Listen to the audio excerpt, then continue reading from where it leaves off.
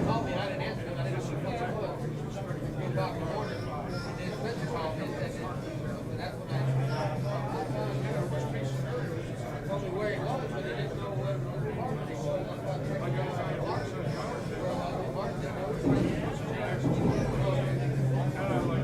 I got that ambulance there. I just got there this time.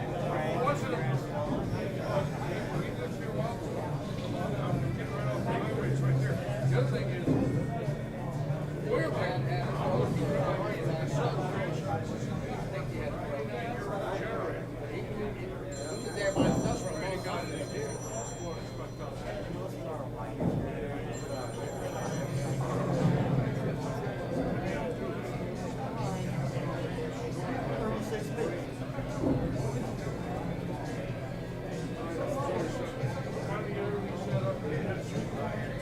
Let me check something out here.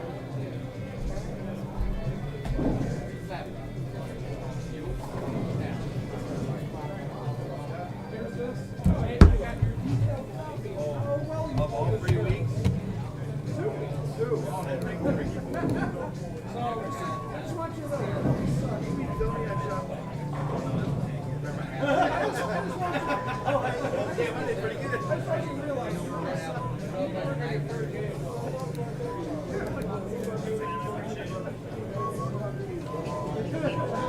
Well, you can tell I went downhill real quick, didn't it?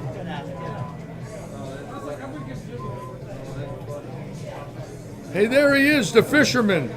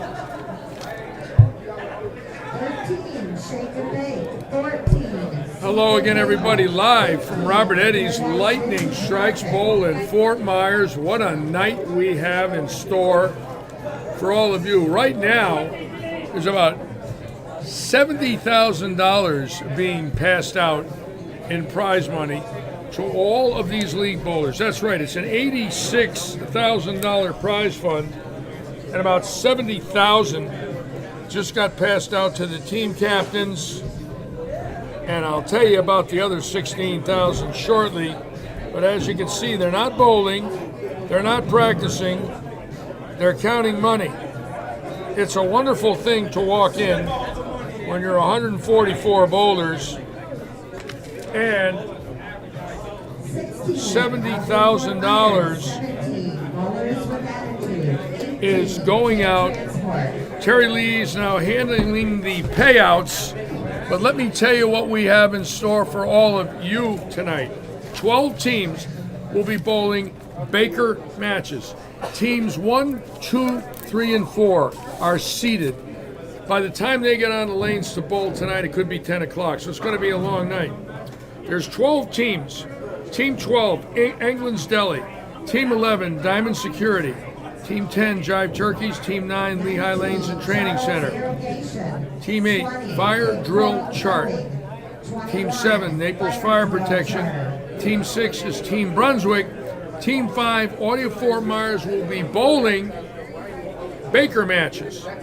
12 bowls 5, 11 bowls 6. Thank you, sir. 10 bowls 7, and 9 bowls 8. Best 2 out of 3. So of those 8 teams, 4 will win, then 2 will win, and then the winner of those 8 teams will be seeded 5th in the 5-team Baker Rolloff. The prize fund tonight is, in the Rolloff, $4,000 for first, $3,000 for second, $2,000 for third, $1,700 fourth, $1,500 fifth. So the team that qualifies 5th gets a minimum of $1,500 after these Baker roll-offs and could go to $4,000. Here's the funny part. If they finish 12th, it's $200 for the team. If they get to the top 5, it's $1,500. If they win the first match, it's $1,700. If they win the next match, it's $2,000. If they win the third match, it's a minimum of $3,000. If they win the last match, it's $4,000. So from somebody in 12th, as a team, could make $200 to $4,000. Total prize fund tonight, $16,500. It's going to be a long night. The lanes are oiled. The bowlers are here. Unbelievable amount of action.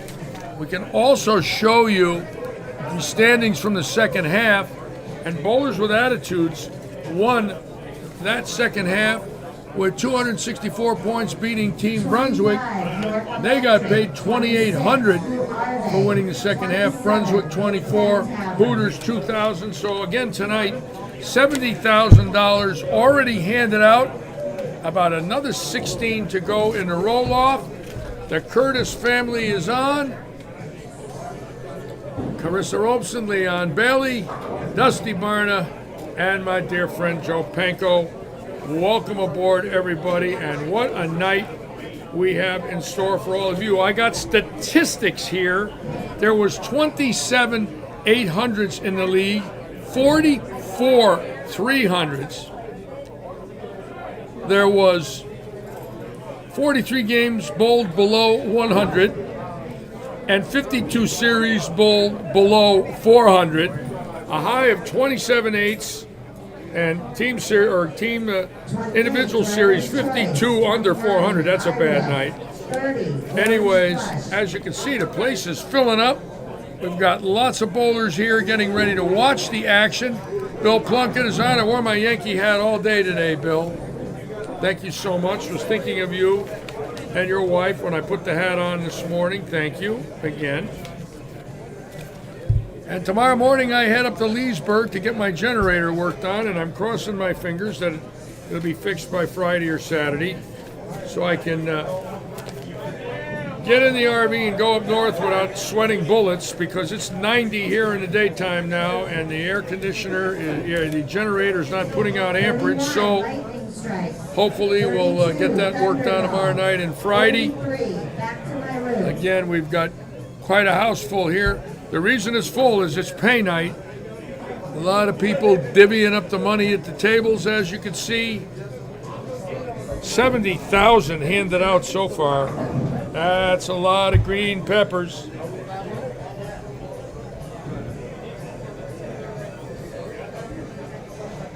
There's Robert Eddy with Kingsley Matthews. They got me going away cake. See that cake down there? That's my going away cake. Just so you understand, I'm still a very enterprising individual. The cake was free, but I decided to sell slices for $2 a slice, and I got Kingsley Matthews to pay $20 for his slice. He's a fish. He's going to love hearing that tonight from all his friends in Naples. No, not really. They're eating some cake. They got me a nice going away cake tonight. Something I did not expect. And for me, it's quite a relief. I want to get away a little bit and take a ride in the RV, get out on I-95 and dream about my days traveling the United States with the PBA Tour. Got my going away cake here. There it is. It's real. It's a going away cake.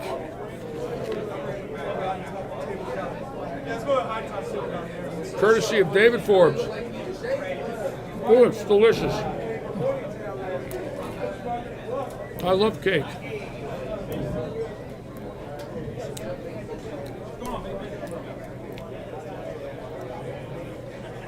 Again, we got a full house. A lot of bowlers are going to be watching the roll-off. 12 teams. Baker, keep in mind, teams 5 through 12 will bowl matches. The winners, it's best 2 out of 3. The winners will be 8 teams, and there'll be 4 teams and 2 teams, then 1 team. The team that wins the 8-team roll-off is seeded number 5 from the 5-team roll-off. That's how it works. It's gonna be a long night. Figures my last night, they got me working overtime. Who didn't know that, right? Leon Bailey's on, Carissa. Yes, great for the RV fund.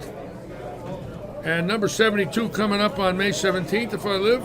I always have to say that because, you know, my luck will be an hour before midnight and something stupid will happen. I doubt that. I'm a very healthy man, as you can tell. Not drinking alcohol has done wonders for me. I actually have a hard time getting mad. It's the strangest feeling. Unless somebody bothers me when I'm eating pizza, I get mad. But other than that, I don't get mad. Anyways, lots of you on board that have been with me for the last 2 years. And I want to thank all of you tremendously for taking time out of your lives to be with us here in this great league sponsored by Oaks Farms. And the action will be starting shortly.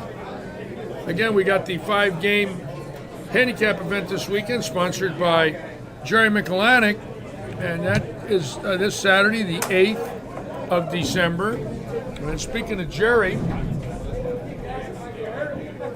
there's Jerry right there with Daniel Gacera, Robert Eddy, and Kingsley Matthews. There's Dave Forbes in the background. Sponsors everywhere here tonight. Brian Copeland, Dave Forbes, Jerry, the iRoof, Adam Zulke, Paul Zulke are here.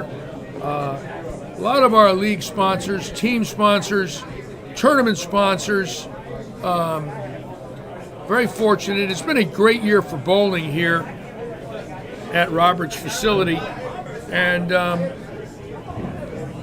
I have to say, in my career, the revitalization of this bowling center is remarkable. There's a lot of appreciative people here, including me. I got a job because of this, man. So, you know, an entrepreneur comes in and buys a place that's going to be foreclosed on, and here I am, live streaming for 2 years. Ray Stevens, May Stevens, that's correct, Leon. Ray's here somewhere.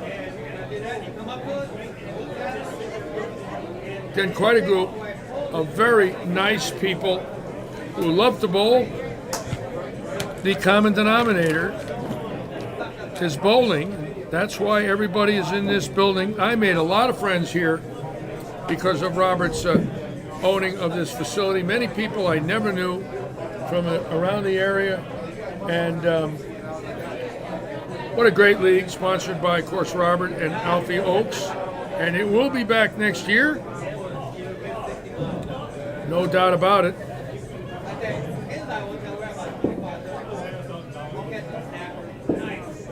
And competition's going to start shortly.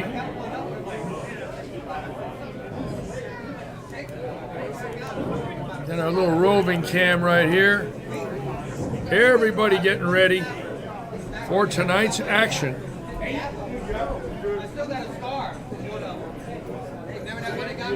Action starting on lanes 9 and 10.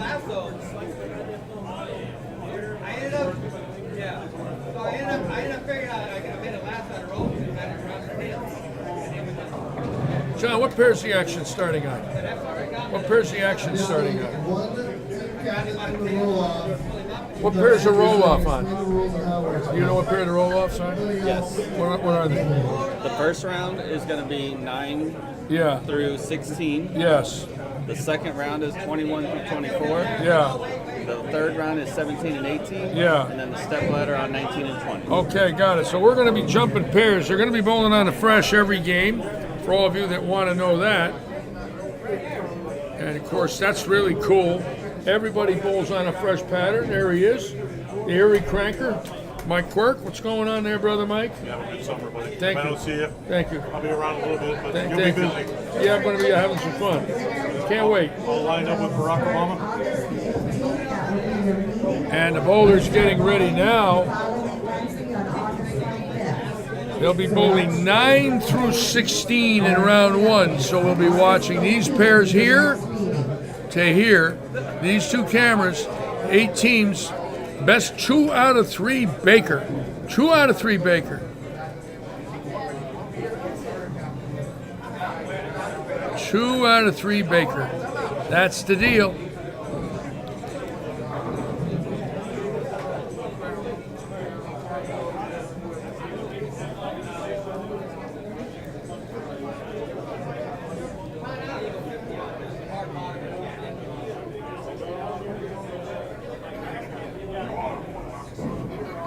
Well, Bill Plunkett, thank you so much. Very nice to meet you last night. I get thrilled when that happens to me. Here's a couple that have been on. They take a ride over here from Pompano. They give me a Yankee hat, make me sign a pin. I wore the Yankee hat all day today. I didn't wear it tonight, but I'll be wearing it tomorrow when I drive. And I am a Yankee fan, and they're on a roll right now. And Steve Beloff got me a Joe DiMaggio shirt as a little going away present. And it's been quite a ride for me, you know, in my 60 years of doing this. These last 2 were so different for me because of being on camera and having a live stream. I've live streamed every Wednesday of the Audi League since last year. So this is the 74th, or excuse me, the Oaks Farms League. This is the 74th Oaks Farms live stream, 37 Audi live streams, so that's 111. That's not counting Friday night sweepers, Saturdays and Sundays. I would say pretty close to 200 live streams since May, or actually August of 2019, with the 10-week COVID close down. And a lot of you have become friends because of those streams. A lot of names up there now. People saying nice things. Where's Cooper Gates tonight? How come Cooper ain't on? Haven't seen a Jike Williams' name in a while. I don't know where a Jike's been. But we're getting up there now. Oh, there's Cooper. Cooper's on right now.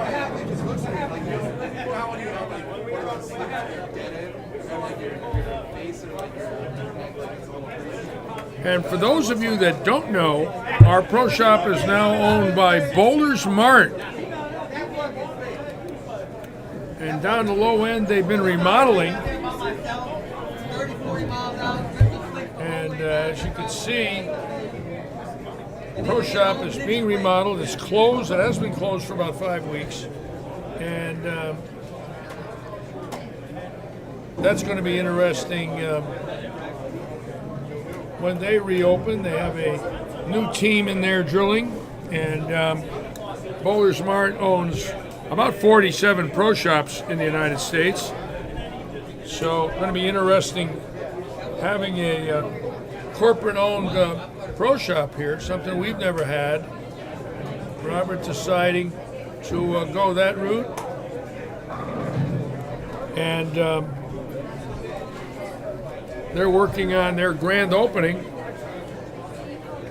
So there'll be no more EBA Pro Shop. Be Lightning Strikes Bowl Fort Myers, Lightning Stream, and whatever other names they come up for the live streaming this summer.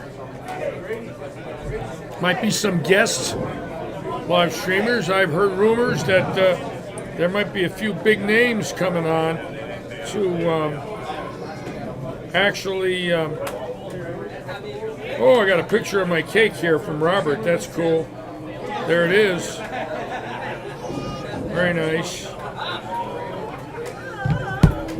So, again, I want to thank you all. A lot of friends. Corey Bird, I won't be here Saturday, Corey Bird. This is my last stream for about 10 weeks. And I'm ready. As long as I don't get dry cleaned up in Leesburg when my generator gets repaired, I'm ready. Oof, I don't even want to think about it. But we'll find out. Competition getting ready now. The bowlers down there for the Baker Finals. Keep in mind, 8 teams, best 2 out of 3. Then we'll have 4 teams moving down on fresh patterns, bowling best 2 out of 3. And then 2 teams, 2 out of 3, and then that team that wins will be in the 5 bowler or the 5 team step ladder. It's going to be a long night. The RV's ready to go with no air conditioning, Carissa, but hopefully tomorrow evening I'll have a good idea of how much my checking account's going to get drained. Hopefully it won't be too bad. 1,000 would be a vacation. 2 would be a vacation with a nightmare. And 3 would be a for sale sign on the RV real quick. So we'll see. I don't know what else to say. Again, bowlers getting ready, action starting, and it's going to be quite a night. Well, thank you, Kent. I will miss all of you. I need this, and luckily Robert has consented to let me escape Alcatraz for about 10 weeks. Me and Clint Eastwood are going to pedal over to San Francisco.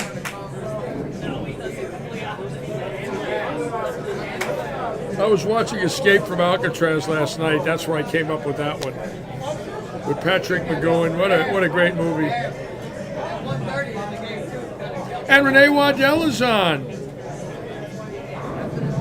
Oh, I know it's too hot to go without air, Chris. So hopefully by the weekend it'll be fixed. Well, the whole generator is the heart of the RV. Like when you stop in a rest area, you know, you got your air, your microwave, and your battery's charging, and you got to have a good generator, especially when you're living on a road like a gypsy. Now, I've been used to living next to dumpsters my whole life when I worked for the PBA. In the parking lot of every bowling center, I was next to the dumpster. But these trips now, you know, are supposed to be luxurious. My bus is beautiful. And this caught me off guard a few weeks ago and stopped working. Everything else is 100% ready to roll, I think. So we'll find out. Leon Bailey, I want to thank you so much for your loyalty watching these events from the United Kingdom. 57, Leon, you're a youngster. I'm an old goat. I'll be 72. I was 15 when you were born, Leon. Just remember that. Call me Mister. Clint Eastwood will be 91 on May 31st. Wow. I'd like to dial in 91 right now. I'll take 19 more years. Sign me up. They can have me in 91. I want 19 years. Billy Seymour is going to start the show in 1 minute. This is the view from my booth, what I see here. Of course, a lot of you have seen the booth. And see the monitors, and this is what it would look like if the small camera's on. And of course, I'm looking out at the lanes now, and you can see our computer setup here. That's what I'm looking at. There's all your messages right there, everybody. That's what I look at during our show. And of course, you can see my camera on the monitor there as I wiggle it. And it's a beautiful booth. It's called the Bud booth. Budweiser took the front of the booth.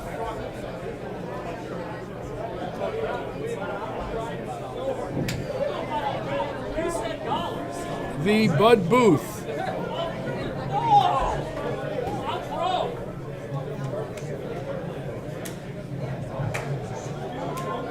So we'll be using 8 lanes, 9 through 16. That's what it'll look like. The split's like this. Top part of the split we could see. Hold on. That looks kind of funky. I don't know if we want to do that.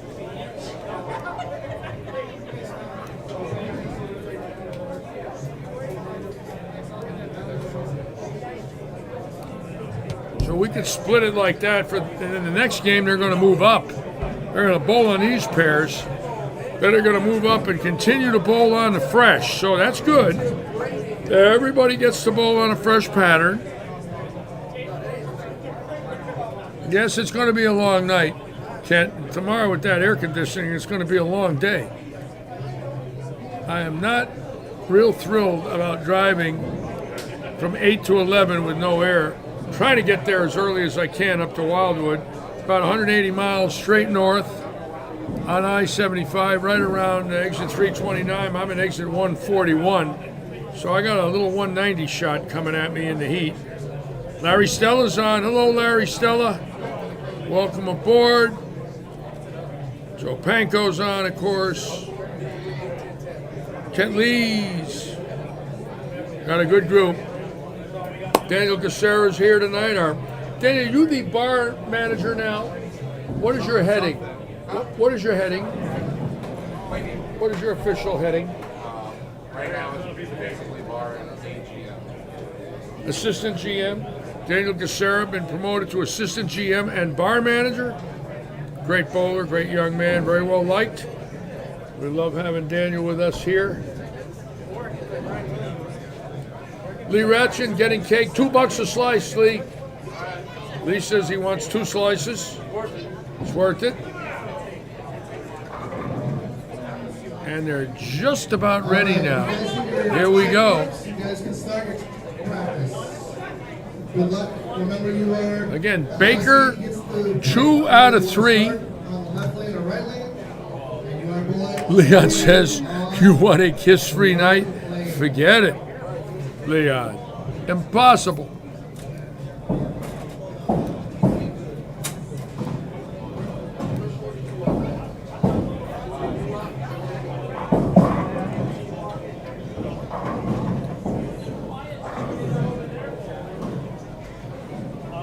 Yes, Joe, 2 for 5. You got it.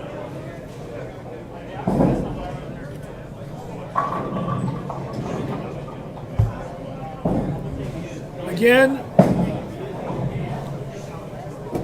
second year of this league, 86,070 paid out tonight. Keep in mind, these teams out here now, if you finish 12th, you're going to get 200 bucks. But if you win, you're going to get 4,000. That's for the team, 1,000 a man. So somebody could conceivably, in this group, I mean, the odds are against it because the top 4 are really great, but anything can happen. Especially if you recall these last few PBA shows with Buttriff opening and the Sam Cooley match against Svensson. How about Svensson in the 10th frame Rolloffs going 16 in his 2 frames against Cooley. 16. Hey, Hoss. Made another 2,000 overnight.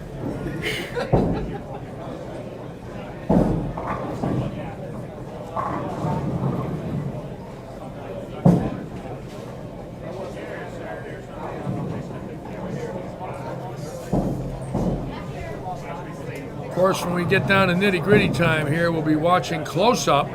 There's Ray Stevens, one of our tournament sponsors, bowling with Barry Seitz, Gary Seitz, and Scott Cooper. That's a good team. That team could win here. And there's House Brown. House Brown bowling with Ice Martinez. Ice Martinez, explosive. Keep in mind, he'll probably be the anchor. He'll probably be bowling the 2nd, 6th, and 10th frame. I would think they're going to put Ice last or anchor to get the most amount of shots. 2nd, 6th, and 10th is 5 shots.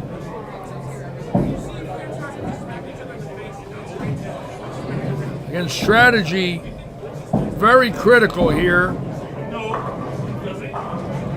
I'm not so sure you want your weakest bowler first either, knowing your strongest bowler second. I would say your second most explosive bowler on the team leading off. Then you want your best bowler second. You want your weakest bowler fourth. How's that one? Interesting. That bowler would bowl just the 4th and 8th frames, right? So keep in mind, strategy is critical.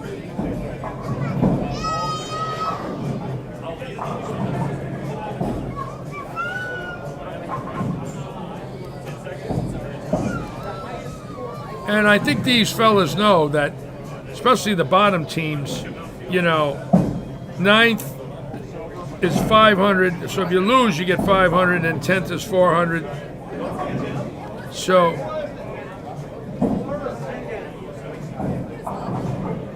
the way they have it now is, okay, teams 9 through 12 is $400, and teams 5th through 8 is $800. That's the way they did it.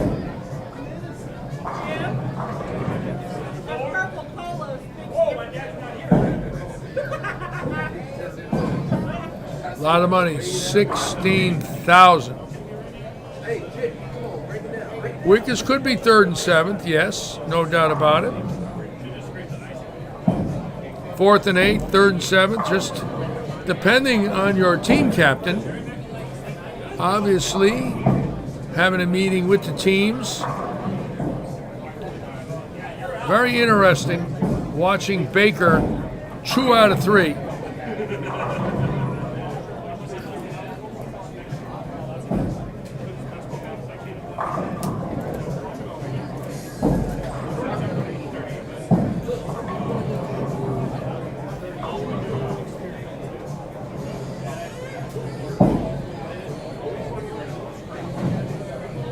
Joe Willett on tonight, Don Cornett.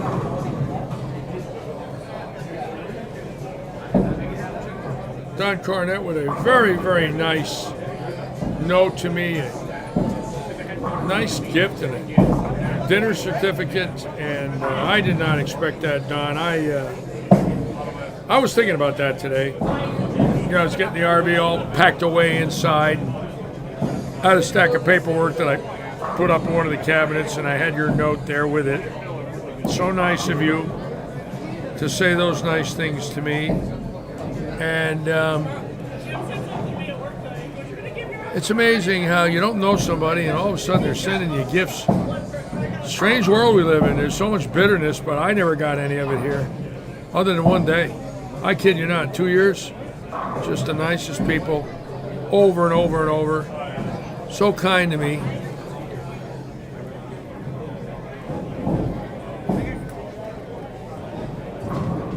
The format is named after Frank K.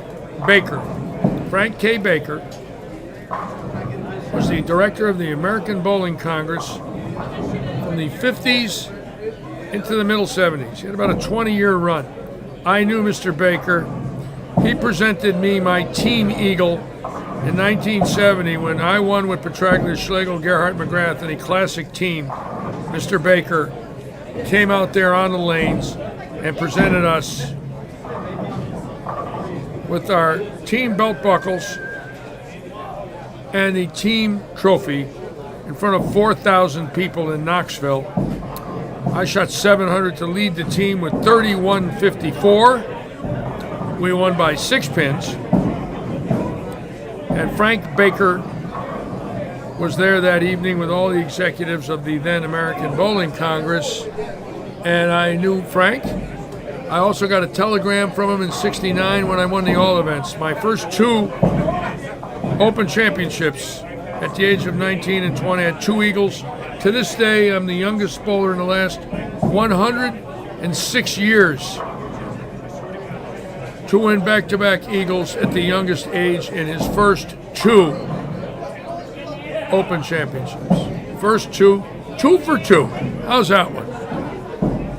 2 Opens, 2 Eagles. Something that I cherish, that statistic, knowing all the young great stars that have bowled at 19 and 20, and no one ever did it. I'm the last one, 69 and 70, and before that, a young boy during World War I in 2016 and 17 was at the age of 18 and 19 when he won 2 Eagles over 100 years ago. Very unique statistic. Bowling has so many statistics. Stanley Kodish's statistic, who usually gets on, is crazy. 8 straight 202s, try that sometime. That's impossible. I don't care how long you try in your life, how could you possibly do that?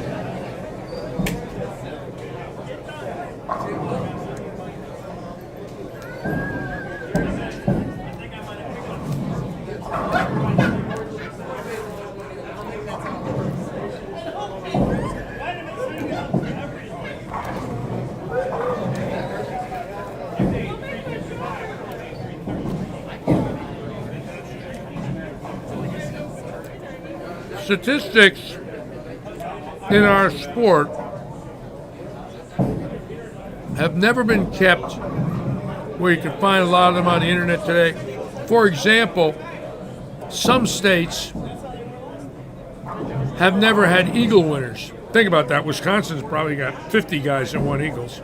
I mean, it seems like every year somebody from Wisconsin or Illinois wins an Eagle. But in Connecticut, with the address in Connecticut, Connecticut-based, Connecticut team, Connecticut league, right? I'm the last person to win an Eagle. And before me was Mort Lindsay in 1918. So, in the last 102 years, I'm the only bowler from Connecticut to win an Eagle. Now, you would think Bill Spigner won an Eagle, but it was a team all-events Eagle, and he had already lived in Illinois for 14 years. Pete Couture won 2 senior masters, but he lived in Titusville, Florida. He was never a native Connecticut bowler. He was a native of Maine.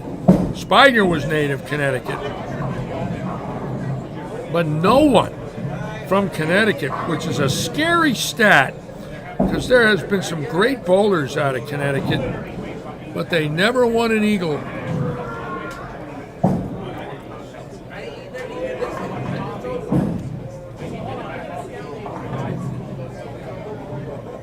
And here we go, split off, screens on, action time starting.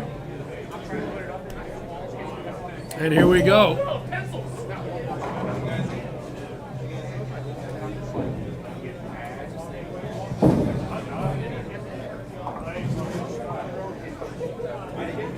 When you're ready, you guys go ahead and start. Well, we got a good crowd here watching.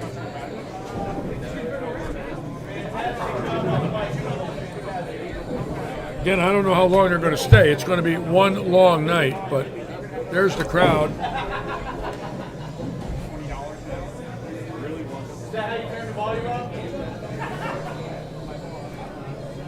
We're going to keep the camera this way and this way. And there goes Coach Greg Lindsay starting the action now. Our Saturday morning junior coach, wonderful man, now starting. Again, one frame. And that's not what you want to do. There it is, the pitch out the window. Jay Rucker tickling a 7. Geez, you want to get a strike, give that guy in the second frame a chance to pick up wood. That's the key. Pick up wood.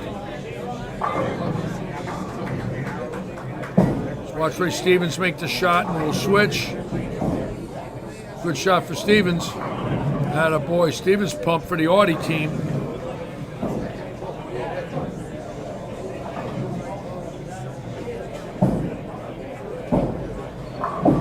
Andy Cox Messenger. Oh, a break there. They see now that's big because let's see who's following him. Oh, Dennis Beagle. See, they're going to have Beagle in the 10th, and he's a horse. Remember that, folks. He can go thumb in and thumb out. So keep in mind, Beagle out of Lehigh is also cashed in the U.S. Open, won our Proprietors Championship. This man belongs in the 2nd, 6th, and 10th frame. He's a horse. He can strike. No thumb, swinging the heads. Look at this. Oh, solid 7, just opening the lane up, thumbless.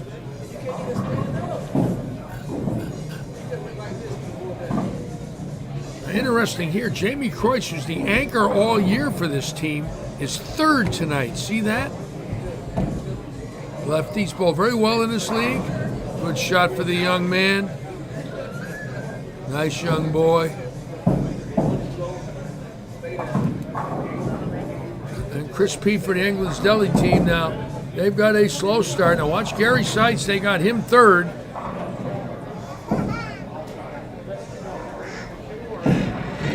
Well, we got a break there. Got that 10 pin out. That was a 2-8 shot if there ever was one.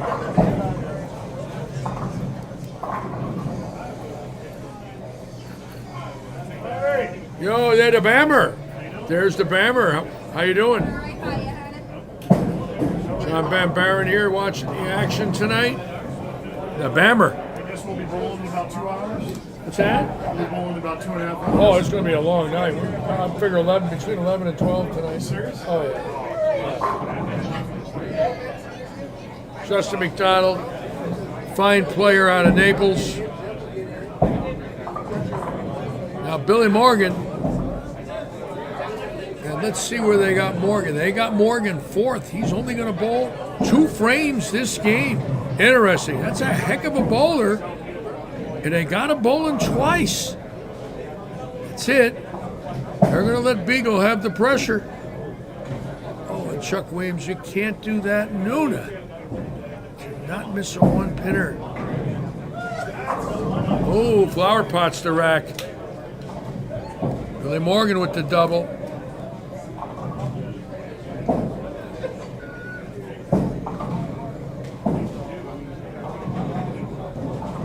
Good shot for Barry Seitz.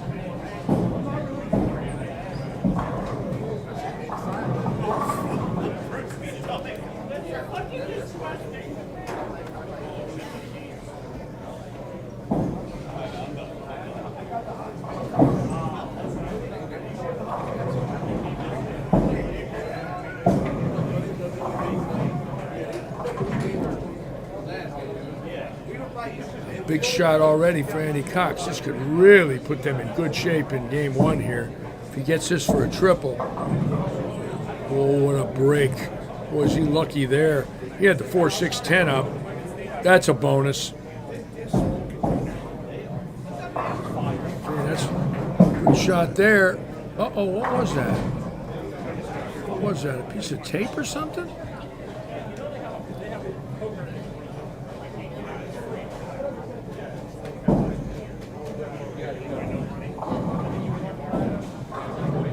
Well, thank you for the kind words, Butch. Hope it's warming up for you guys up there in Cheeseland.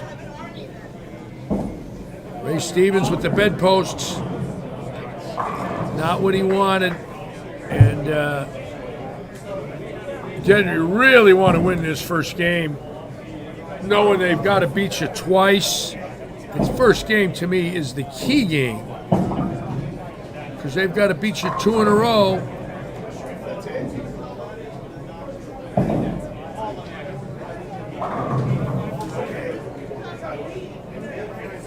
These two teams right now basically even. But Palicotti coming up can take the lead.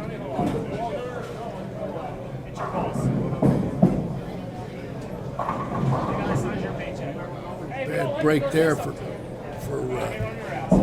Kirk or Myers. Good shot for Palicotti. Weak 10, ball checked up, rolled out.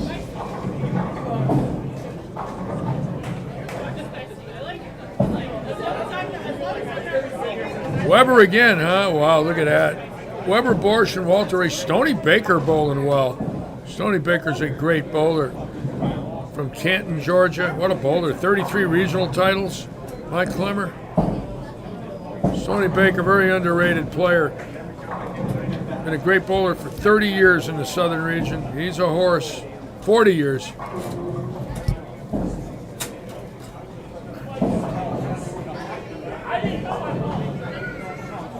These teams here struggling. Look at this. Both teams there. No doubles. So the teams here on 11 and 12, it's you take it, I want it. No, you take it, no, I want it. And both teams lost right now. This could be 180, 160. It's not total pins. It's per game. Gary Seitz, good shot, ringing 10.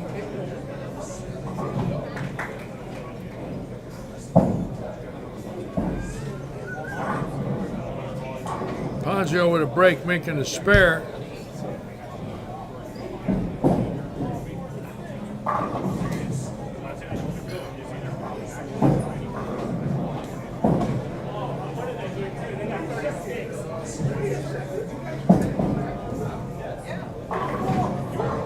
Zelinsky, that's a lot of power there, boy. That keeps them in the match. Keep in mind, those two teams right now,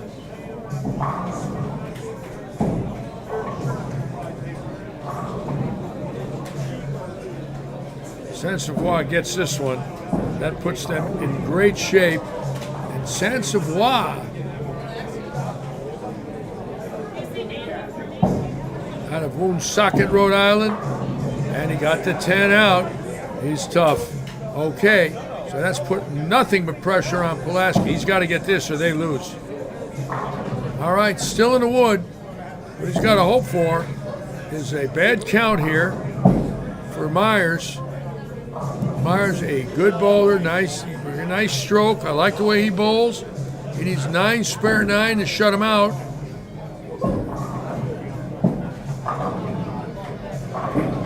Oh, solid 9 to give them a chance. He's got to make the spare.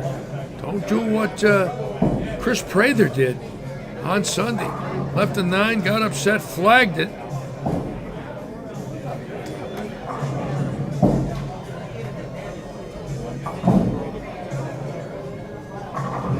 Pulaski forcing him to make this spare. And he does. There's a win. Okay. So they got game 1.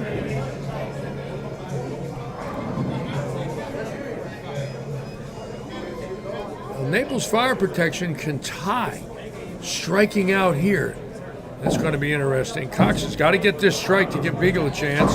Okay, now Beagle's got a triple. If Steve Best makes this, Beagle has to triple to tie.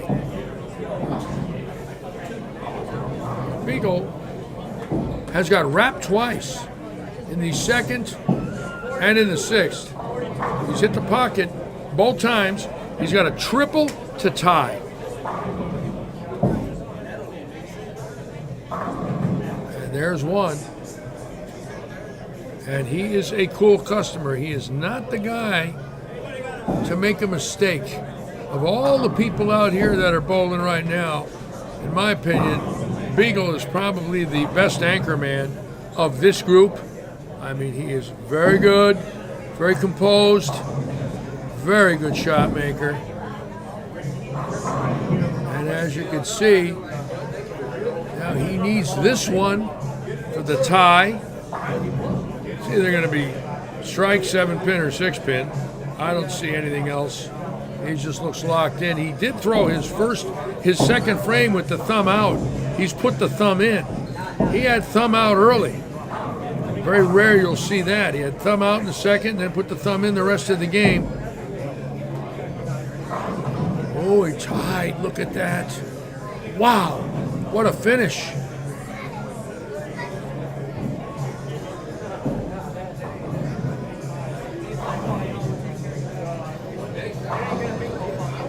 Now the rule states, you got to hear this one. I'm not 100% sure, but the rule states that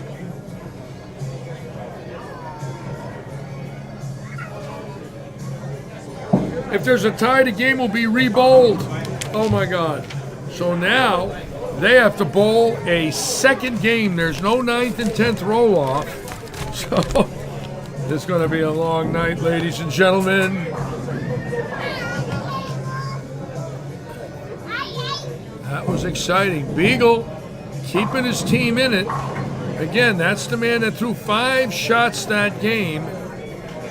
So right now their strategy looking great with Beagle. I mean, Andy Cox or Billy Morgan could have been anchor. This is a strong team right here. Last year they were 3rd in this league.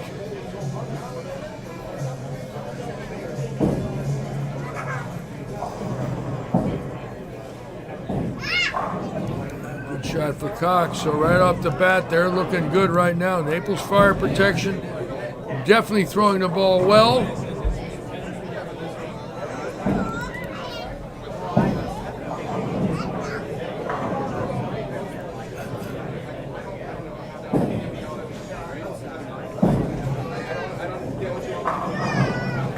Yeah, really got a good crowd in here now. Very exciting. Check this out, all the spectators watching. Pretty cool, huh? I like that. Everybody just didn't grab the money and went home. Probably going to hang out for a while. It's going to be a long night. Vittorio Jolion from Ireland, welcome aboard. Vittorio, thank you so much for being with us. Directress, thank you for the kind words. Welcome aboard. I'll know tomorrow about the bus, Clem. It could be 500. It could be 5,000. If it's 5,000, I will not be live streaming for a decade.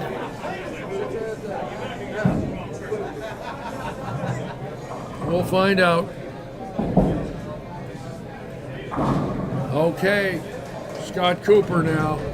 Scott Cooper working for the United States Postal Service at the Page Field branch here in Fort Myers. That's the main post office where all the mail is delivered by plane.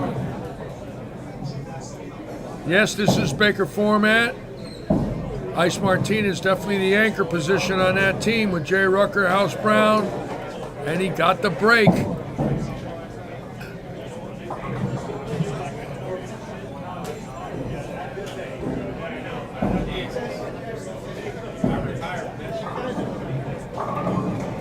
Oh, a messenger from McDonald. Right now, Naples Fire Protection looking very good. They have to win this game to get one win. They tied in game one, so they're bowling a second game because of the tie.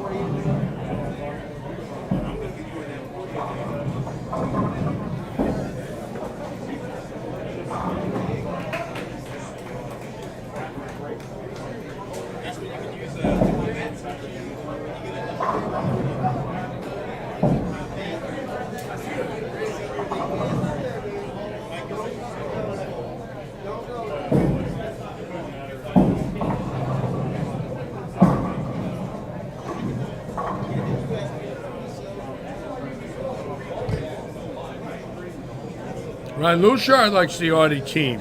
That's because you've been winning free Audis all year, Ron.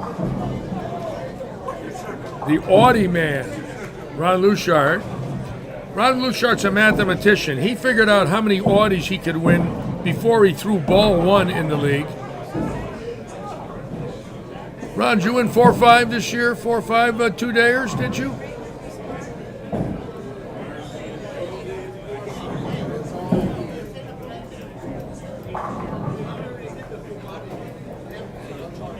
I'm going to be gone, Robbie, for about 10 weeks, providing,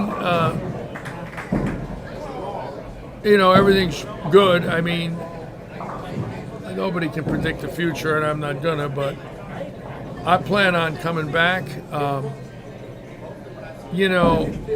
At first I wasn't sure, and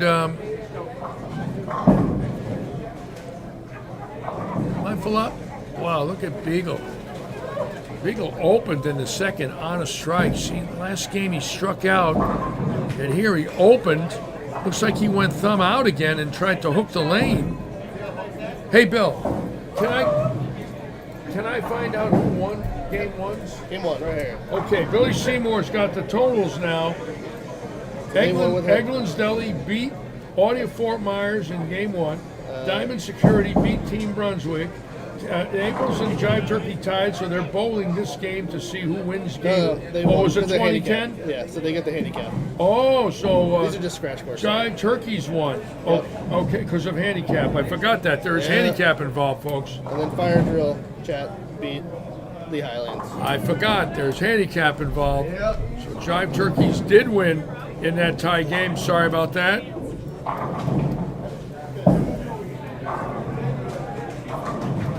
Wow. Bellicati on that one.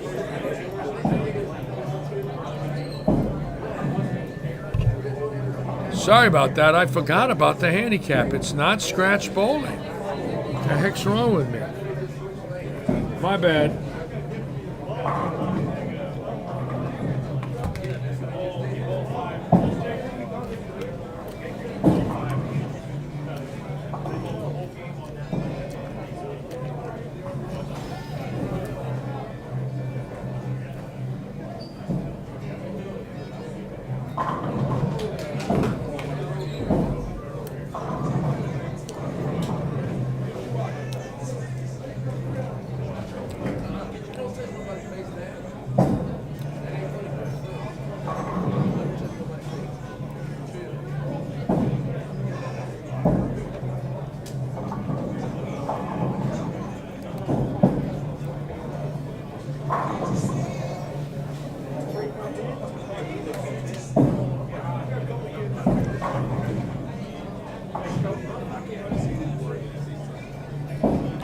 And it looks like right here we have a winner on 15 and 16.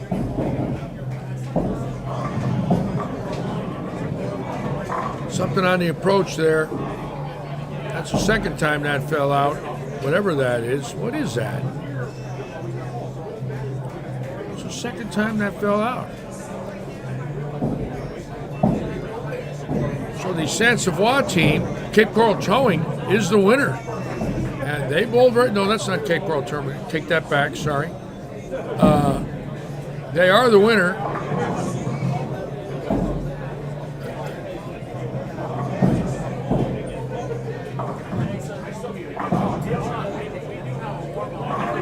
Myers, look at that, second time in a 10 solid 9, but they've got enough.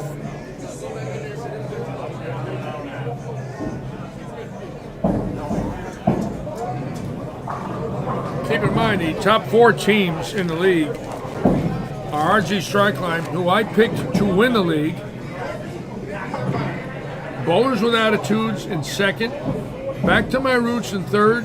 Seat the Table in fourth. Those are the big guns. The Seat the Table team with Stolfer, Allshire, and Lee Ratchin. Back to My Roots with John Van Baron, Evan Baronicki, and Tuesday Tyler Altman. Bowlers with Attitudes, Mike Boyd, and of course RG with Rakoski, Gacera, Seymour, and Donnie Schwartz.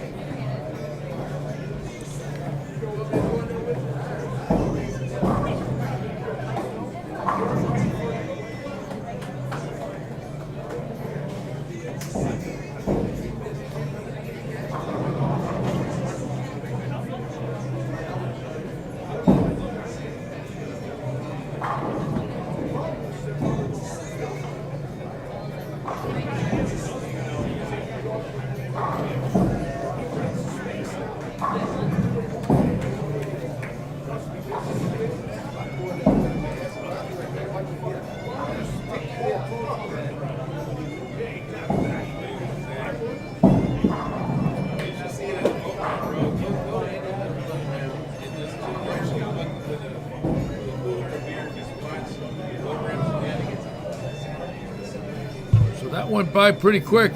Team on 15 winning. That team was trying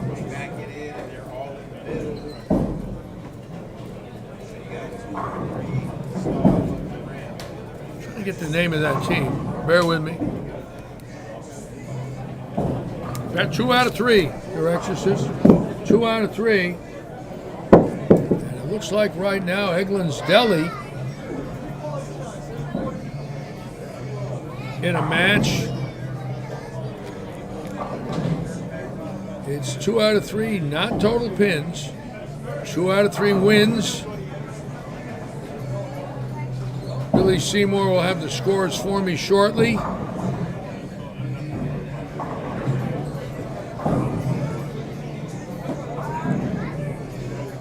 Chris PR, great head mechanic. What a genius he is. And it looks like we have winners here now. Naples Fire Protection losing, Lehigh Lanes losing. So Naples is out, Lehigh is out.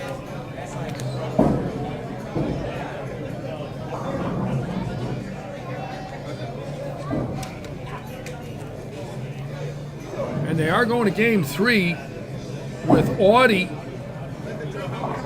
and Eglin's. They're going to game 3, so there's a tie there.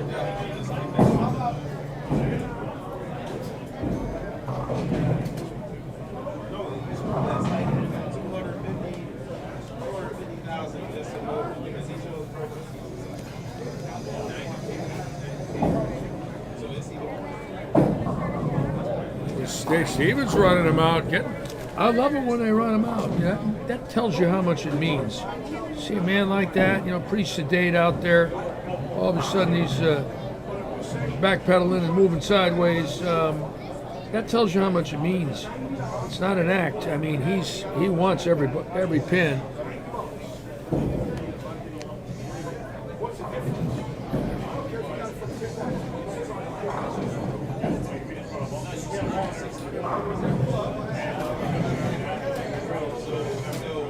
Now the Audi team with a chance to move on. They have to win this game.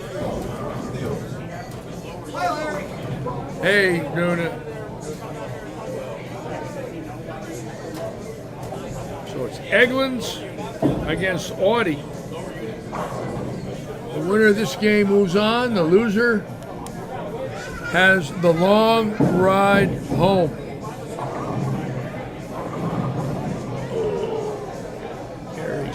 Solid 8, not fair. Look at Chris P now. Oh, solid 10. Check it out. Both bowlers, great shots. So it's over here. I'll give you the 4 winners shortly, so bear with me. Bruce. I'm all right. How are you, Bruce? In Gary Seitz, formerly out of Columbus, Ohio, still throws it pretty good at 72. Not a lot of ball speed, but still a good shot maker. And look at Chris P. Cannot flag a 10-pin, and he is the anchor man doing that on that team. And boy, he's got to be fit to be tied. Not do that. And Barry Seitz coming back with a strike.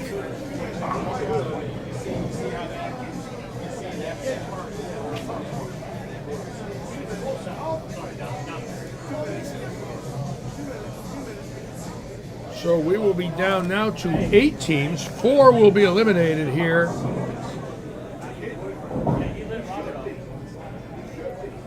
And this is a big, big ball for Ray Stevens right here, folks.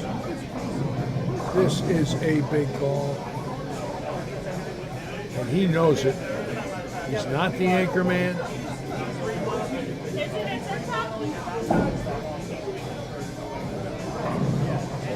Quarter break. Wow. That shot here can easily be a 4-pin, a 5-pin, or a 7-pin, or all. And he caught it off the wall, had enough energy. Now Scott Cooper up to really take a commanding lead here. He's up first too. See that? Let's put the pressure on Lindsay. Scott Cooper bowling great with that blood red melee. Oh, fantastic with this ball on the fresh. Billy, who won? Let me see what we got. I'll tell you who won, folks. Who won between Diamond Security and Diamond Security won. Diamond Security's a winner. Jerky Turkeys. They won. Yep. Jive Turkeys won. And Fire Drill Chat. Fire Drill Chat. Team Brunswick lost. Yep. And Fire lost. and England and Lehigh Lanes lost. Lehigh Lanes lost. Who's the other team that lost? Naples Fire. Naples Fire lost. What about Fire Drill Chart? They won. Jive Turkeys won. Yep. Diamond Security won. Yep. Okay. That's it. Diamond Security, Jive Turkeys, Naples Drill Chart have won. And right now they're coming back. Look at Chris P. Still putting the pressure on him. One mistake here. One mistake.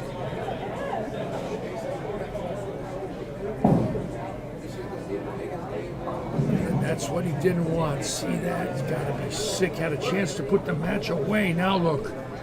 Wow.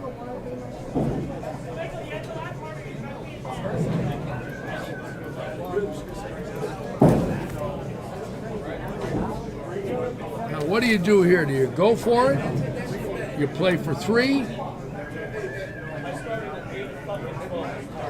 I would have to go for it if it were me. I get a weak ball, try to make it, make the man strike on lane 10. He's got the white ball, that's a spare ball. No, 1 is 2. All right, they're in a lot of trouble now. 181. The strike is a big shot here. Oh, and look at that, 2-8-10. Oh my God. Last thing you want to do. Audie against Eglins. Now Eglins in a lot of trouble. He's got to go for 2 pins. Take the wood. Don't get upset. 1 is 2 here. Don't miss. Make the 2-10. Don't give away any count now. That's all you can do. 1 is 2. So right now they're not out of it.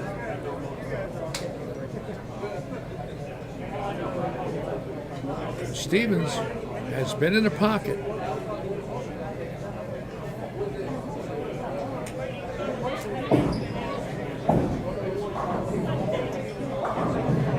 Solid 10. Yeah. Now Joe P's got a strike right here. Joe P through the nose, just didn't get it off the hand. Eglin in a lot of trouble right now. Stevens has got to make this spare. Do not give it away. Do not give it away, Ray. Look at this. Oh my God, what is he doing? Oh God. Look at that. Look at that disappointment.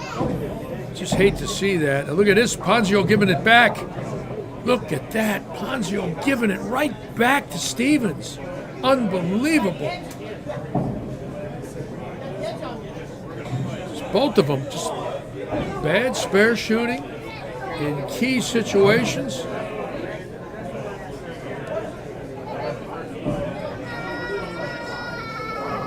Just hate to see that. Coach Lindsay tripping a 4, and that's big. They're not out of it. And Scott Cooper, as good as the left plays, and he bowls so good here on the fresh with that melee right up 5-6. I don't see him missing the pocket here. He's got a lot of ball speed. I don't see him hooking a ball early. It'll get down the lane.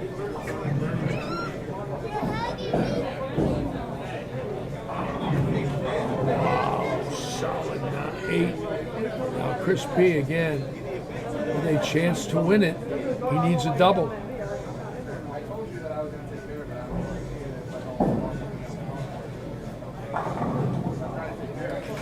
And that's it. I believe Cooper needs this spare and it's over. Again, they're a little shaky out there, these guys. You can see it. Stevens has got to have a sigh of relief on this.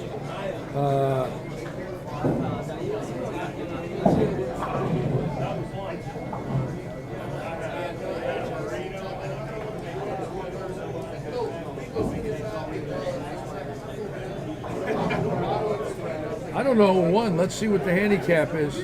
I can't see it. I can't tell. We'll find out from Billy Seymour. I'm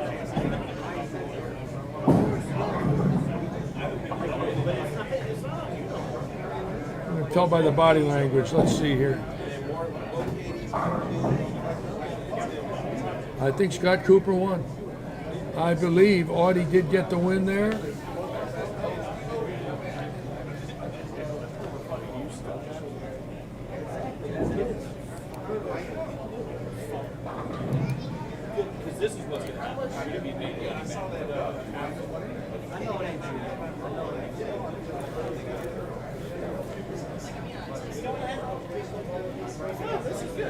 Did Audie win?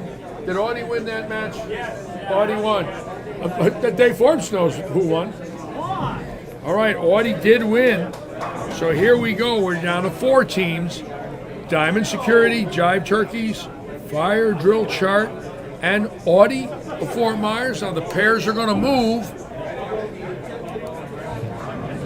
So I'm going to fix this now.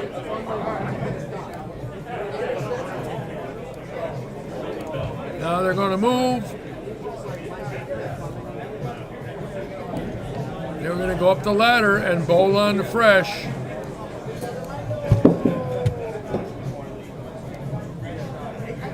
All right, the winning team were Audie Fort Myers, Diamond Security. They will be on 23 and 24. Fire Drill Chat and Jive Turkeys will be on 21 and 22. All right, so it's 21 and 2, 23 and 4. That's it. So we're going to try to do this. Did not win. Everybody go up to the front desk. You guys can count your money up there.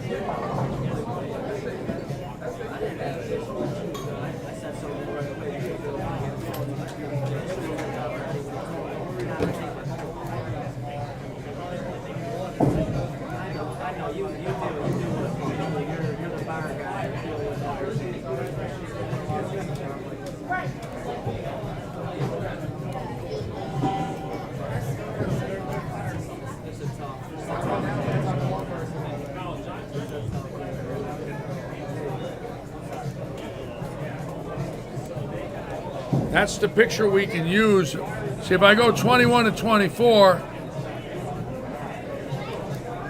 there we go. That's what we'll use for the next 2 matches. So 4 teams are out,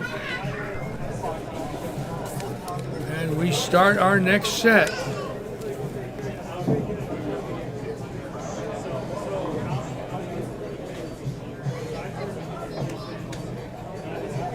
Cooper, I'm now going to make you production assistant. From now on, we're going to hook up to you in Oregon, and I'm going to let you do all the camera work. I'll do all the talking, and we can't lose. Mark my words, I need help with computers. And again, very tough when you see these spare misses. They got a break with Ray Stevens there. He's got to understand, as good a bowler as he is, he's got to make the 10 pin. That's the pin you leave the most. And that was a mental error.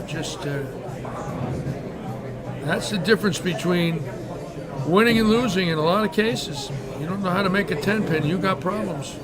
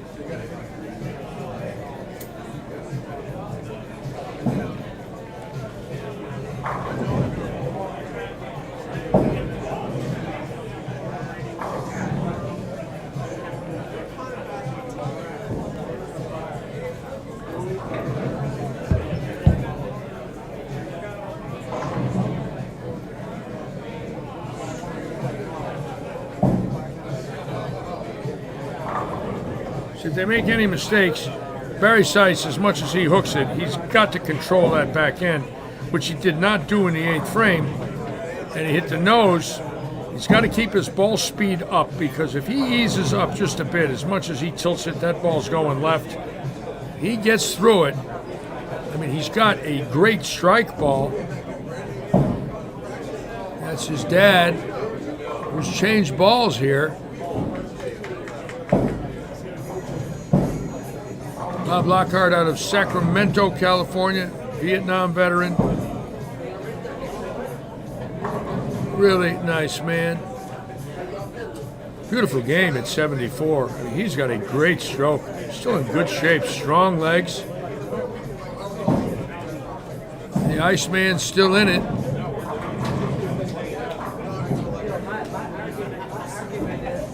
Chris Hooker on. See, look at Gary. That ball is just ridiculous off the oil. It's just got so much tilt, so much core. You got to ball down. That big block ain't going to do it.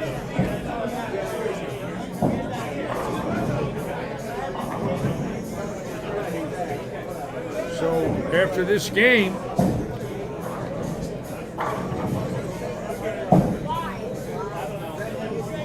or after this set, excuse me, we'll be down to 2 teams.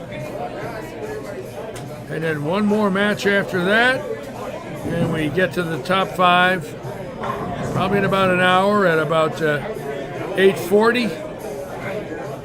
Looks like tonight will be done about 10:30, somewhere right in there.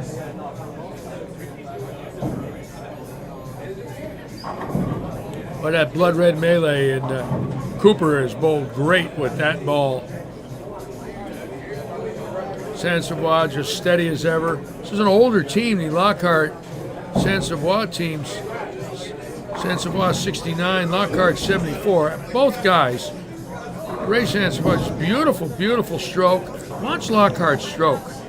I mean, I'm 72. I don't throw it anywhere near as good as Bob Lockhart. Of course, I don't bowl a lot, but I'm amazed at the strength he has. Beautiful arm swing, great footwork. Watch right there. I mean, he's got it. Good bowler.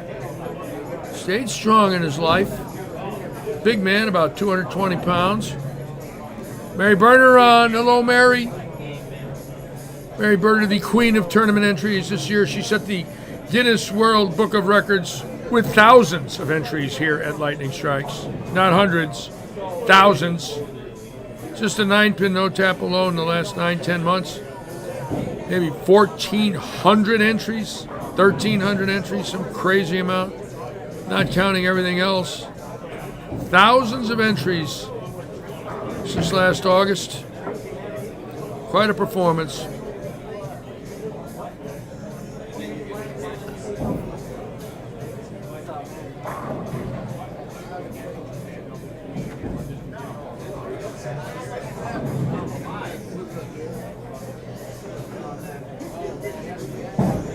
And here we go. Right off the bat, Filato throwing it good tonight. Right now, these are four pretty good teams.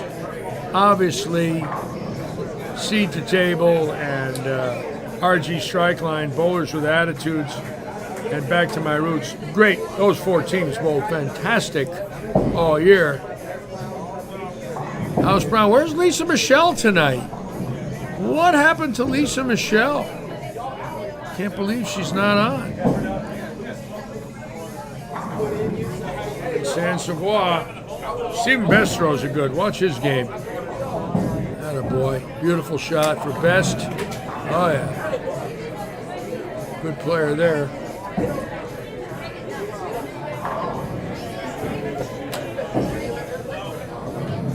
And Cooper with that blood red. Throwing the ball great.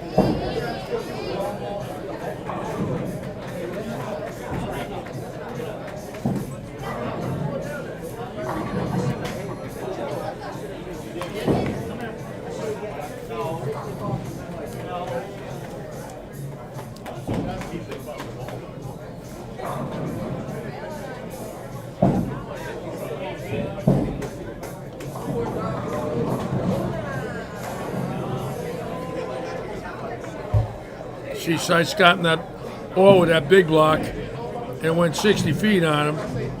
And he's 2 boards right with his feet and the ball's on the beak. That's the wrong ball. And that could get him in trouble. I don't like the reaction he's got with that. He did solid 9 last game with it, but I think it's hooking way too much.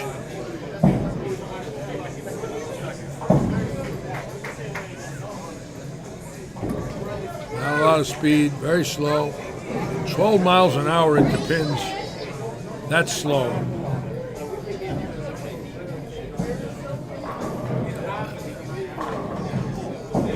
Solid 9 for Kreutz. Good shot for the young boy.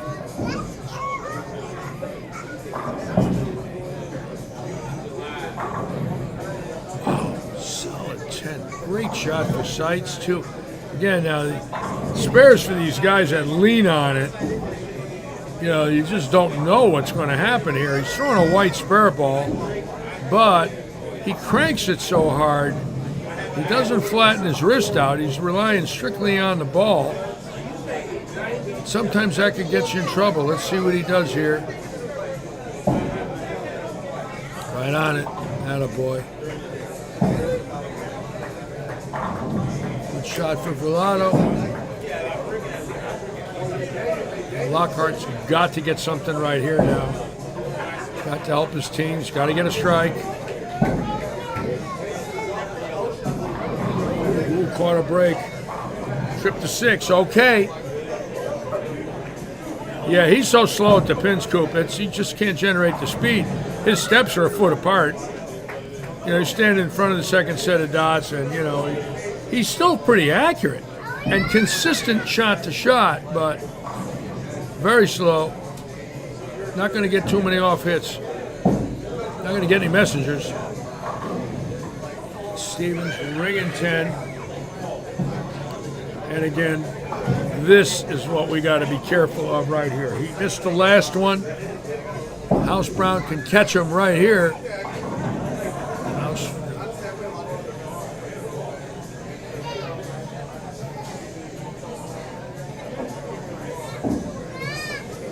Big shot for San Savoie. There it is. Tough. Tough.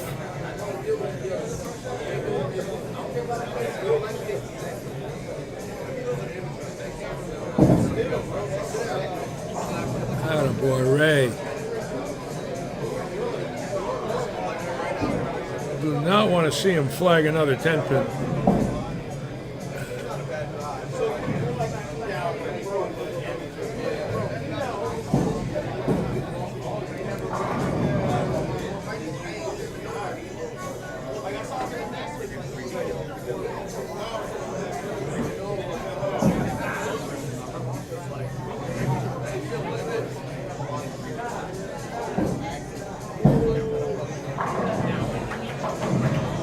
What a great shot Cooper's got.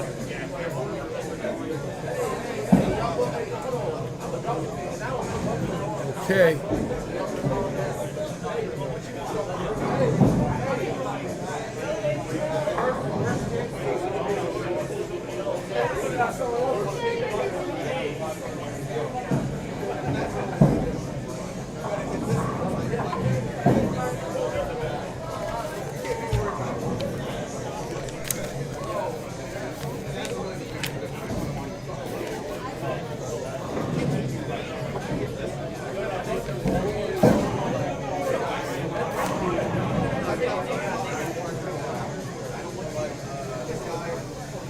See, now, right now, Seitz is lost, obviously, after that last shot. Where does he stand? Where does he look? And if he misses this spare,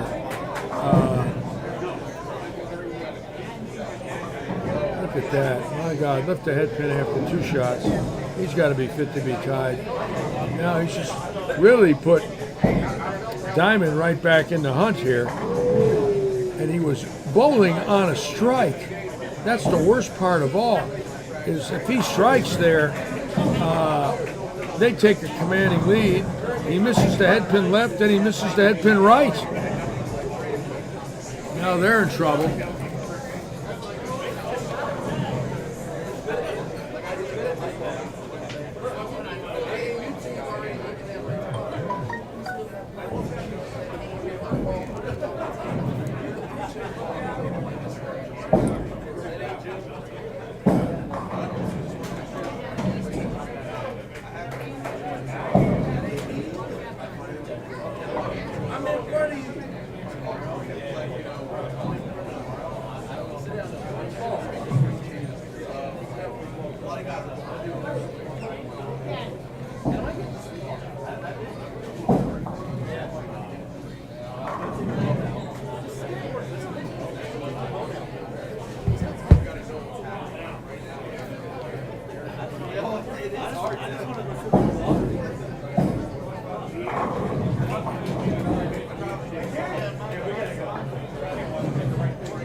Okay, so obviously right now,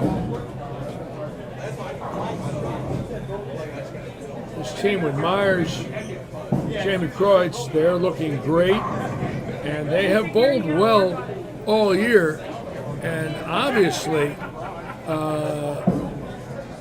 they're going to get one more crack at it here, and they're in the top 2, and they could be a factor with the 2 veterans, San Savoie and Lockhart. Kreutz and Myers. The team is bowling very well right now.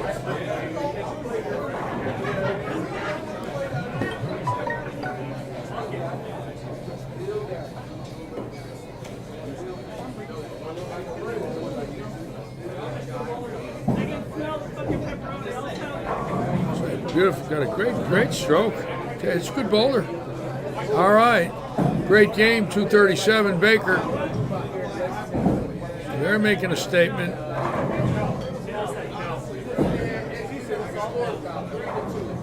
Did you see that for Cooper? Wow.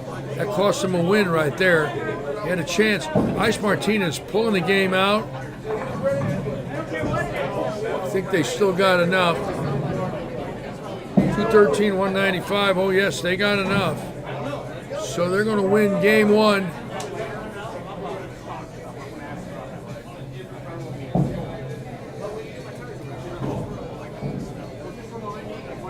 All right. Well, now Audie's got to regroup.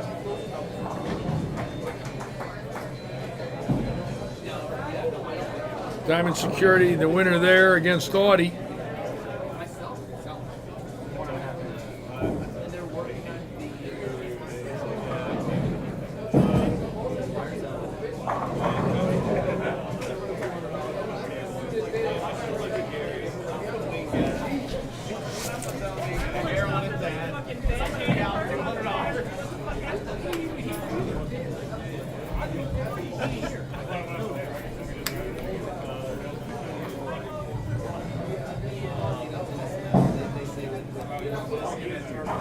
And as you can see, pretty good crowd here watching this match. We'll get back to that camera there.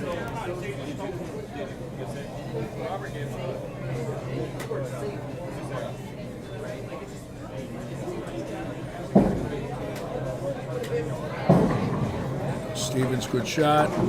Ripped the rack. They need a big game. They've got to win or Audie's done.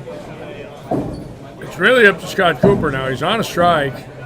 And he threw the ball pretty good in the 10th. House Brown caving him in to give Ice Martinez a shot at a double. And again, that's not the guy you want on a strike. Ice Martinez, really good player. You've seen him month after month with us. Cooper, great shot. So these bowlers now, two lefties, are the anchor men here. Watch Ice. Ball never gets by his left hip. Look. Is that wild or what? Check that out. Is that amazing? Thumbless. Ball never by the hip.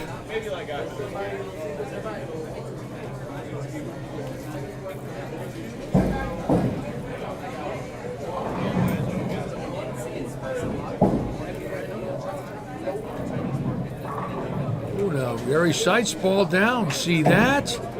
After having that horrible game last game, missing the head pin left and right, he balled down. All of a sudden, he got a strike. Schumacher, watch this come off the oil. Oh, boy. In trouble. So Audie of Fort Myers now catching a break.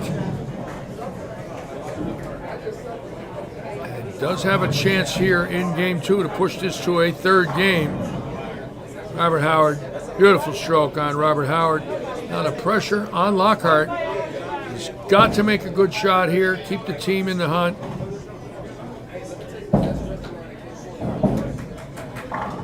Beautiful. Guy's a good bowler, very deceiving. Smooth. Some of them old goats can still play, boy. Of course, I don't want to say that too loud. He might have heard that. Verlato on a double.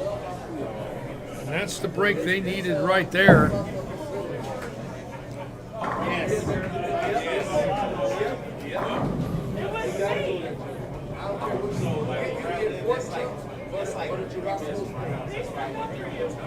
Now this is a big shot for House Brown right now. House Brown has got to strike to keep the pressure on Audie. Keep in mind, they've got a 1-0 lead.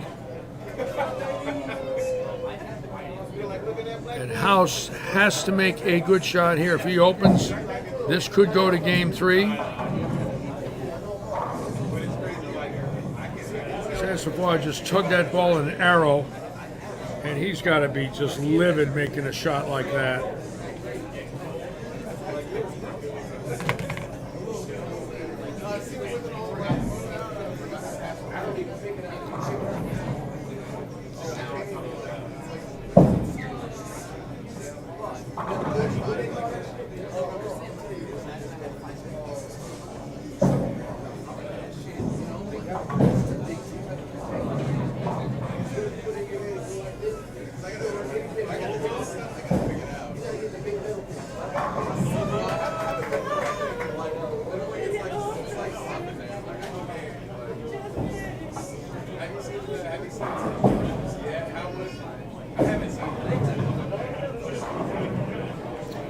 Boy, if House Brown struck there with Ray Stevens opening, all of a sudden,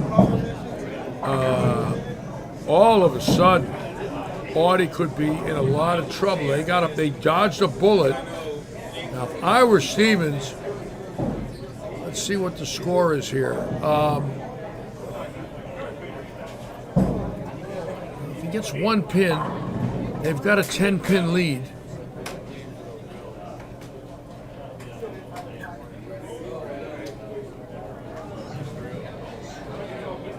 So you're going to go for it? What do you think? They took one, 10-pin lead, providing Ice strikes. Wow, beautiful. Okay. The two anchormen, the two lefties. Robert Howard here now. Beautiful roll on Howard's ball. Great shot for Howard.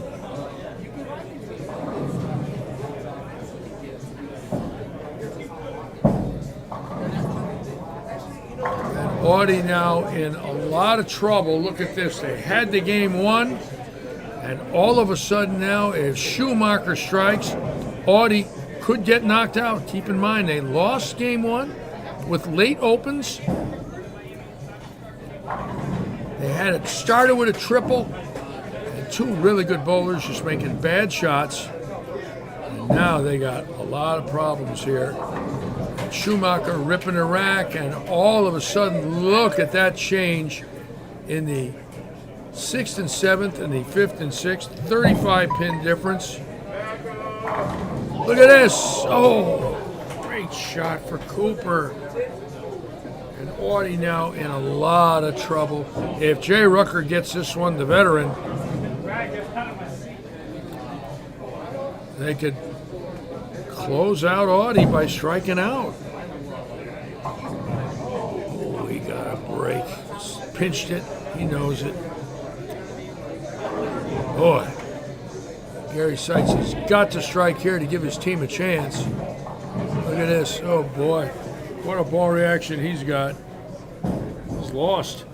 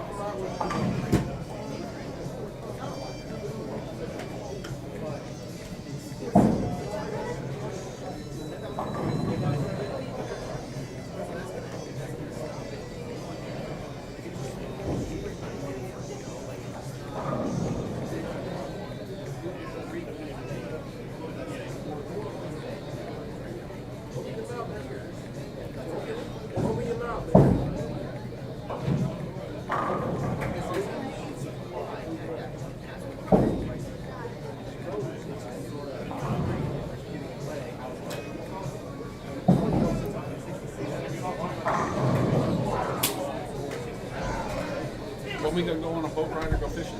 What's that? When we gonna go on a boat ride or go fishing? Ricky just texted me this. Read that. Nope, I'm online, so just read it.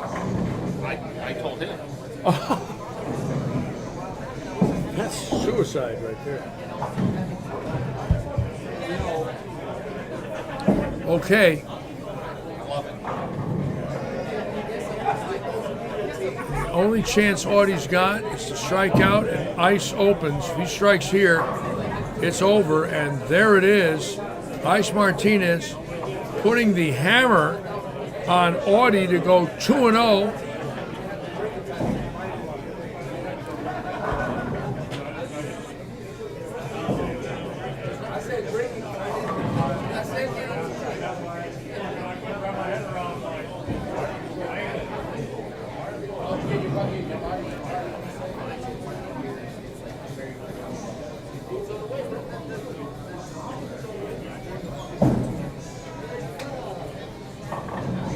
Oh my God.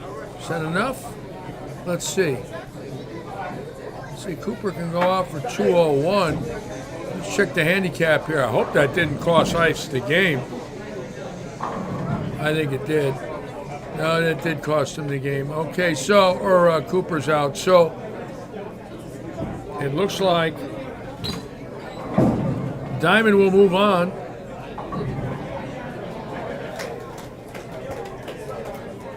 Ice Martinez with a great pickup. Audie's out. Diamond moves on. It's Jive Turkey and Fire Drill here with a tie game. They are bowling game 3. So is this a 9th and 10th or a new game? Let's see. Did they go 1-1? We'll find out in a minute.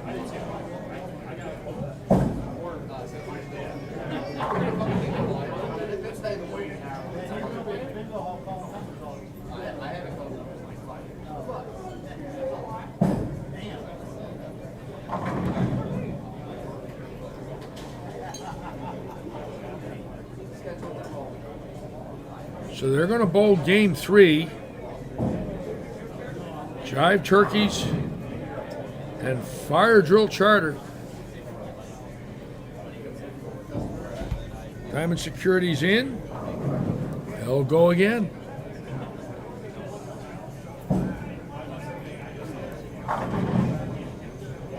Wow, good shots by both bowlers there.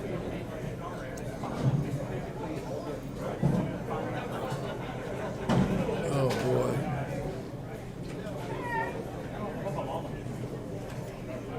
And there it is again, that missed spare. We've said it for 2 years. Don't miss the 10 pins. That's the pin you're going to leave the most. And both bowlers missing 10 pins. How's that, folks? How can that be possible? Both bowlers, good bowlers, the anchor bowlers, both leaving 10s, both missing them. And they got to be sitting on the bench wondering, what did I just do?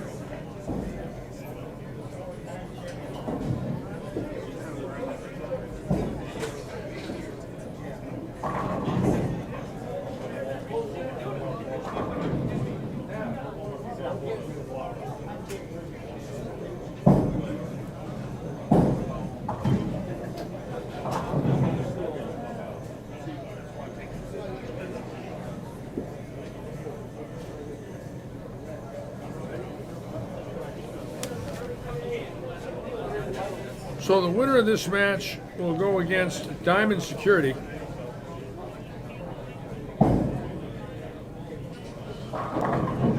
Lockhart, just beautiful stroke. Catching a double there. Big shot for Bobby.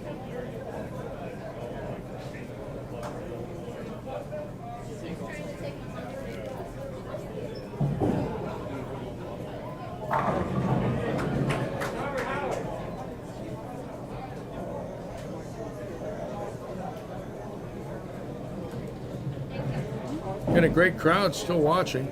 Probably a good 60, 70 people in the back here. A lot of people going to watch a lot of money start to get paid out for that top 5.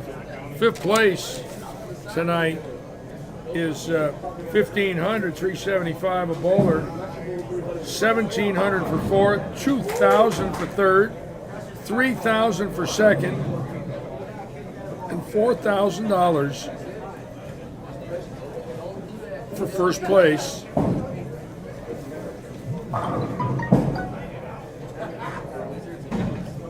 Look at this. That's the 2nd 10 pin they've blown, and they've got to be really understanding here that they're giving it away on spare shooting. You can have all those $200 balls you want. If you don't know how to make a 10 pin, you're not going to beat anybody.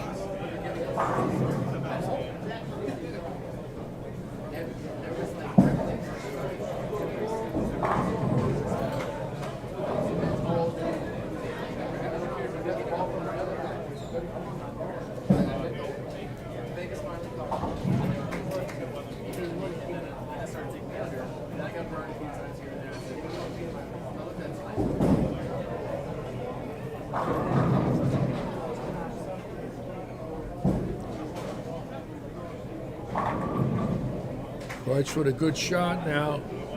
Catching a double.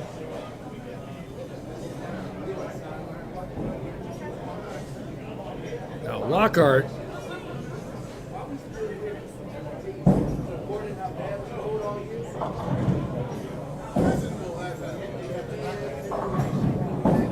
Did strike in the fourth frame.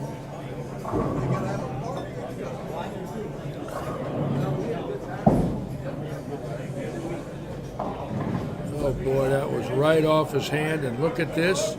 Now they're giving it back. Both teams now just making mistakes.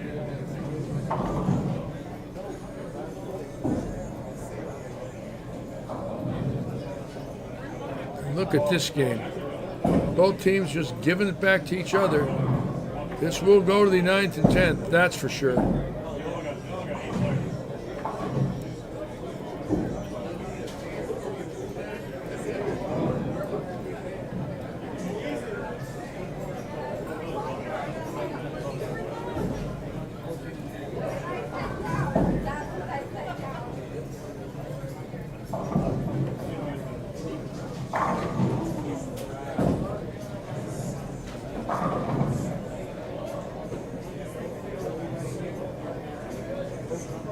No, it's simple.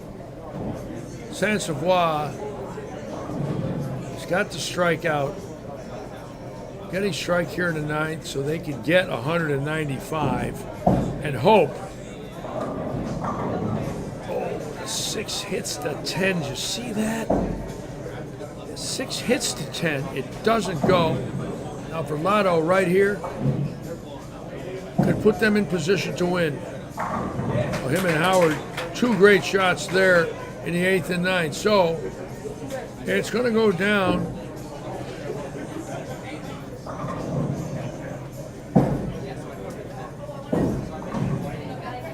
to Best. Stephen Best does throw it well. This is for the win right here. Wow. The last 3 boulders, flush, flush, flush. I believe it's enough.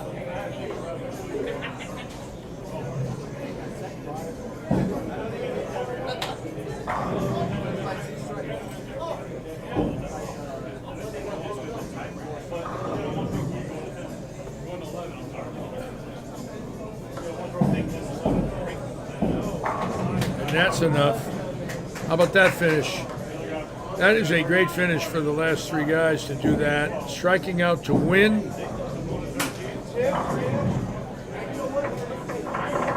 And 3 opens.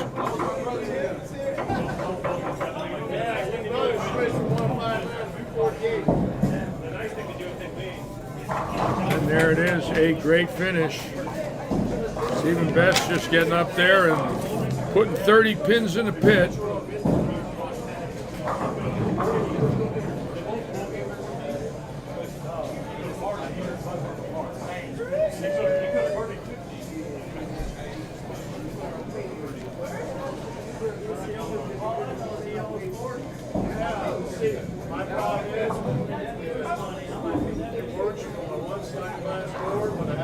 So Jive Turkeys.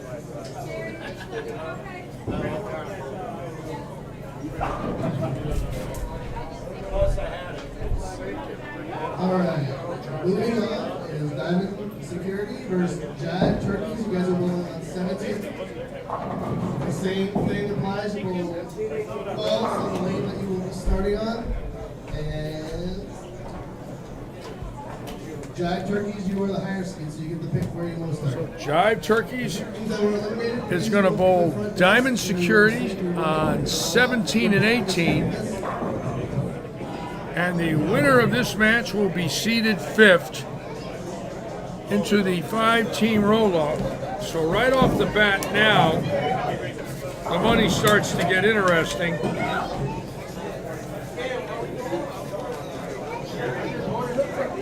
So right now this is a $300 game. The loser will get $1,200. The winner will be in 5th place with a chance to win $4,000. So hypothetically, winning here could end up being worth $2,800 to stay alive. I mean, if they run the ladder, anything can happen. So this is a big game. The money now getting up there. That added money.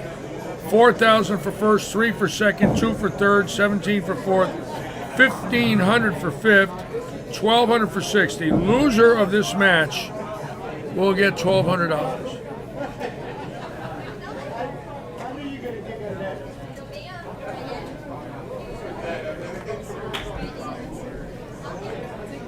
Just bear with me, folks. I'll be right back.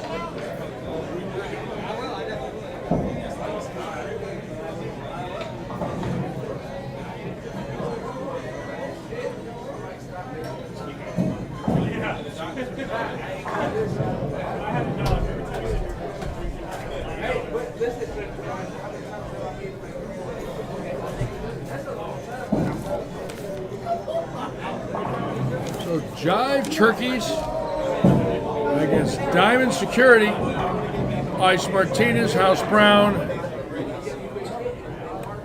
Jay Rucker, and Mike Schumacher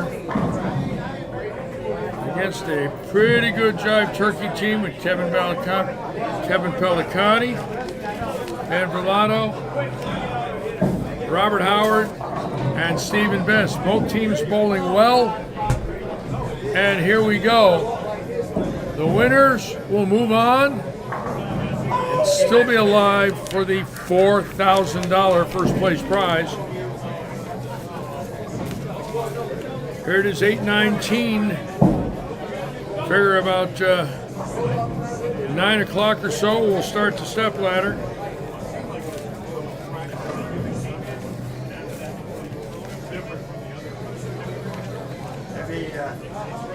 Well, very good trip. We're done. Thank you, sir. Hope to see you at the end of July. I'm not bowling in it next year. You're not? Not on the team. You're not on the team? What happened? Race, they wanted to do some different stuff. Yeah. Yeah. I was going to put together a team, and a couple of men are going in for surgery now, so Yeah. they're going to miss the first half. Yeah.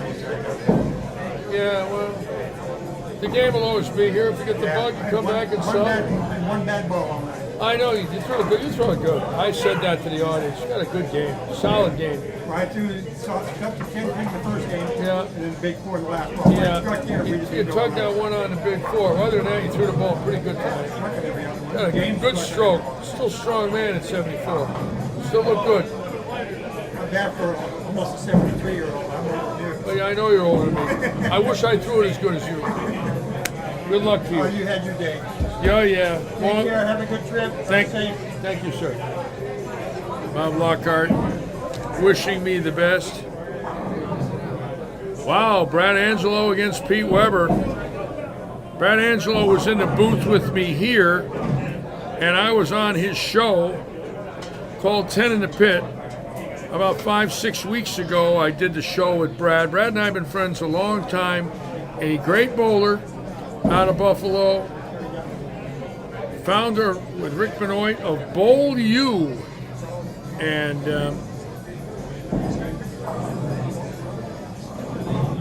Brad Angelo now has a chance to have the rare distinction of winning tournaments on both tours if he can get by Weber. What a feather in his cap that would be at the age of 50 to say he won on both tours, and there's not a lot of them that did that. I'll give you some that didn't do it. You won't believe it when I tell you. Roy Buckley didn't. Don Johnson didn't. How's that one?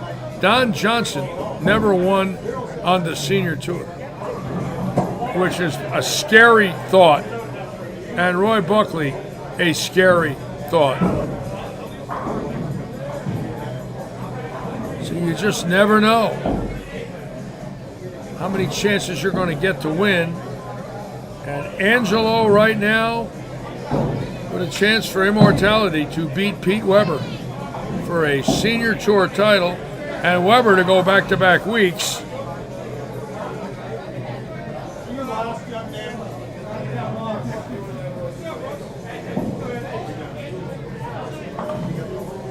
And here we go now.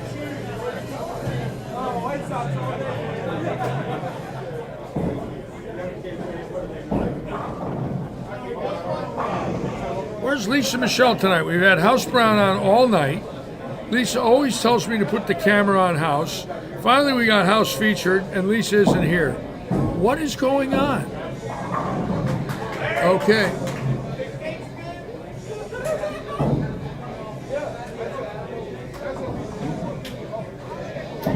Okay.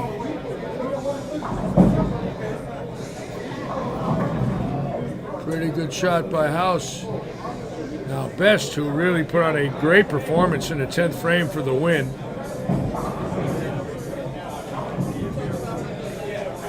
Dodged a bullet there. Okay.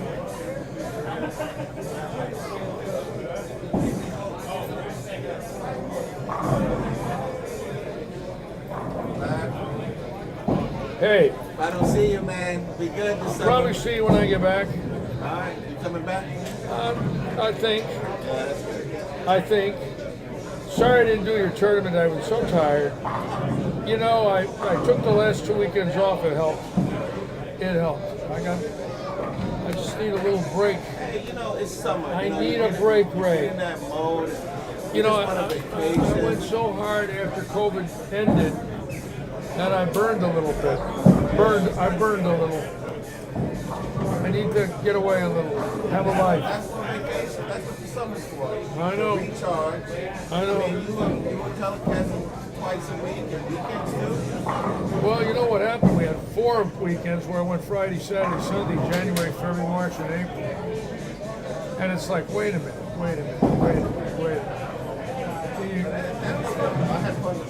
Hey, you bowled great all year. You had a good year. You had a couple 300s, right? 2 300s. Bowled well. Bowled well in these senior events. I mean, you bowled well. Had a chance to win 2, 3 times, 4 times. And I tell you, like I told you in the telecast one time, we talked about Stouffer and Alshire, Yeah. how much they practice, and that's why they're good as they are. And Yeah. I said, I'm not practicing that much. So I put my practice. Yeah, but you're dedicated, and you have been for a number of years. I saw that when I first met you. I said, the man wants to be good. And I mean, he's willing to work at it. You know, you don't come in, bowl 3 games a week and expect to bowl 800. You drill a lot of balls, you change a lot of grips. You went to different coaches, different pro shops, trying all different combinations, trying to get secrets. Practice really helped. I was a big believer in a lot of practice. Still am. If I was to bowl again, that's why I don't bowl. I can't physically practice. Anyway, have a good summer, man. Thank you, sir. Ray Stevens coming over to say hello to Larry. Hi, guys. And one of our dear sponsors, Ray Stevens, Paramount Residential Mortgage Group, went 7 straight tournaments here where he donated $500 a tournament. And boy, I'll tell you what, we are so fortunate to have this type of mentality, if you will, in Southwest Florida, that bowlers who own businesses are stepping up more than they ever have at the local level here. Not only here, but in other centers. And it's really wonderful to see that people appreciate good bowling and are willing to take their hard-earned money and back events and leagues, etc.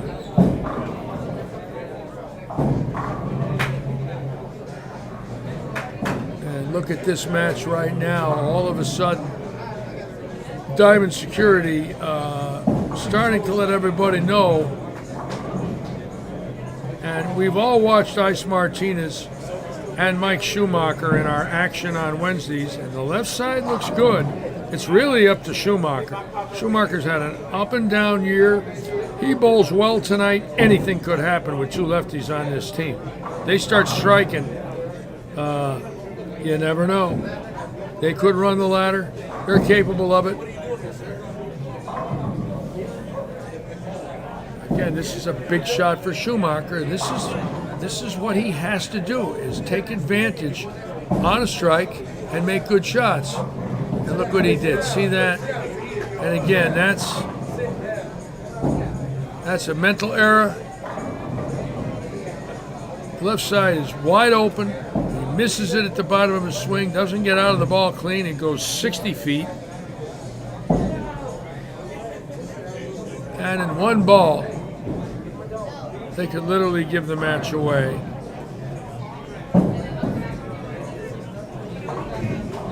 Now he has to go for this. He's got to hook the lane, try to make it.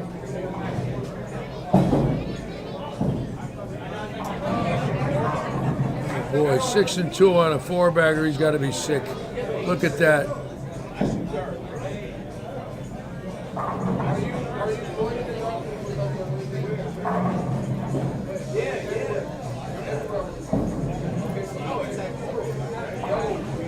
Holman never won. Larry Stella is a wizard. Larry Stella is a wizard. Holman never won. Over the age of 50. Johnson, Buckley. There's a few other greats that came out for a while and never won on the senior tour. Of course, Burton never won, but he didn't bowl. That surprised me. I thought Burton might bowl. I was sad to see that he never bowled the senior tour as great as he was. I think the public would have loved to have seen him compete.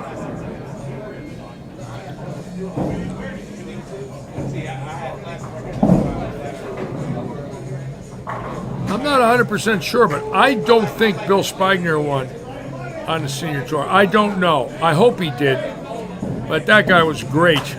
And I know he did bowl some senior stops, but I don't know if he won. There's a few others.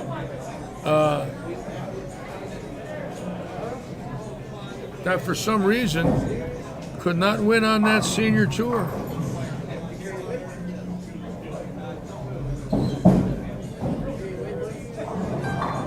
Wow, look at Ice. So this match got close again. Look at this.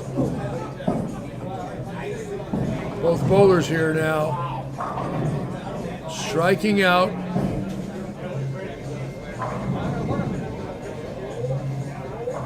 Now that's going to put them at 225, and Ice gets this one. They're at 240. I think Ice might need this one. Sure he wants it. We'll find out in a minute when he throws it. He runs it out, you know he needs it. There it is. Check him out. That is a really good anchor man.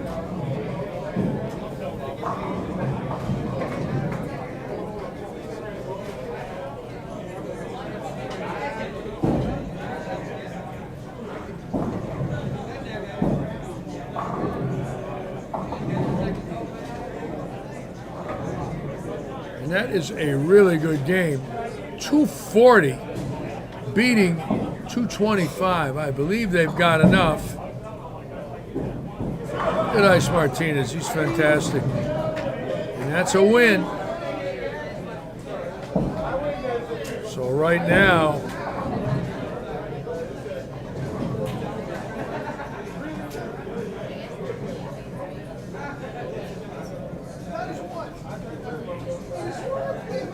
Larry Stella, are you an encyclopedia? What are you doing? Oh my God, read what he just put up there, folks. He's got it down to a science. He knows who, when, where, what. Pretty cool there. Got another historian. I love when the historians get on. I don't know all the answers. There's several of you that are fantastic. But Larry Stella, he's got it down pretty good.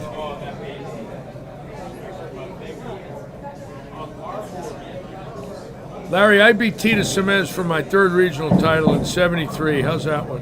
48 years ago, we bowled a title match at Bloomfield, Connecticut. And listen to this one. I started off 13 in the second. 13 in the second. He started with a 5-bagger and I won. Now you might say, no way. Well, I struck out. Got to the second one at 10th, left a stone 10, shot 242. He needed a mark. He split. Unbelievable. Imagine having the honor to bowl Tita Semez for a PBA regional title. What a great, great bowler. Still alive. Not well. I love Tita Semez. What a showman. Crowd favorite.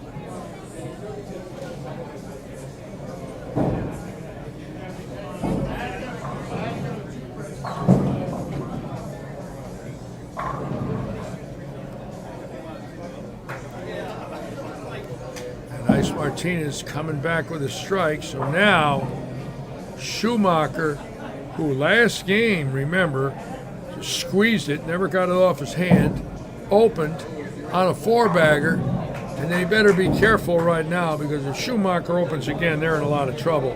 He's got to put some pressure on Robert Howard here.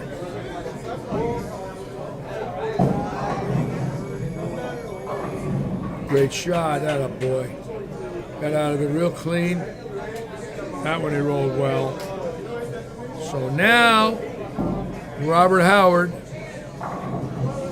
Beautiful game. Great roll. Great balance at the line. Beautiful. Look at that shot, huh? Oh, Jesus. 3 pins go to the 7, and it doesn't move.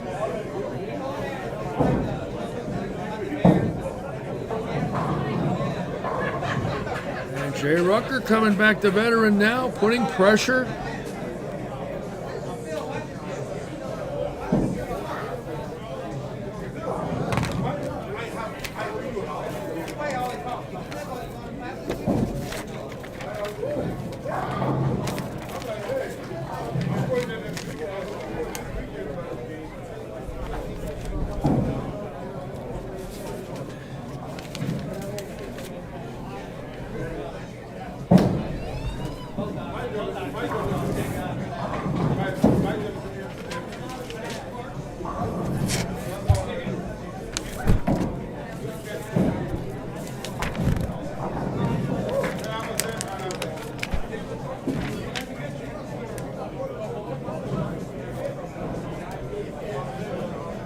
House Brown does not want to miss this.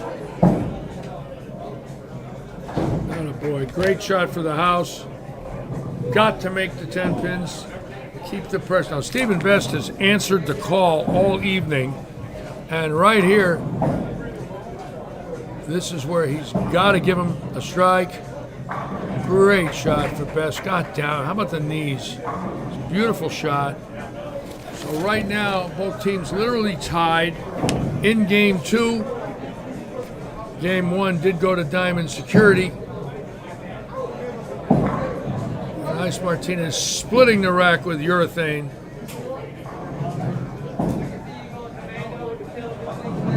Holman got mad at everybody, Larry Stella. Holman was mad at anybody he bowled if they beat him. and was mad at the crowd, was mad at tournament directors, lane men, opponents. Holman was a mad man when he bowled, and not a crowd favorite.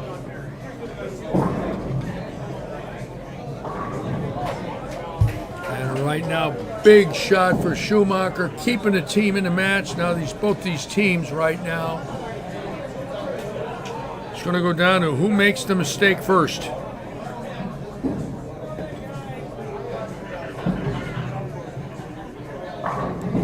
And that's not a mistake. How about Robert Howard? That pure or what? He's a good bowler. I like watching Robert Howard bowl. Beautiful roll. Oh, solid 10 for Jay Rucker. Great shot. And Verlado's smart. Let him go first. Let him bowl first. Let him shoot the 10 pin. And Pete Weber won and beat Brad Angelo. Wow.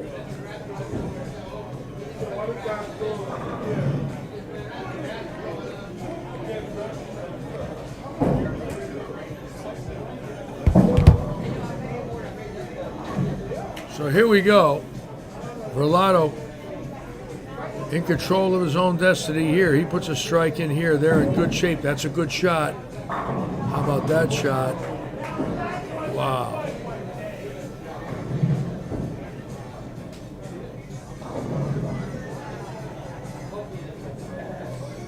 So it looks like this could go to game 3. And as we speak, House Brown has to strike here. It's a good shot by the House. Come on. Got the 10 out. All right, they're in the hunt. Now, Best opens. They can win. And Best locks it up. How about that stroke? Hey, good bowler. Beautiful game. Stephen Best. I like the way he bowls. They're going to shoot 237 and lose. Don't know about handicap. Let's see. So Ice striking.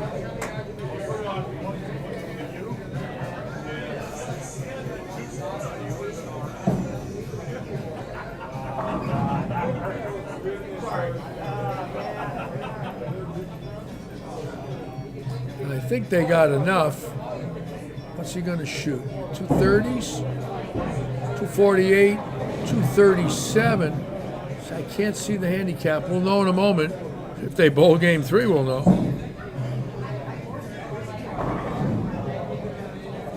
See, Ice isn't running it out. It looks like they're going to lose.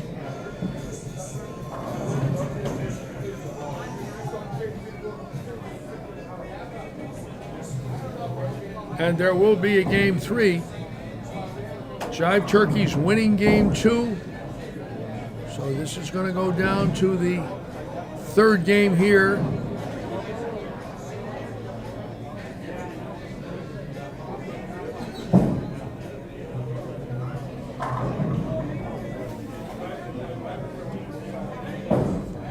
That is a big win for Jive Turkeys, 246.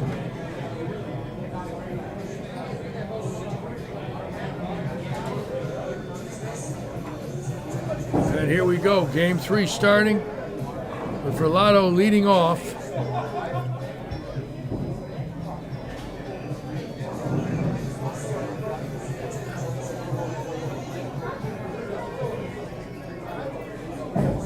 Whoops. Oh my God, how'd that get back? Oh my God. I mean, he missed a lot right there. But he's got heavy roll, it picked up. Read the pattern. Sometimes it's not how, it's how many. And House Brown in the hunt there. Good shot for the House.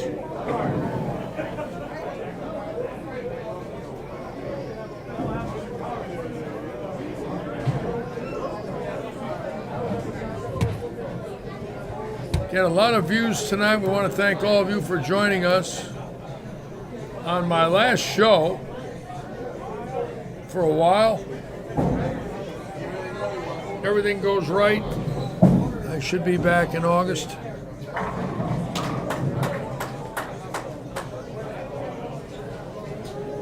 Sometimes, you know,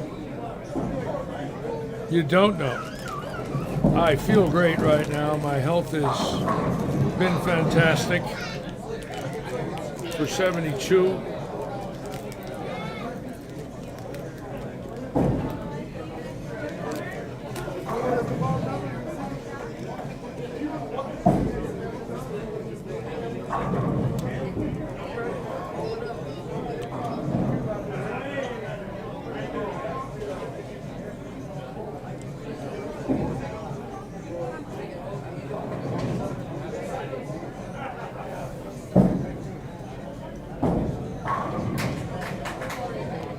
Drive Turkey's now taking the lead.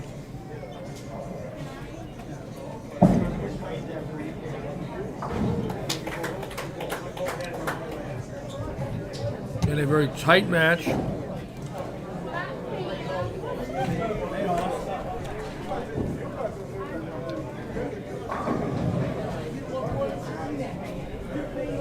Pretty big crowd there, boy. Huh? I might not see you before you Right. take off, so. Thank you. All right, brother. I'll see you at the end of the summer. Yeah. I should be back. Be safe out there. God's with me. Be safe out there. But I'm going to do some things I've been wanting to do for a couple of years. I can't wait. I got Call if you to. need anything. I have an agenda. Yeah. If the RV runs right, I got to get the generator worked on up in Leesburg tomorrow. Leave it in the morning. I need help there. Oh. All right. Enjoy yourself. Thank you, Go on sir. Vacation, you know. I'm ready. Little time off. So enjoy. I just want to say bye. I'm taking off. So. Thank you. All right, brother. Good to see you. Good to see you too, man. Okay, Drive Turkey now taking a commanding 30-pin lead.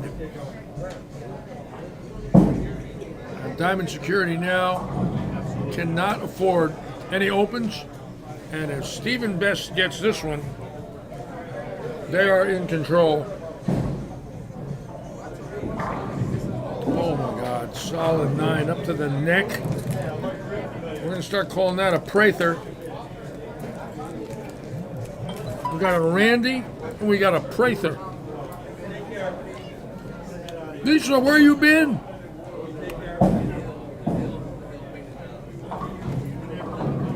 Elsa's team is down, but they win this game. They're in the top 5. They need to start striking right now with ice. I would say they got to catch a 4-bagger here starting now. And they're down 30, Lisa. They've got to win this game to stay alive. That's not good. Now they got to pray for an open. What they got to hope is Pellicati or Villado make a mistake.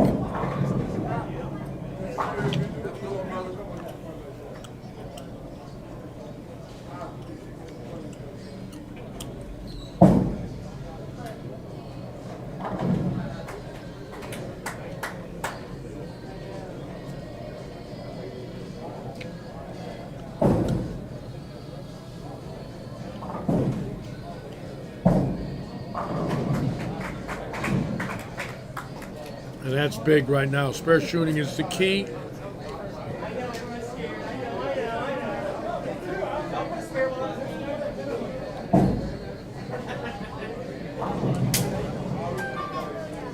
And the two lefties now, one light, one heavy, and they're running out of time. They're down 33 pins with 3 frames to go. Oh my God. What are the odds of busting the baby split like that?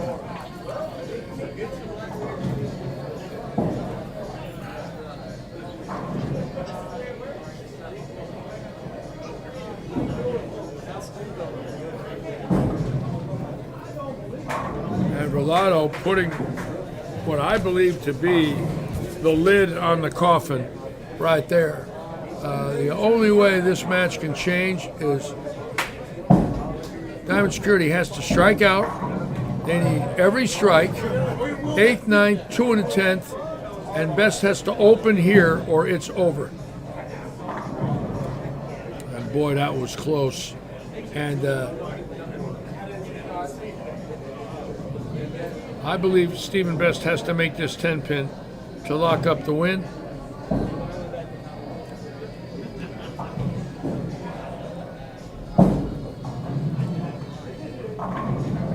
And they still have a chance if Best misses this.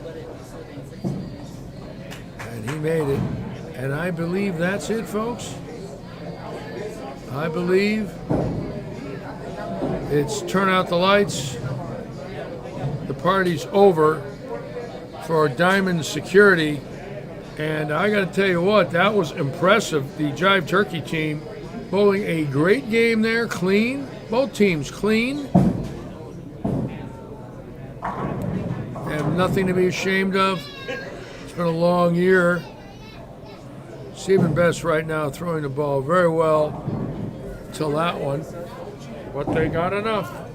They are the winners, and they will now go on to meet the 4th seed,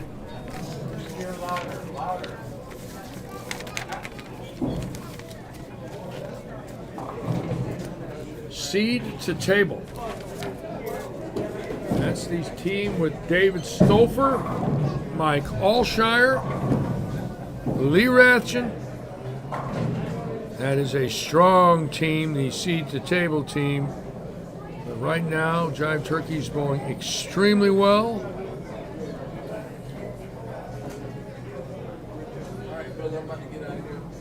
Now they go right over to 19 and 20 for practice. And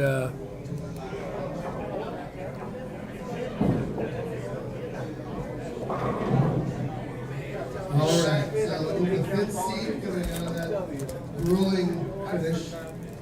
Jive Turkey will bowl seed to table on 19 and 20. You guys will get 5 minutes of practice. Seed to table will have a choice. now remember, seed to table won the league last year with Ricky Ward on the team. It was Alshire, Stouffer, Ratchin, and Ricky Ward.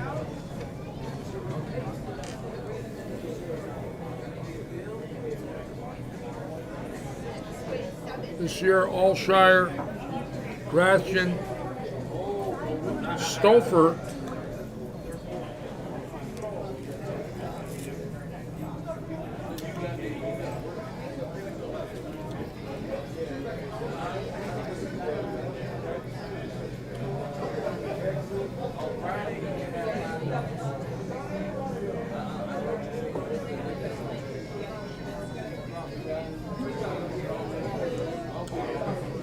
this should be exciting because we all know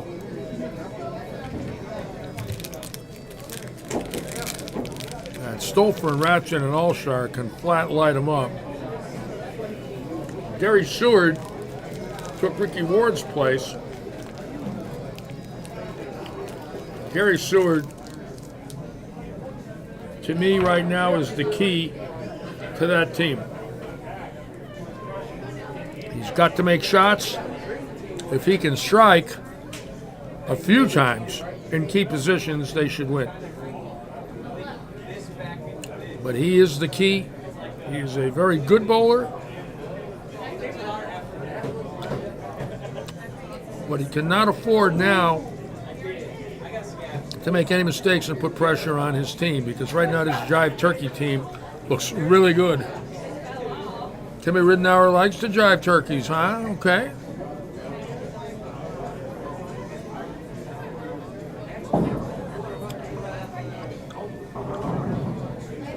Tommy Kress, ladies and gentlemen, is on right now. If you'll notice on our chat, and I wanted to show you, ladies and gentlemen, the menu that Tommy Kress brought me 3 weeks ago from Agatina's in Rochester, New York. And here's the menu right here from Agatina's. And if you'll notice, it has decon on it. And the Agatini special. It's a special dish made for Larry Lichstein. It's $69.95. It's a wonderful dish of decon. And Tommy put this on the menu from Agatina's. Read that. Yes, folks. It's expensive, but hey, Larry needs the money. For dessert, we have a special, which is goose. Oh my God, look at this. It's got a decon label on the menu. My buddy, Tommy Kress. This is a classic, and this is going with me. I'm taking this home tonight. Just for the record. I just want to say good luck. Thank you. It's great seeing you. See you in the fall. I hope so. I hope so too. Thank you very much. Be safe. Have a good summer. Take care of that baby. Brad Stewart coming in to say hello. Tommy Kress with the decon menu. I had to get that on there for my buddy out of Rochester. Tommy Kress out of Rochester, New York.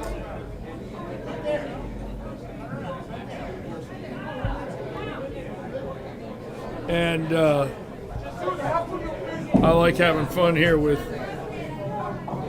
my friends that I've known 40 years like Tommy, that's for sure.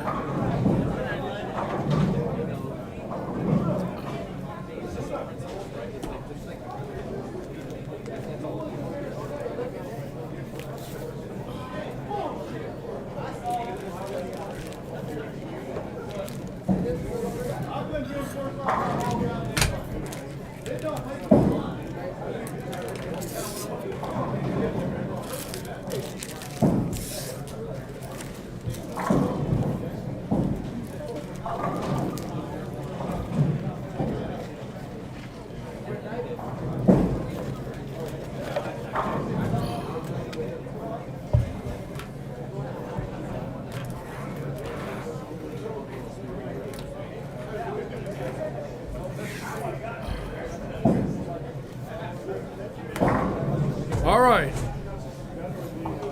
Now, obviously, with this team here, folks, and the record that they have overall, Mike Ulshire leading the nation, David Stouffer obviously coming off of 2 seasons now that were just off the charts. Bowling a Jive Turkey team that right now it looks very good, but they know who they're bowling, and that seat-to-table team is intimidating. Ulshire with 6 300s in this league this year. And the league had 44 300s in it. Between Stouffer and Ulshire, they probably had 10 or 11 between them alone. Gary Seward, I believe, had 1 or 2. Yes, House is done. They bowled very well tonight with Jay Rucker, but they lost. They finished 6th. Their prize money tonight was $1,200, $300 a man. But the Jive Turkey team now is locked into $1,500. They started tonight locked into $200. So, right now, the worst they can do is have made $1,300 more for the team. And of course, if they win this game, and they are the 3-game match, they are an underdog, but they're really good right now. They're locked in. And they're clicking at the right time.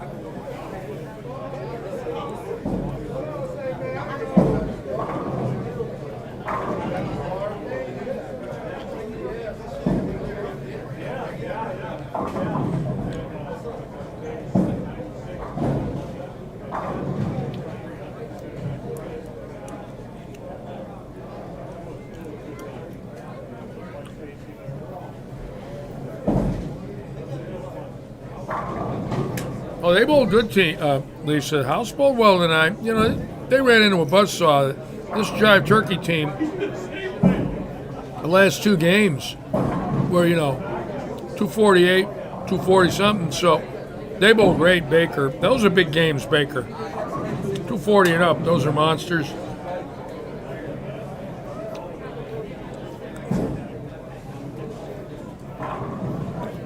To me, it's Gary Seward right now, the key to the team. If he strikes, they win. I'm going to make it that simple. If Gary Seward strikes, seat the table wins this match. Because around him, there's nothing but firepower. In front of him and behind him.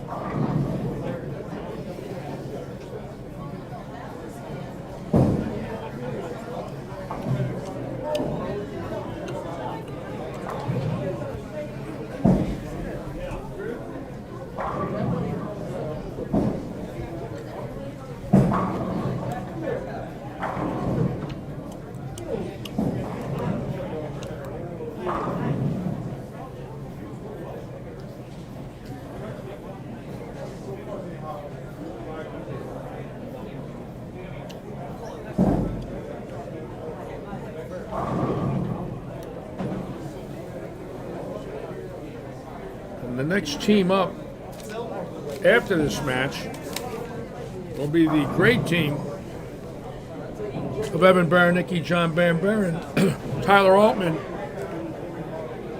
and Bruce Kaiser. And we all know Baranicki and Altman had great seasons this year, but in Baker, everything changes. Only one of those guys is going to bowl 5 frames. I'm probably sure that they're going to put Baranicki anchor, but you don't know that. I mean, the way Altman's bowled, that's a toss-up. Altman has struck for a year here, as good as anybody in this house. That's going to be interesting next game. And here we go. So you'll notice Alshire leading off. I'm pretty sure Stouffer's going to be behind him. Then it'll probably be Rathjen and then Seward. And there it is. So now we know Stouffer's going to come up.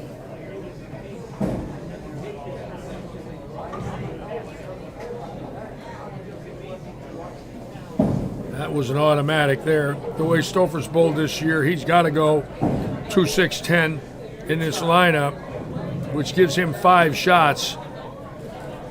To the other 3 bowlers, 2 shots or 2 frames.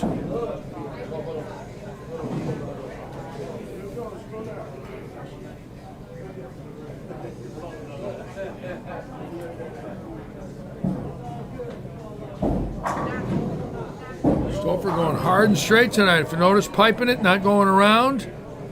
Decided to just pipe it up 10. And Best staying with him. Here's the key to the whole team right here is Gary Seward, again, on a strike. And if he strikes with Rathjen behind him and Stouffer in front of him, well,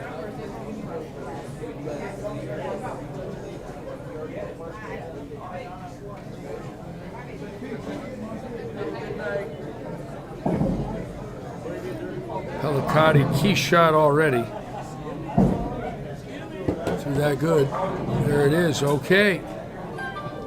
Now Seward. Again, this is the shot right here. If he strikes, he goes to 6-3. It's the last thing he wants to do.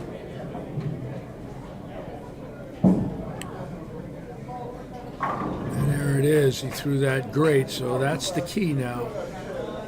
And that's big. When the guy that is the lowest average on the team keeps the string going, the rest of that team is saying, we got it. It's all mental here. You've got to be positive. And Howard tripling, so right off the bat, Rathjen has a little pressure on him right here to make a good shot. This Jive Turkey team is not jiving around.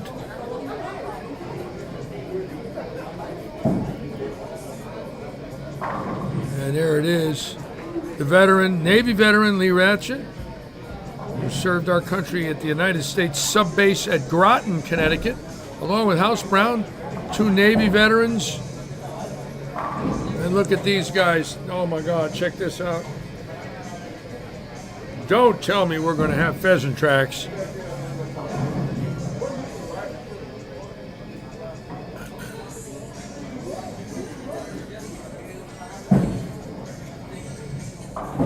Oh boy,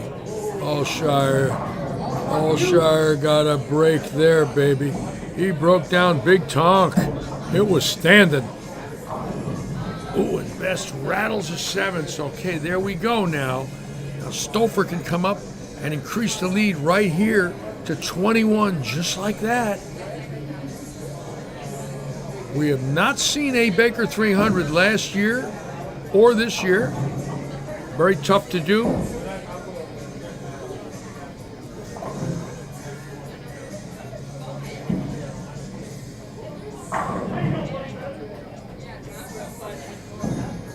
Right now they just look devastating. And Jive Turkey's certainly not bowling bad with spare 4-bagger spare, and they're down 21. And if Seward strikes here, it's 31. So seat the table who did win the league last year with Ricky Ward bowling instead of Gary Seward.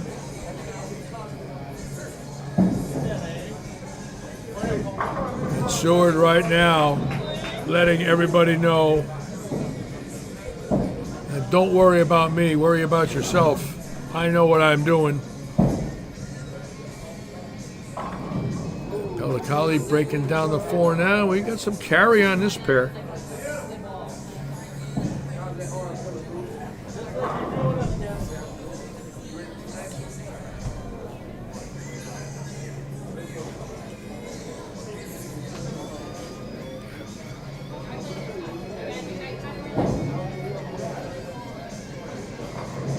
Still a lot of people watching. How about this game? Right now they are, other than Allshire's 4-7 breakdown there, they put 70 pins in the pit. I think Allshire's the only one that's left a pin on the deck. So right now they're locked in. And Howard kicking a 10 out saying, you haven't won it yet, don't make a mistake.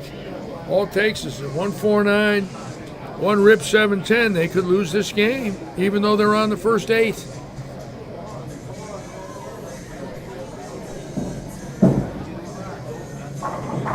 And Allshire has not lost a step, believe me. Still a great player.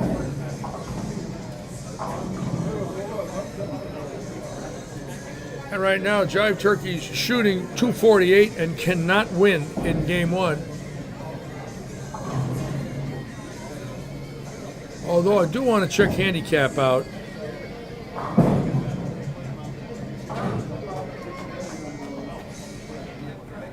But here we go, Dave Stouffer, 3 in a row for a Baker 300.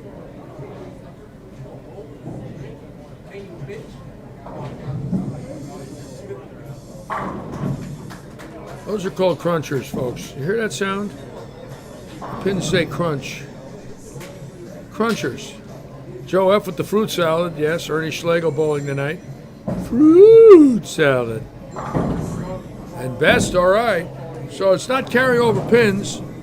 They're going to shoot 248 and possibly lose by 52 minus handicap. So Dave Stouffer here for number 11.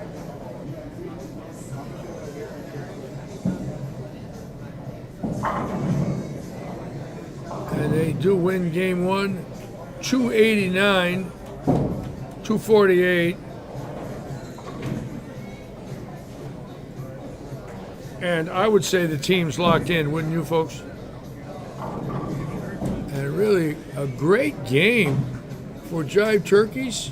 One of the highest games of the evening. And they lose by 51 pins. Well, 41 pins, excuse me. 289, 248. that's great bowling for both teams. That was a great show right there. Well, now Jive Turkeys have a problem because 248 might not win the next game either, so they can't miss. The way this team's bowling right now, seat to table, I think Jive Turkeys might have to shoot 250 or 260 to win game 2.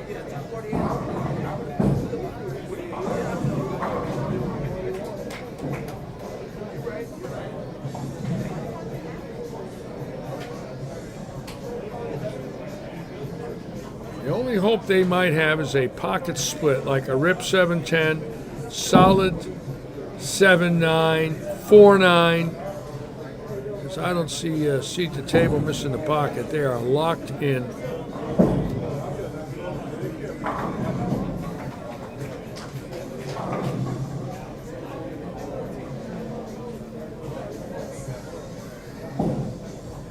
And wouldn't it be something if they run the ladder here and win the league 2 years in a row?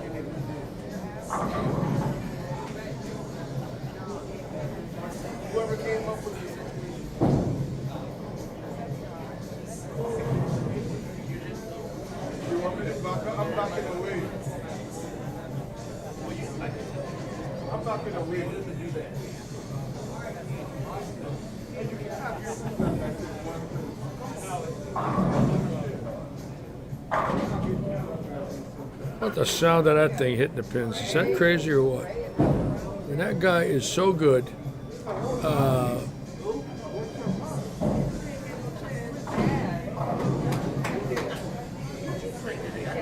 Oh yeah, directions. This you know, we're getting into nitty-gritty time here now. No offense to the other teams, but obviously the seat-to-table team and the RG Strike Light team were the two most talented teams in the league. That doesn't mean they're going to win every time they bowl, but the skill level on both teams is, and again, like I said, Seward's the key. He keeps the string going to almost a 7-10. And Jive Turkeys are bowling great, but they've got to strike. They've got to put a six-bagger in here somewhere. They've got to get around them and beat them.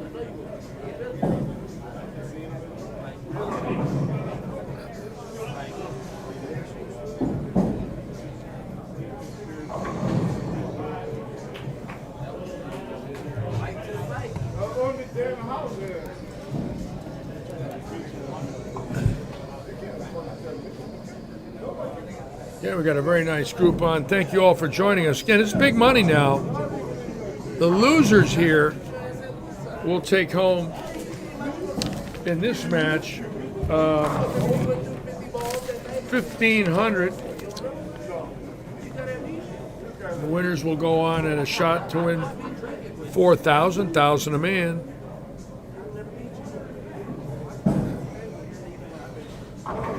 Good shot for Villado. These guys are hanging tough. They just need a break. They need something catastrophic to happen. Thank you, Lisa. It's not catastrophic yet. They have struck 15 of 16 shots. Stouffer with a ring and 10 in the second ball in the 10th. So right now, seat to table looking unbeatable.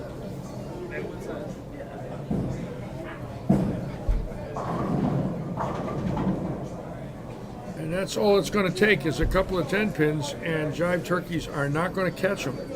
That's the second 10 pin for Stephen Best in this game. Both times on strikes.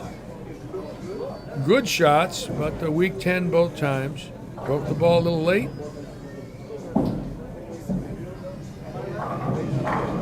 And Stouffer just dead flushing every ball. And look at these guys, folks. This is crazy.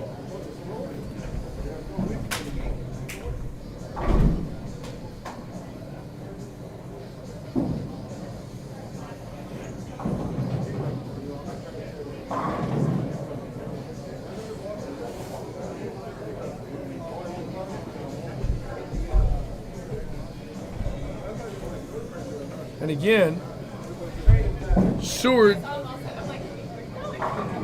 And there it is. And Stouffer, you can hear him yelling because he knows Seward's the key.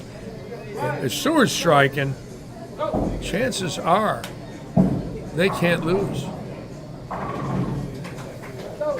And right now, Jive Turkeys with 248 in game one, losing by 41. Here they could put this game out for 259 and lose by 41 again. Unbelievable. 248, 259 and lose by 82 pins in Baker. Come on. That's crazy.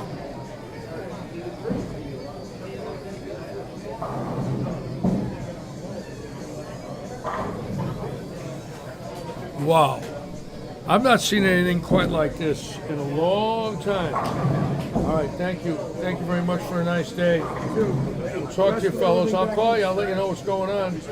Guys, stay safe. Thank you. Thank you. Jive Turkeys right now, all they can do is strike out and just hope. And I believe if Alshire gets this one, it's over.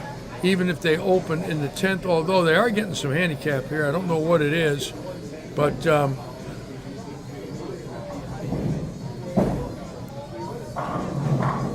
look at this. This is insane. First 10, first 9.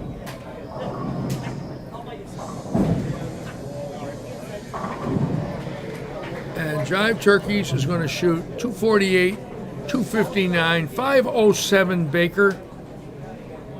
And they could possibly lose to 589 Baker. That's right, you heard me right if you just tuned in. Stouffer strikes out, they go 589 Baker for 2 games.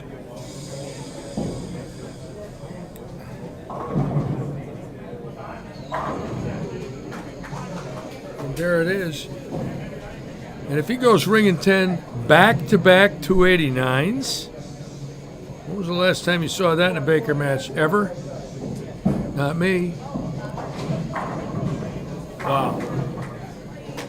Both teams really lined up, but Jive Turkey, 2 10 pins for Stephen Best, second and 6th frame, and that's all they needed to lose. He had to strike every ball.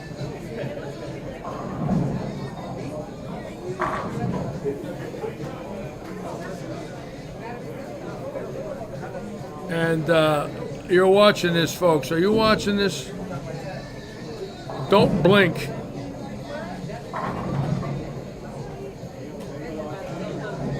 And Jive Turkey has nothing to be ashamed of. Back-to-back 248s. Great bowling for a very good young team. But unfortunately, they ran into a team that is on a mission. And there it is, Stouffer 300. There it is, ladies and gentlemen. You just saw it. A Baker 300, 589 for 2, and that could be a record. How about that? How about that? I'm going home. You have a great day. All right, I'll call you. Okay, thank you. And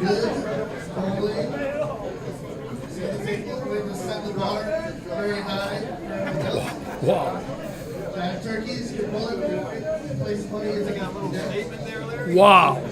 Wow. I've been around a while, but I haven't seen 589 for 2 in Baker. But, you know, we live in a strange world. And not that that team is not capable of it. We know they are. So is the Jive Turkey team capable of bowling that. Capable is one thing, but actually doing it's another. And 589 for 2.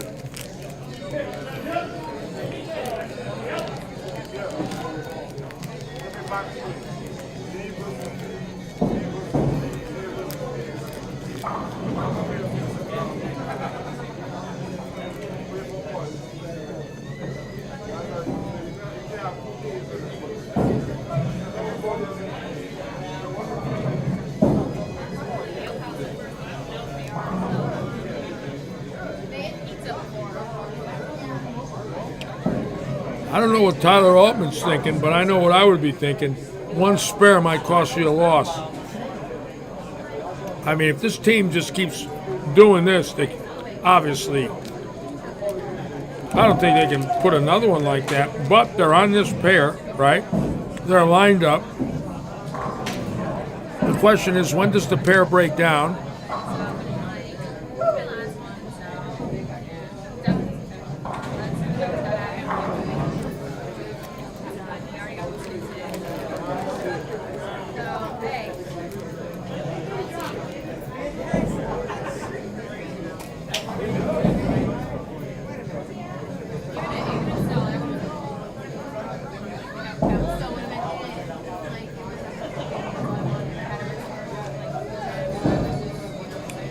When you think of the credentials this game, Evan Baranecki, the intercollegiate champion from Weber.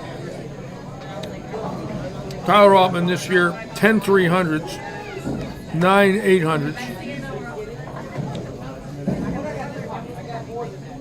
With an 867 and an 857.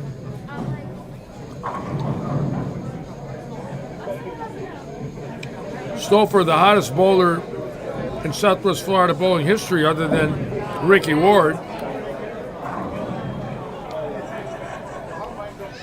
Mike Alshire, who led the nation in average 5 years ago with 254. Lee Ratchin, who's won the proprietors twice. So, right now on this pair, some great bowlers. John Van Buren will bowl very well in the PBA non-champions event in the 50 and over division. But I think right now, they got to be looking at least 240 to 250 to have any chance to win a game. I mean, they can't do that, that's for sure. One of those and they're done.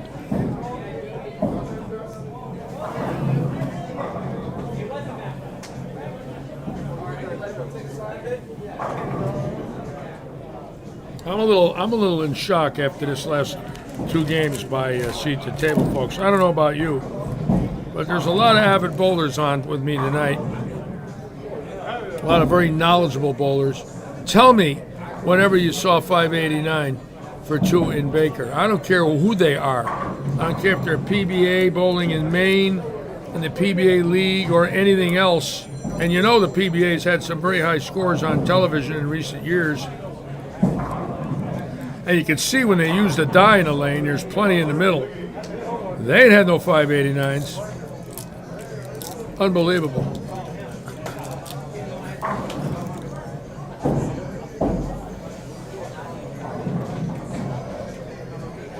That's crazy.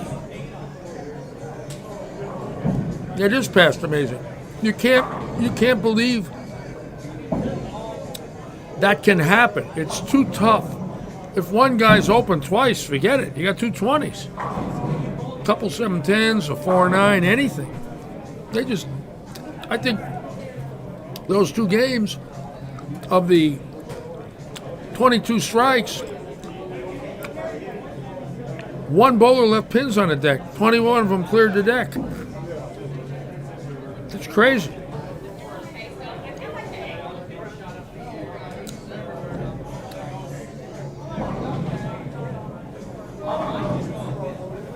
That's what I love about the live stream, too. You know, if you think about it, it sort of puts you to sleep listening to me all night. It's 2:0 to 2:10, and you go to the refrigerator, you grab a beer, you put something in the microwave. Because you can get put to sleep with what I would call average scores. Until you just watch what we just saw. You won't forget it. You can't forget it. That's world record stuff. 22 or 23.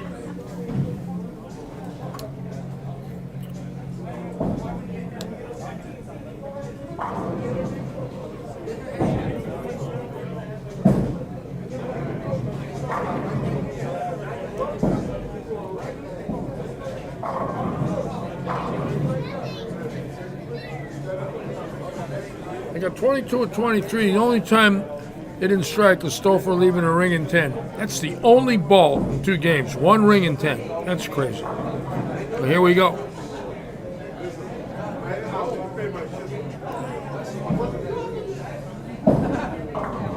Look at this. Forget it. That's with practice. They're in trouble already in frame 1.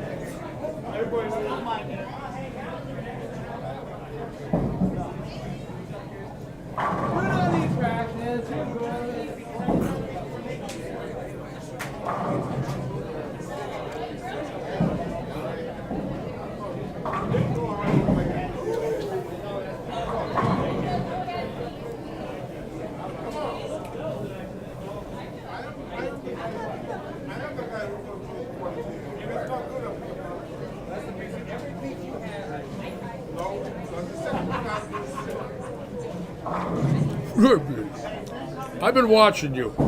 I like watching you. You are so funny, it's ridiculous. You should have been a comedian. You are funny. You are a funny man. Kingsley Matthews is so much fun for me to watch. Just as his expressions and his command of the language. Beautiful. Oh my God, look at this. This is insane, folks.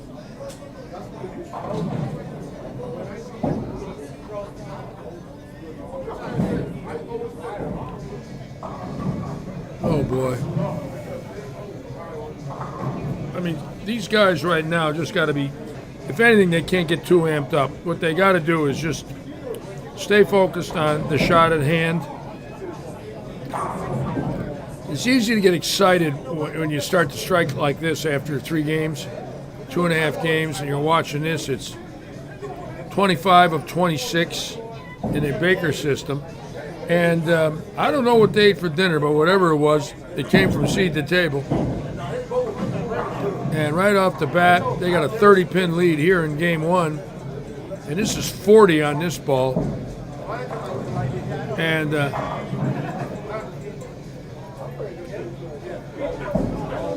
they strike here. It's 26 of 27. Yes, it is.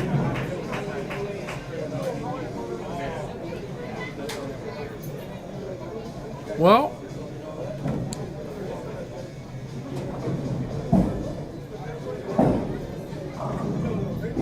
I mean, this game is over in 4 frames. Can you believe this?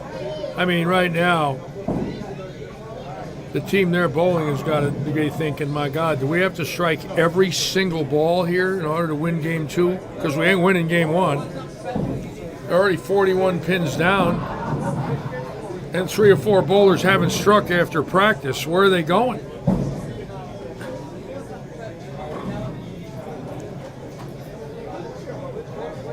Oh, I said that, Kent. You're absolutely right. Gary is the key. Not that he's bad. But if he's striking around this, I mean, in front of him and behind him,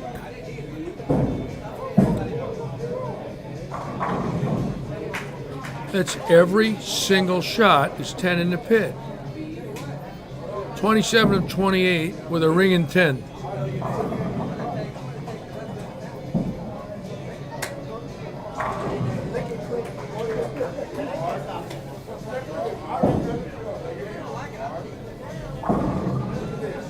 So here's the situation. As strange as it sounds, they get to the semifinal match if they win these 2 games. And, oh, come on.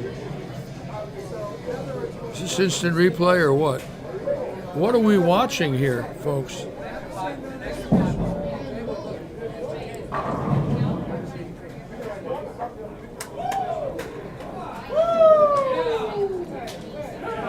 Again, here's the key guy, and right now he has struck every ball.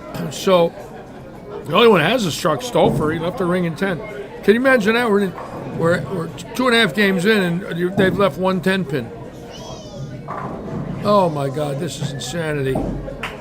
Okay, I've never seen anything like. I've not seen this. I wouldn't have dreamed this. Nobody could dream this. Nobody could dream this. They're already at 8:48 with 3 frames to go. 8:48, ladies and gentlemen.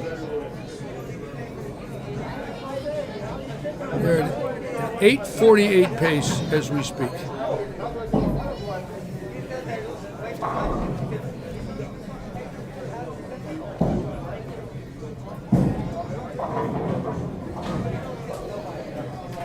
So what do you do now if you're back to my roots and you just got drilled by 100 after 7 frames and or 59, 63 pins down after 7? What do you say to yourself?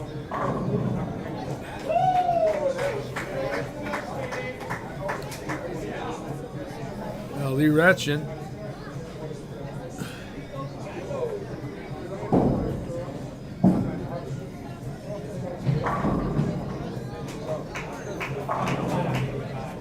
Well, I don't know what these guys had for dinner, but I'll tell you one thing, and all of you watching, you're never going to see this again. Take my word for it. If Alshire strikes here, this will be the 3rd game in a row that Stouffer gets up for 300 in the 10th frame, and Baker, you'll never see it again in your life if he gets this one. I'm telling you, you never will. It's impossible.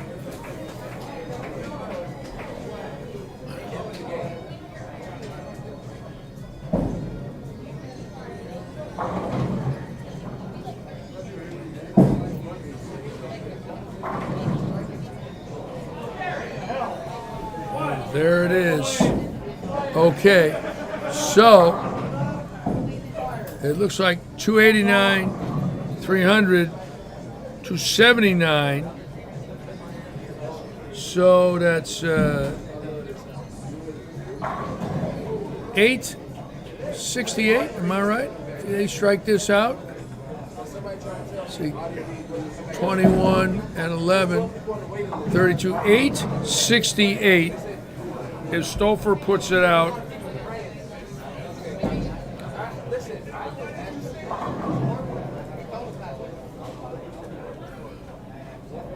now they're having a conversation. It's obvious they can't carry, so what are they going to do? All switch balls? What are they going to do here? This is unbelievable. I guess this is what makes the live stream worth it. Don't you folks think so? I do. I'm just in shock. I'm over here talking shit. Somebody said it. I didn't know I heard it.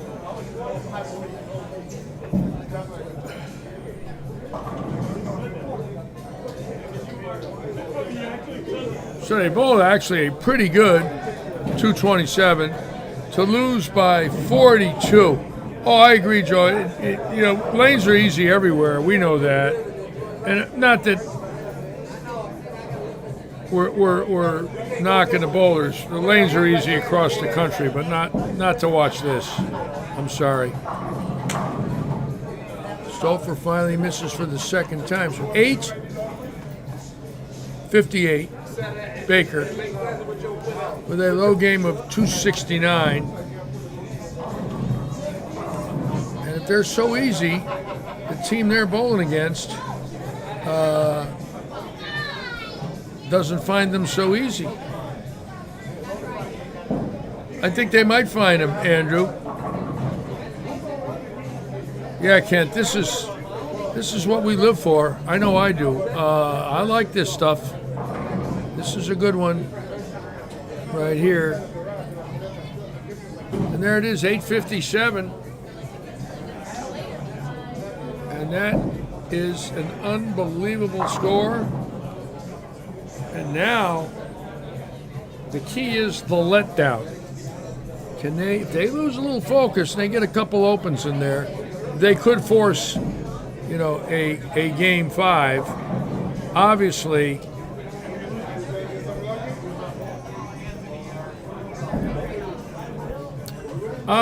now you know, back to my roots, it's got to strike. They got to start off with strikes and get them at least thinking. Thank you, sir. Thank you.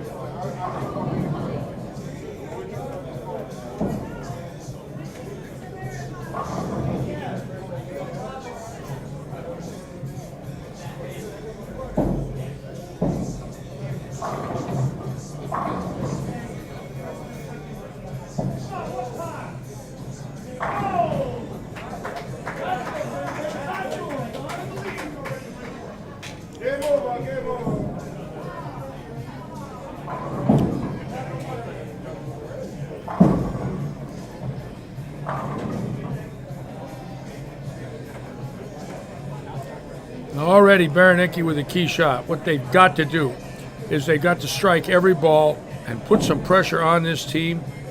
If they don't strike early, it's over. Got to strike here. And what they've got now, the key, of course, is Baron. He gets this one.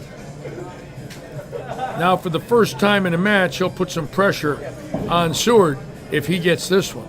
And that's what's got to happen. They've got to take the offense here, especially if Stouffer strikes. Okay, now they got a shot here. They could take a 20-pin lead on this ball.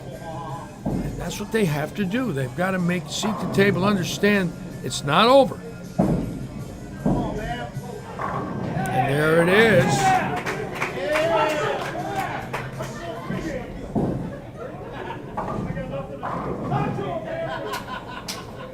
So now it's interesting because obviously Kaiser doesn't have any lefties to go off. If he plays the house with this burgundy hammer, he likes to play, 4-5 right at the pocket. That's his wheelhouse. That's where he's the most comfortable. And this right now is a big shot for Bruce Kaiser. He's got to strike here to keep the pressure on the team. He's got a good shot. He's got to the pocket already on this pair.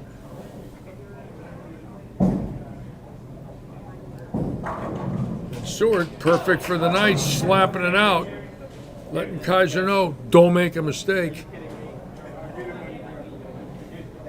Yeah, Doug, there's got to be a little transition. They're in their fourth game here. Got to be a little something happening. But right now the lanes look great. Ooh, that's a good shot for Kaiser. And what they're saying is, there's a 29-pin lead to you. Let's see what you got.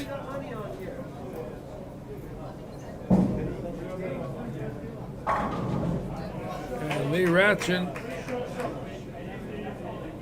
who slowly but surely has been bowling better and better after a couple of tough years. Guy is a hell of a bowler. And this is big for Tuesday Tyler right here.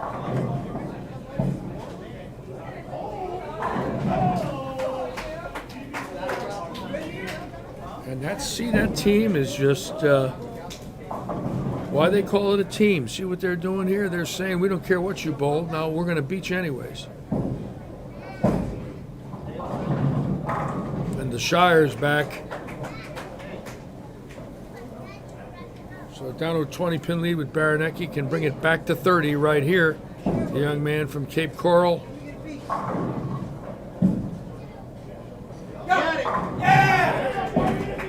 And they're yelling now.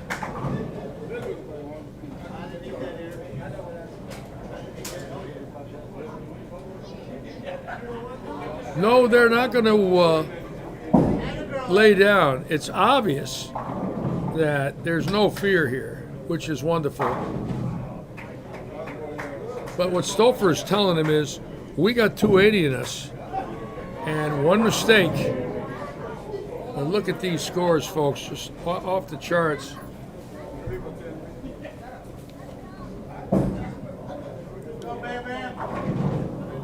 Bam Bam with a 10. Good shot for the Bammer. John, an executive with LA Fitness, 25 years of working for that corporation, has worked his way up to a vice president status. He's a very fine man. Been bowling many years here in East Coast. Uh-oh, and there it is. So now, Van Buren cannot make a mistake. He gets a little shaky on his spares. So really focus here. Keep your eye on your target. Get through the ball. There it is. Okay. Yeah, he goes. Yeah, he means it too. Want to make that 10 pin. Don't give it away now. So this is the first open frame for seat to table in 4 games. And now,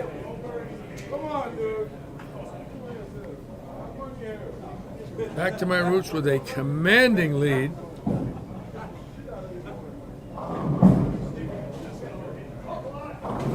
Oh, God.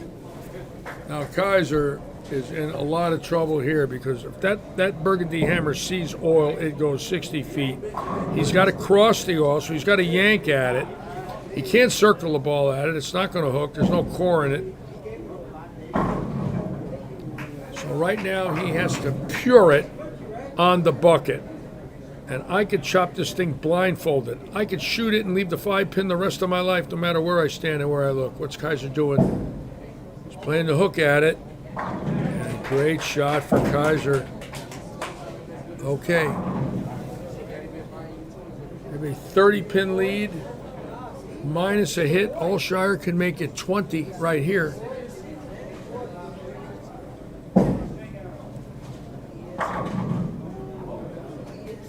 All of a sudden, back to my roots, ladies and gentlemen, has turned the table on seed to table. And now, a strike here for Tuesday Tyler. And Tuesday Tyler is saying, I didn't get 10 300s getting lucky, boys. You got your hands full in game 3.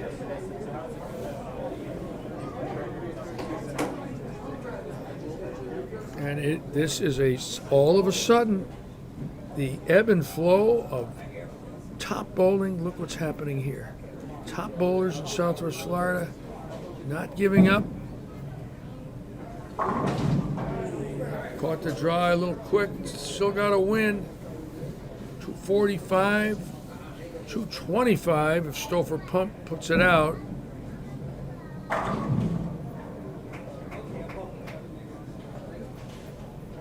Yes, in the words of Billy Whaley, ladies and gentlemen, we have a match.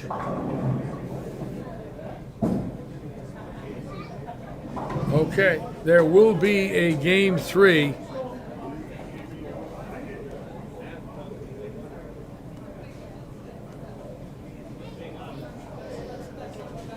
And the key is, what does Seward do? Seward right now is the first bowler to miss the pocket. So keep in mind, what's he thinking about? Is he going to move a 1-1 to the right, leave the 2-4-5? Is he going to stay where he is? A little more speed? Is he going to stand exactly where he was?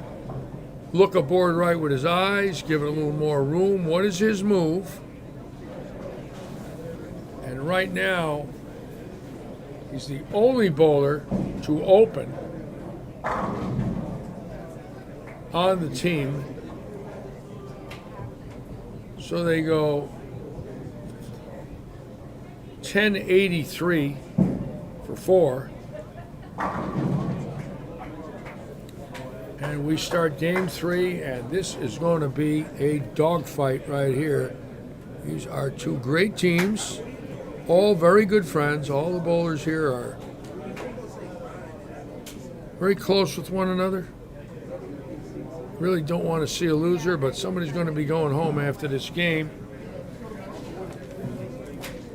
5th place is 1,700. Or 4th is 17.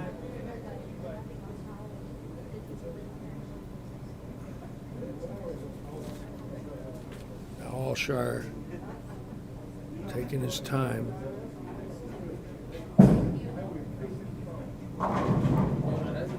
See, got in the oil a little bit. Doesn't want to go high. Doesn't want it jumping through the beaker. Don't want any beakers here.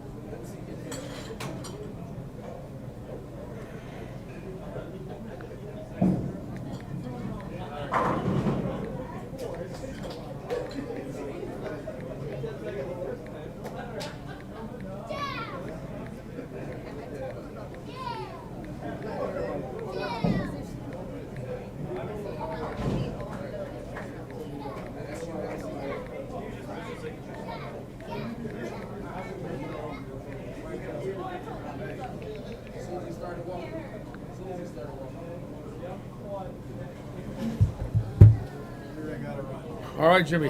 See you the end of the summer. Yes, sir. All right. I hope to see you back soon. Me too. Be safe on the ground. Thank you. Best of luck to you. Yeah, text me here and there. You'll find me. I'll be up there relaxing. I hope. Have some fun up there, man. Thank you. Thanks for everything, buddy. All right, Jimmy. Thank you for the nice gift last week. It's really nice. Thank you. Thank you. Okay.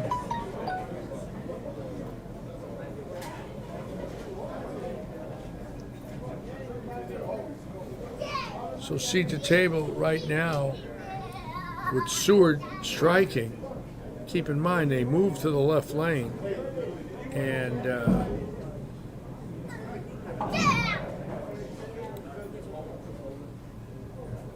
back to my roots, not putting any pressure on them. They're letting them free wheel. Rathjen's waiting. He's going to wait for their man to bowl the third frame, which is right. You don't want to be 2 frames ahead. It's not right to jump ahead like that.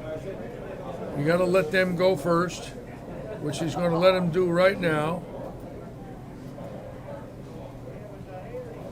And Van Baron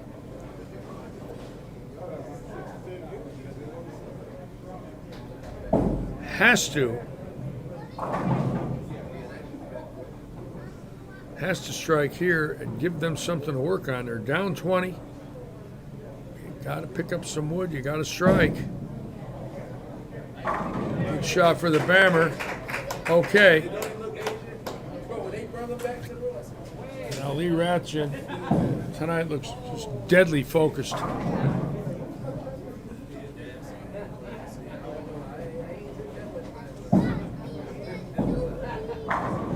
Wow.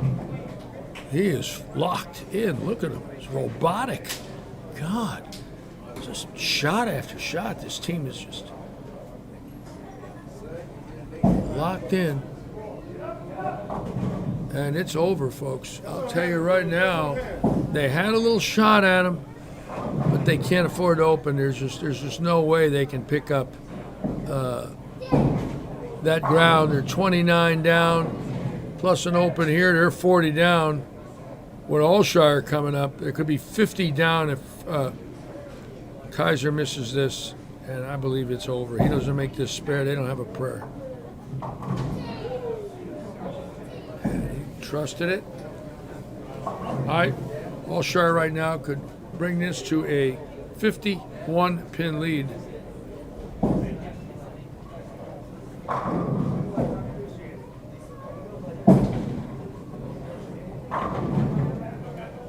That's about the only thing going to stop him. He's circling the heads a little more. Placked a 10 there. So he got in, went around, broke late, 6 in the flat, wobbled a little, and went right back into the pit. Didn't come out of the gutter. So now Altman's got to strike here. He's got to have something to work on. Spares ain't going to cut it. There you go. All right.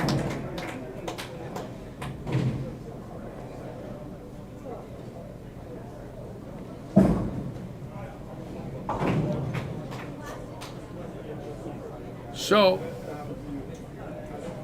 Marinicki can cut it to 32. All right, it's 32. Keep in mind, they are getting a little handicap from seed to table, I believe, not much. Both teams could be scratch. I don't know for sure what the handicap is, but they need a break. They need Stouffer or Seward to open.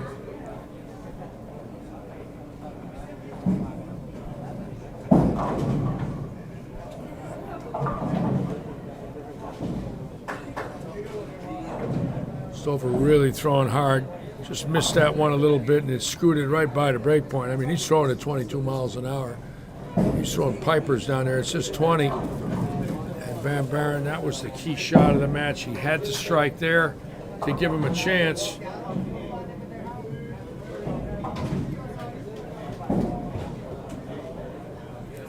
So, it's pretty simple.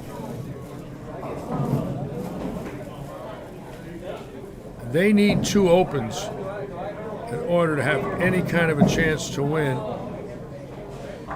And right now, they're 34 down with Seward bowling.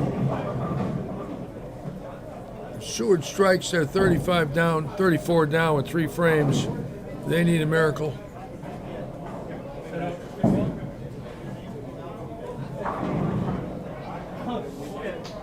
Shot for Seward. See, Kaiser's shot was so critical. Just look if that was a strike in the 4th frame instead of 6, they're even. See, with one shot in that 4th frame puts the match even instead of 6 and 3. They're 1 ball away from being in this match, and just 1 delivery, 1 open, 1 6 and 3. It's a 32-pin error in between strikes. Look at it. You can see it right there.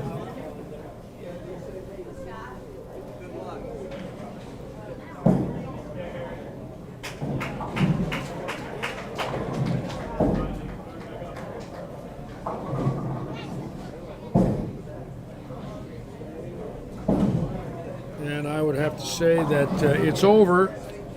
And Back to My Roots will finish 4th place at $1,700. And Seat to Table now moving on to bowl Bowlers with Attitudes. Now, this is the one team that is what I would call a handicap team. Mike Boyd, Danny Wilson, good bowlers. The other 2 bowlers getting a lot of wood. And I'll have to find out what the handicap is, but there will be a major difference this game with Seat to Table, who is a scratch team, bowling against Bowlers with Attitude, which is a handicap team. I'll find out what the handicap is. Billy, from Billy Seymour.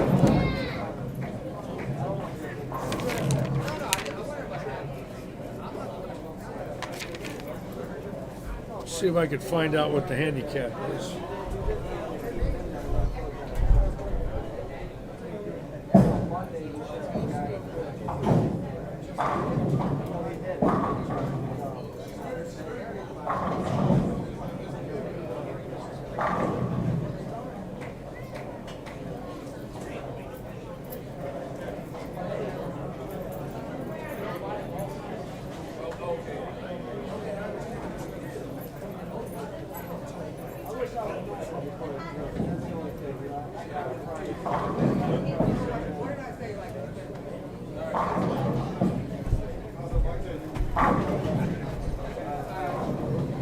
Okay.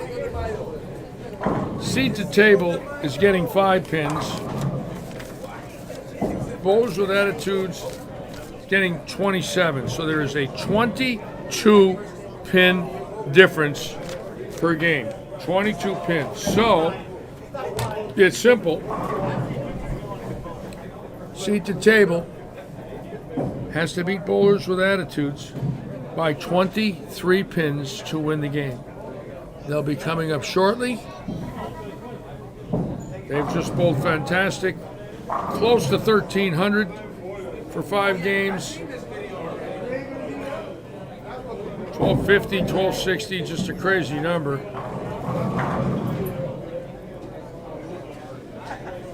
Gary, you guys bowled great. Got nothing to be ashamed of. You got in the hunt. That's all you can do. You know, just give it your best. This is a tough league to win. There are a lot of great teams. And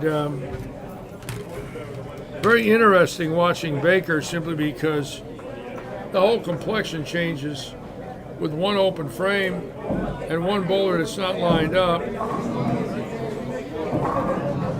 And right off the bat with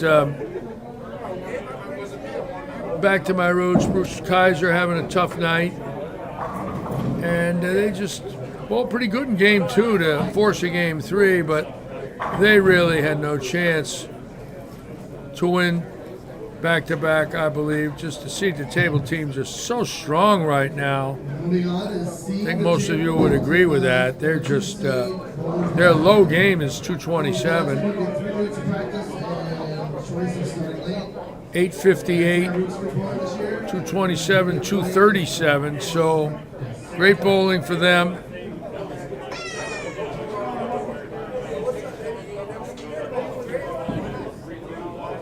Right at 1,300 for 5, which is quite an amazing number in any condition. Obviously, this house has scored well this year, but I don't think anybody expected 858 Baker.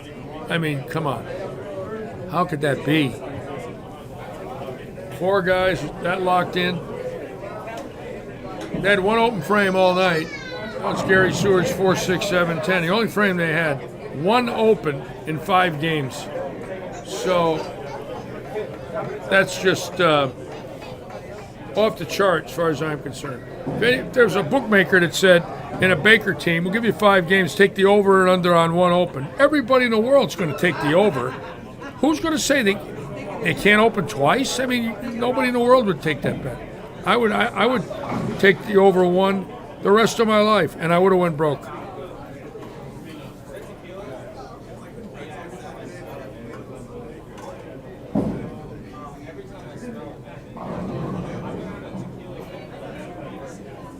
So it makes the sport of bowling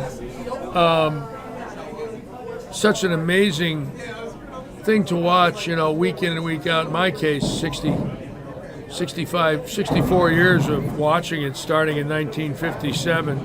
It seems like every time you think you've seen everything, something else happens. It's like, really, it's like watching Andrew Nyer in the Masters, or Anthony Nyer in the Masters. What a nice kid, 18 years old, amateur, makes TV, and then he makes the 710. Oh, okay, I got it. First TV show, you make the 710 in front of a national audience. What are the odds of that? Number one, he's 18. What are the odds of him getting there? Then he makes the 710. Well, bowling is just that type of sport. It's just hard to believe some of the things you see. Now, this team right here is obviously an underdog, but they have bowled very well all year long. And they won the second half. If you'll notice, bowlers with attitudes, 264, beat Brunswick Hooters, Back to My Roots, Audio Fort Myers, RG Strike Line, Seed to Table. They beat all of them. But a very low team average. Look at it, 815. Right now they're bowling seat to table. That is 916. So the seat to table has 100 more pins in bowler average, but they're now in a semifinal match against what I would call a full handicap team, which makes the 90% of 235 why the league is successful. You don't have to be superstars, you just got to know how to win. And this team won the second half. And if you look at their team average in the second half, at 815, there was 1, 2, 3, 4, 5, 6, 7, 8, 9, 10, 11, 12, 13, 14, 15, 16, 17, 18, 19, 20, 21, 22. 22 of 36 teams had a higher average than they did in this second half. 22 of 36 had a higher average than they did, but they won. So you just never know. You never know.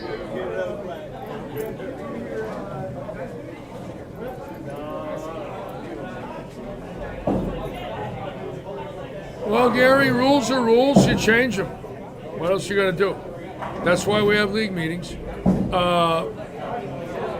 know, I'm neutral.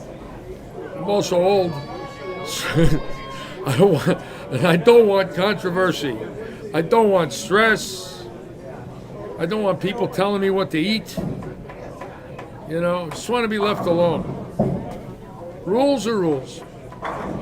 Obviously, there are high-powered teams out there, but this team right now is not a high-powered team. And if you look carefully at their averages, 22 of 36 teams had a better average than bowlers with attitudes. So it's sort of, and they were second overall in the year-to-date points. RG Strikeline had 528, bowlers with attitudes had 513, back to my roots 508, seat to table 496. So for the year, bowlers with attitudes with 100 less pins per game handicap, or 100 less pins per game average, beat every team in the league for the year but one. So what does that mean? So when we look at that number, 815 team average, second in the league overall, won the second half. Well, they're not a scratch team. So again, when people say we should change rules, I'm not saying we shouldn't. That's up to the bowlers, not me. But 815, second in the league for the year, and winning a second half, it defeats the scenario while the lower average team doesn't have a chance. We don't know that for sure.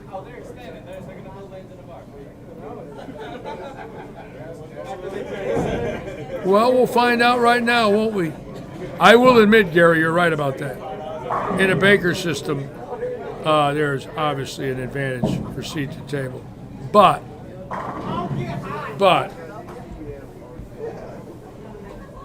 we're going to find out in 2 games how true that is, Gary.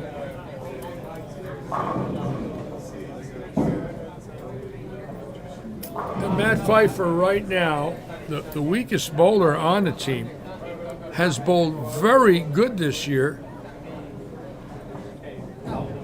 And now he's up against Gary Seward if Stouffer strikes.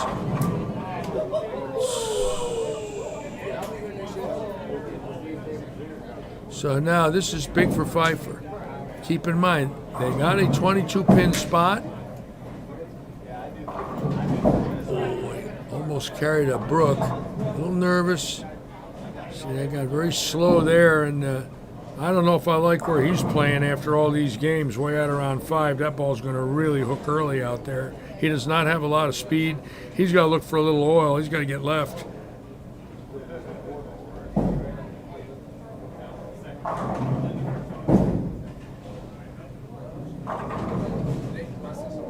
And all of a sudden, look at that. Crazy.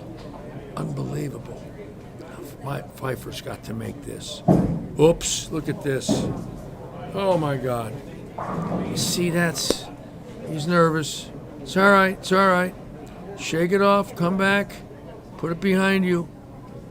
Now, if he makes that, with their 22 pins, they've got a nice lead going into the 4th frame. So now,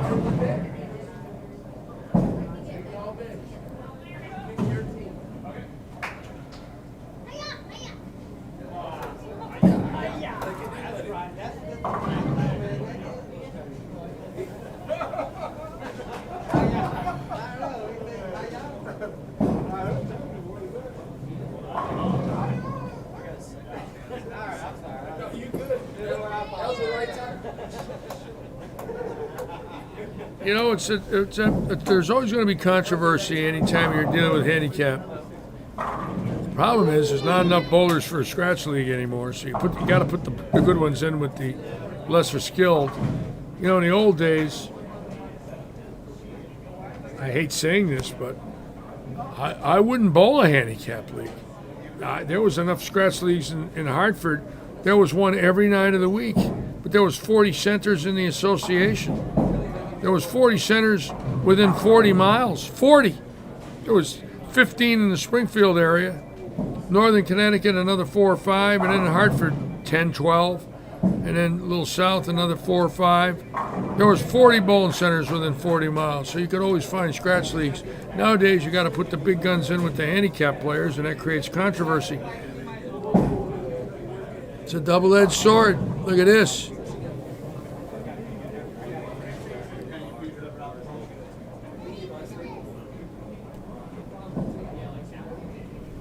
Now, this is big right here, and this is the guy that's got to carry the team. He's going to bowl 5 frames.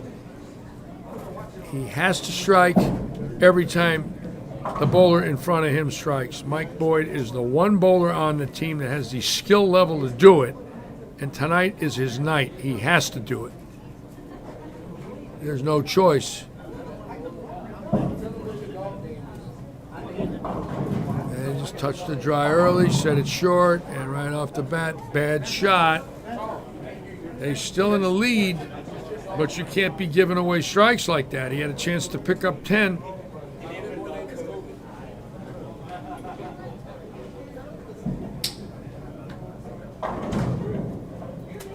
And they're getting a little break right now. This is the first time tonight's seat at the table has went 4 frames without a strike. So there is transition. And now they're getting lucky simply because they're bowling 190 and they're winning in the 6th frame, which would have never happened the last 5 games. So look at this. Now Matt Pfeiffer's got to get a mark here, get loose, get some confidence.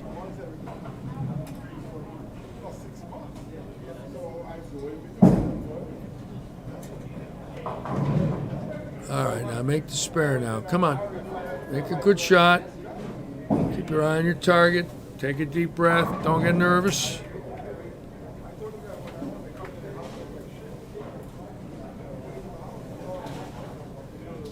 Our Seward's last time, a rip 710 on a double.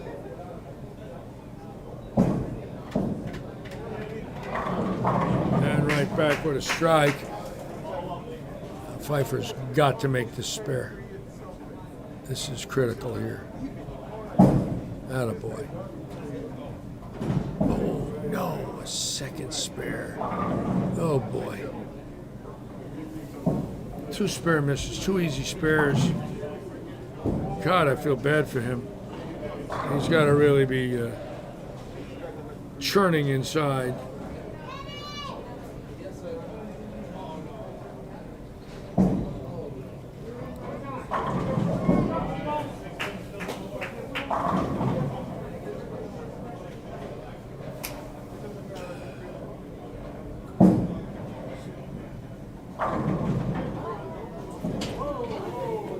So right now it's 3 pins with Allshar. They can take a 7-pin lead right here.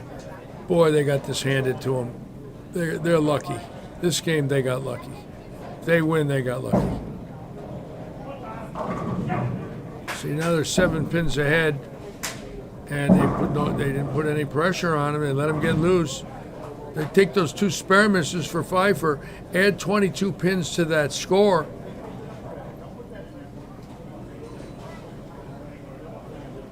They're not out of it. They're down 7. Danny Wilson has got to strike here and give Boyd a chance to put him into the lead. Oh, boy. Oh, boy, look at that mess. Unbelievable.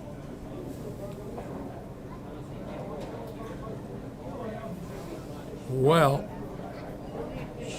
Stolfer gets a strike here. It's over in game 1.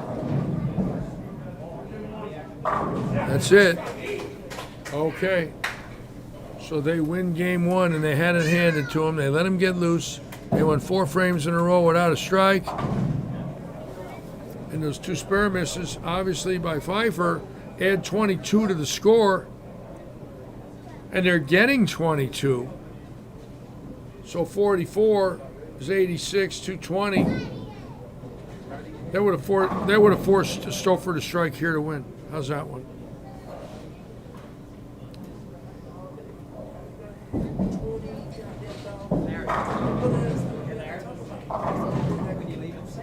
In the morning, I'm going up to Wildwood, and a mechanic, I don't know what that is, a mechanic is meeting me in the RV park there to take a look at my generator that works for the company that made my generator. My generator's toast. It could be anywhere between 500 and 5,000. So I got no choice. I got no generator. Have a safe. Thank you for everything. I'll call you in a few weeks. Keep in touch. I will, and see you in about 10 weeks. Look at this. See you at the end of July. Yeah, be careful. Thank you. If you need anything, let me know. Thank you, sir. Tom had a quadruple bypass. He did. How's he doing?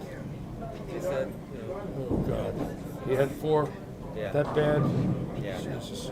So, Is he ever going to work again, Robert? I think so. Poor man. Oh, I know. Figure something out. But, we'll know more tomorrow. His wife said that they was going to send him home, but they decided to keep him overnight. How old is he? 50. 50, that's it? Oh. There he is, the comedian. Look at the comedian. He's a comedian. Where'd you find him, Robert? Where'd you find this guy? I don't know, man. Look at the comedian. Kingsley Matthew. All right. So here's the deal. That's what she sent me this morning.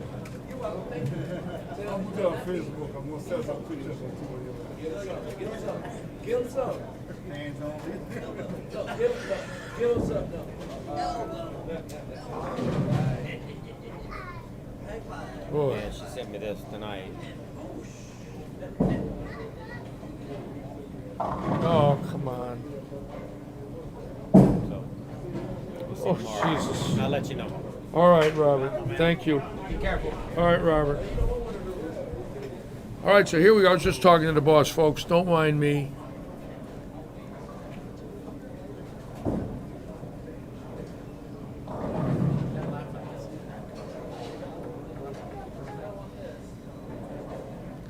Well, here we go. And it's simple. The Bowlers with Attitude team is just not bowling well. They let Seat the Table get loose after they were down. They put no pressure on them. And they're probably a little nervous, obviously a little intimidated, and who wouldn't be?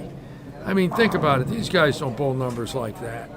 They're bowling, obviously, a team with great credentials, but they didn't put any pressure on them. They let them get loose. And right now, they've got to start striking. They've got a 22-pin head start. They did not have a double last game, and that's bad news. So we know now they've got to put some pressure on this team. And Stouffer's as loose as he is right now, you know, he's going to be in the pocket every ball.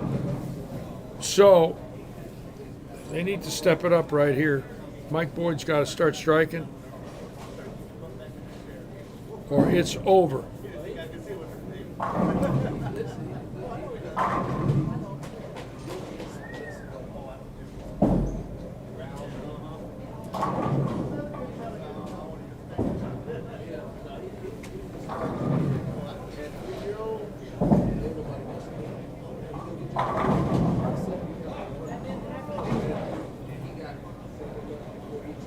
I have to say this in defense to the system. Of the 12 teams that made it, obviously, none of those teams, other than RG Strike Line, have 4 superstars. You got 3 with each team, RG and seed. But our association doesn't have that many more superstars in it. So where's the 3rd team or the 4th team or the 5th team? That's the problem. When you're a small association, 3 guys can literally dominate every league. 3 4-man or 5-man teams. And there just isn't a lot of what I would call, after the top 3, 4, 5 bowlers in our association, any real factors to get close. I mean, Tyler Altman's good, Evan's good. Obviously, Scott Cobb can bowl. There's several, but the seed to table team is a superstar team, and the RG Strikeline team, obviously with Rakoski and Billy Seymour and Daniel, is a very strong team.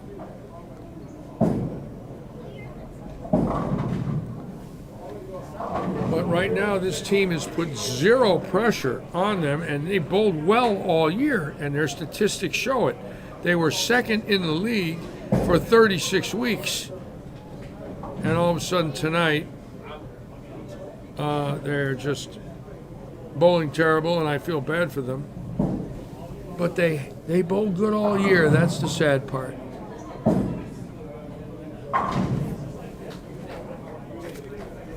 It's one of those things.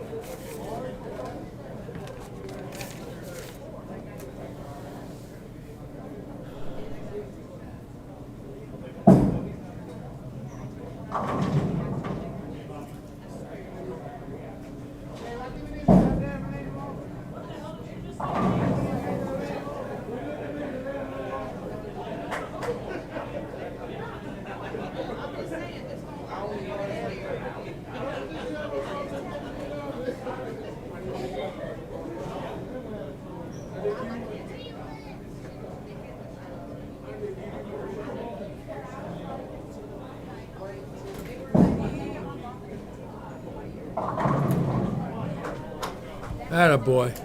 Now look at this game. That's their first strike. So obviously the team is struggling horribly tonight. And we've got to feel bad for them. And there's the break. Now all of a sudden, you got a double to an open here. This is a key shot for Mike Boyd.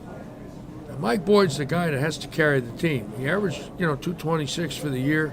He's a very good bowler. And he has to pure this shot. He has a chance now to have a 22-pin turnaround on 1 ball. If he strikes and Stouffer opens, they're back in the hunt.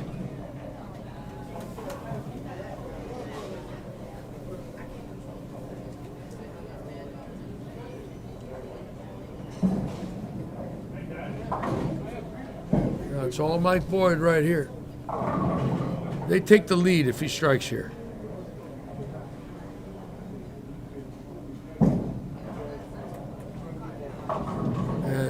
It's just they're lost. And they don't look like a team that's been 2nd of 36 teams for 36 weeks in points, but they were. And they have just got totally intimidated and lost here. They only finished 14.5 points behind RG Strikeline for the season. 14.5 after 36 weeks in a 24-point per night league.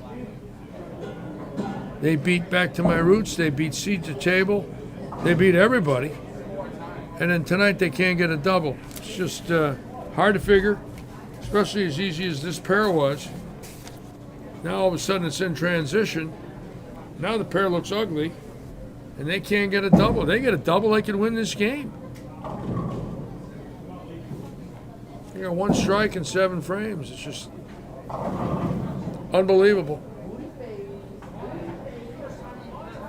They look confused. They look a little, unnerved, and I understand that. We all understand that. Everybody's been through it, including them. But this was the chance for this team. Look at this. This is the chance for this team to win a game right here. And they can't get a double.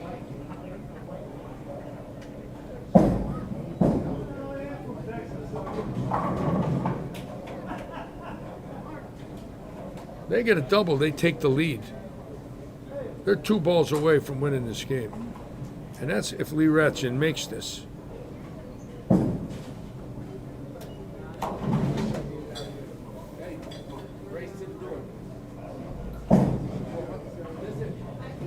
Attaboy. Now they're in the hunt. Now the lefty comes up. He is a good bowler, and he's bowled well in this league. And they have a chance to take the lead right here with a strike.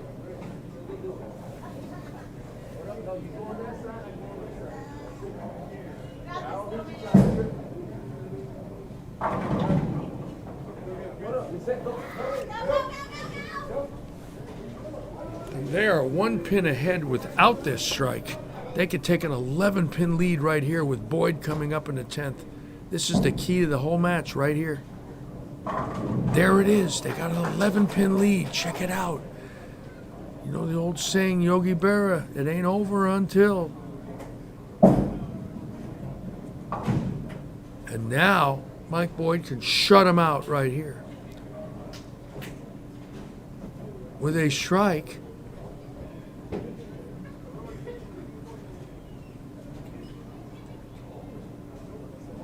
With a strike here, he shuts him out. They win game 2.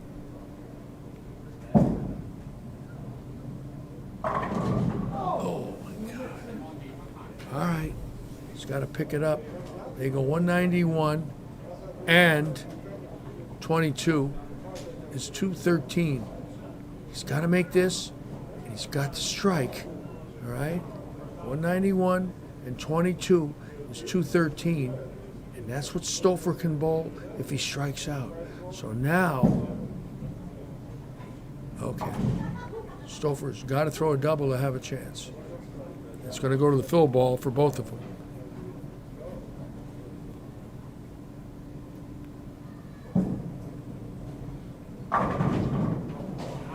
Jesus. That's stupid. All right. So here's the deal. If Boyd strikes, they can't lose. They'll go to a roll-off. He has to strike. And he did. So that's 191 and 22 is 213. Stouffer needs a double to tie. A double to tie.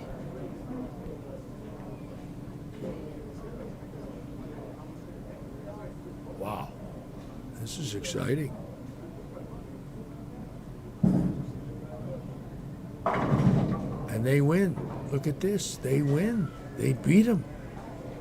All right. They are beatable. All right, Adam. Good to see you today. Nice to have lunch with you.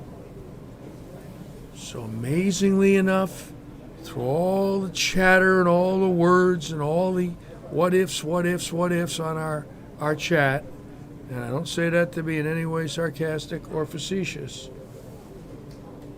we have a 1-1 match.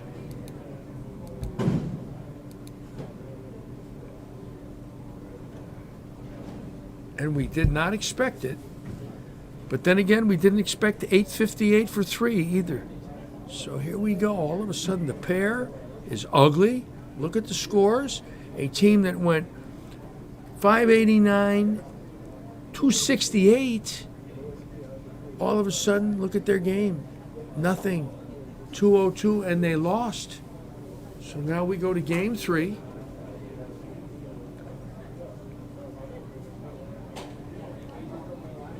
And this is, again, what makes this sport so wonderful. Here's the underdog, 1 game away from getting to the title match. They're getting 22 pins. See at the table now, searching and not carrying, and Alshire getting a little upset.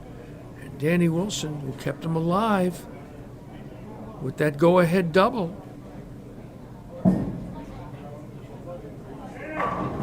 it is again.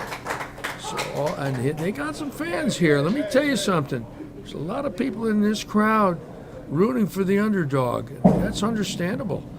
A lot of us love the. Oh, there it was. That was a 7-10. A lot of us root for the underdogs. I know I do, except I'm a Yankee fan. So here we go now. Boyd can put them ahead 32. They're getting 22. And look at this. He's just not bowling well. He's had several chances. And again, that's the intimidation factor. I'm sure he is intimidated. He's bowled great all year, and tonight he has not bowled well. He's got to make this spare. He cannot make any mistakes here. He's got to cover the frames. They got a 22-pin lead. And look at this. Oh, God. He's got to be sick. He's just got to be churning inside. Churning inside to do that, to miss a 2-5.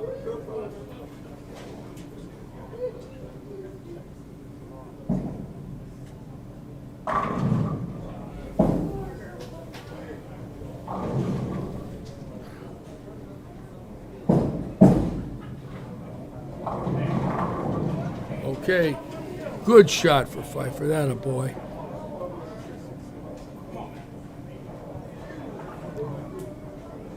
Now they got something to work on. And what they got to hope is that Seward is still fishing.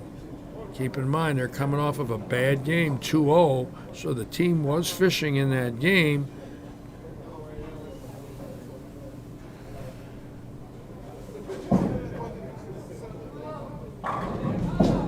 Seward 10 in the pit.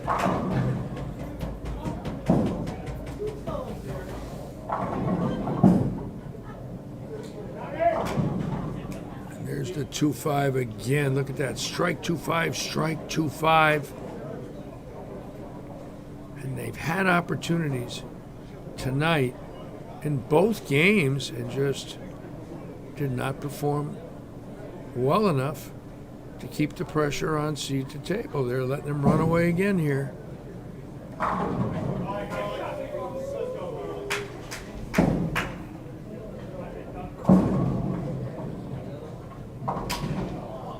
And they missed the 2-5 twice in 4 frames. And you just gotta feel terrible. These are good guys right here, and they had a chance, but now they need a miracle. Because even with their 22 pins, they're 78. They're 21 down. So they need to start striking right now.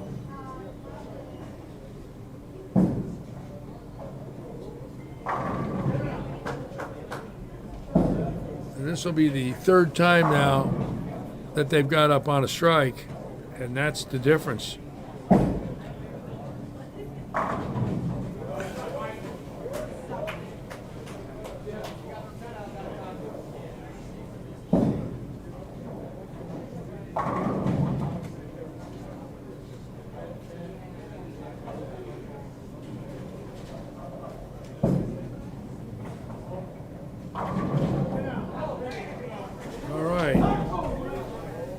They've got to strike it out.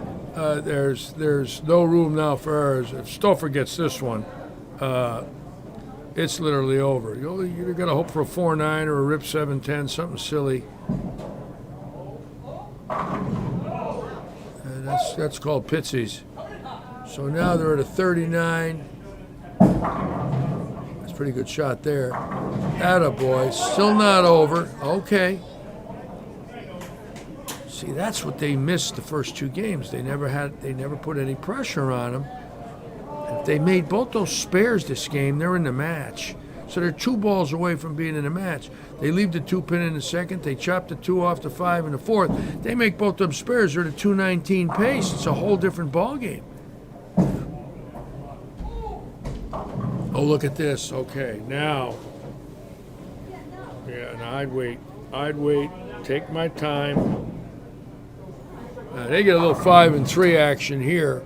and put a strike on them, they're ahead in the match. So in essence, 2 balls away, one for Seward opening and one for this gentleman if he strikes, 2 balls away from taking the lead. So here we go.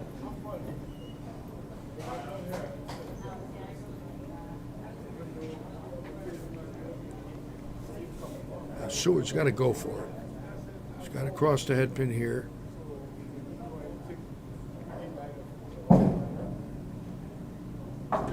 Look at that, a 5-2. Oh my God, ladies and gentlemen, look at this. Right now, they can take the lead right here with a strike. They can take the lead.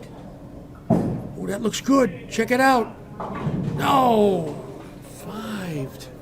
Oh my God. Oh, he's got to be sick. Oh, Jesus. The man had it right in his hand. If he strikes, they could win. Now he's got to go for it. I mean, there's no such thing as playing safe here. He's got to try and make the spare.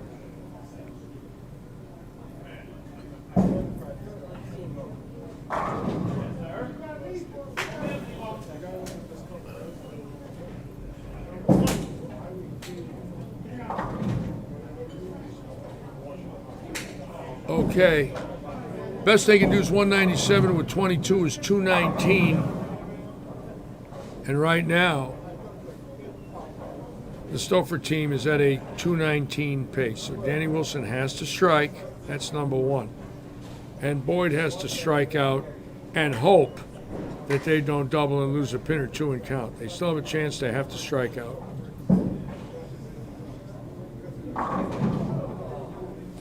Now they need an open. Now they're in a lot of trouble. They need either Alshire or Stouffer to open or it's over.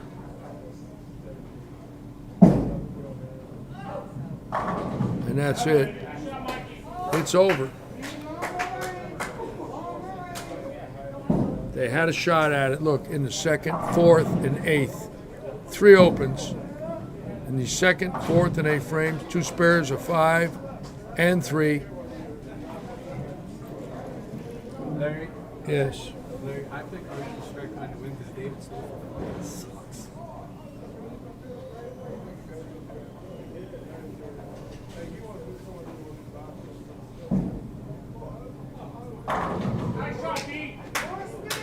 And there it is, seed to table. Really giving a gift here. The Boyd team had several chances to put it away, and they suffered tonight. They bowled bad, probably the worst they've bowled all year. But it is Baker, so it was a different strategy, of course. And it looked like right from the start they were lost. And look at their games.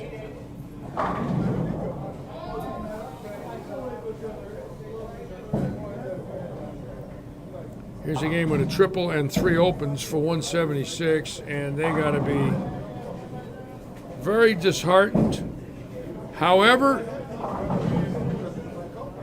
they got nothing to be ashamed of. They bowled great all year. They will finish 3rd for $2,000. And now, seed the table, will bowl RG. And when we look at averages, as we were talking about before, seed to table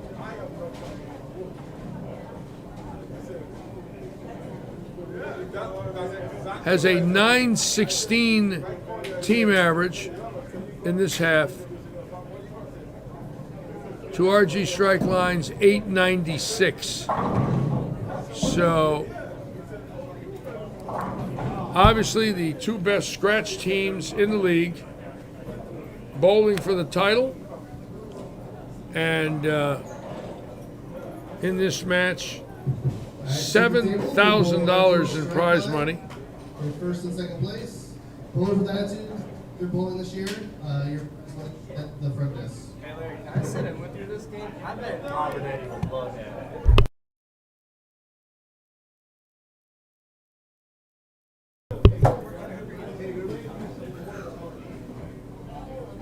And now at 10:30, 4 hours into the evening, we're going to watch this championship match. RG strike line against Siege the Table. $7,000 in prize money, courtesy of Oaks Farms.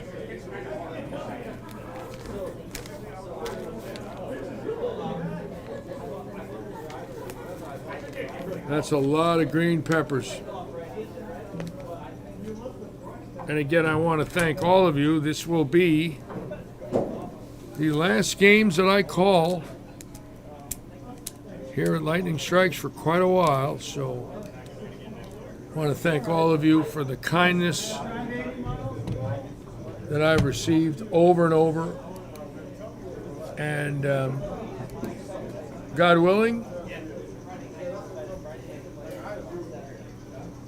I will be back, in the words of Arnold, I will be back, or I'll be back.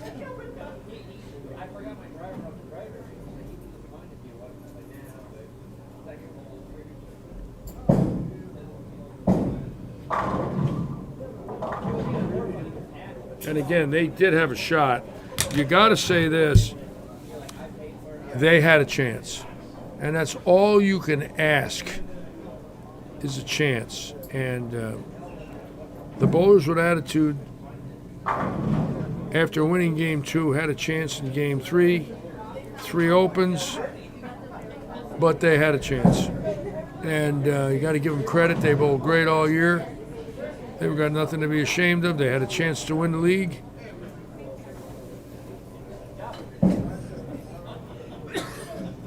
And they lost to a great team. Joey Lass. Yes. All right, Joey Lass. See you at the end of July. Yes. Joey Lass. We're gonna miss you. I'll be back. Yeah, I know you will. I think I will. If I'm healthy, I will. You will. You're gonna be healthy. You're healthy as a horse. I feel good. I'm old. Yeah, we're all getting old. Tired tonight. So you're going up to what, Lake Placid? No, I'm going. Lake Wales. Tomorrow I'm going. No, tomorrow I'm going to Wildwood to get some work done on my generator. Oh, okay. I need some help. Generator's not good. That's for your condition, right? That's for powering the unit when Yeah. you're not plugged in. Yeah. And that's for air conditioning. Yes, and you need that. And I especially need now. that badly. Even up north, you're gonna need it. Oh, definitely. I'm not driving up there without air. Yeah. They can't fix it. Well, I got a few options. Well, I won't know until I get there. This is gonna cost you is it the whole generator you have to get, or do you just have to get a? It could cost me a lot. I hope not. It could cost me more than I want to spend. Yeah. Well, like I said, give Brad Stewart this bunch. I guess he's making a bundle on that Bitcoin, huh? No, I know. What's up with that? I don't know. Put in, Look, there's a penny for you. That's good luck. That's good, gonna save good. you. That- That's instead of gonna save you. $5,000, it'll be That's right. $49,999.99 tonight. It's only cost you $500. There you go. All right, so here we go, ladies and gentlemen. We're in practice now. Remember now, at the start of this league, keep this in mind, I picked RG Strike Line in week 1. That means they automatically get the kiss. Mike, nice bowling, Mikey. Good try. You guys bowled great. Tough night, but you had a shot. You had a shot. You know, you had a shot at him. You had a shot at him. Do you want a drink? You want a coffee? No, I'm good. You're fine? Yeah, I'm good. Sure? Yeah. No water or anything? No, I'm good.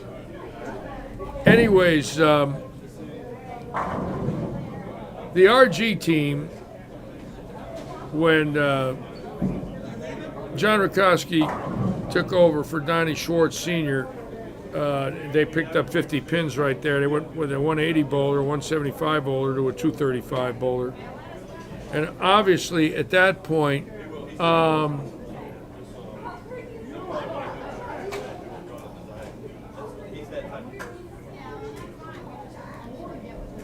well, thank you, Suzanne and Steve and the Beloff family.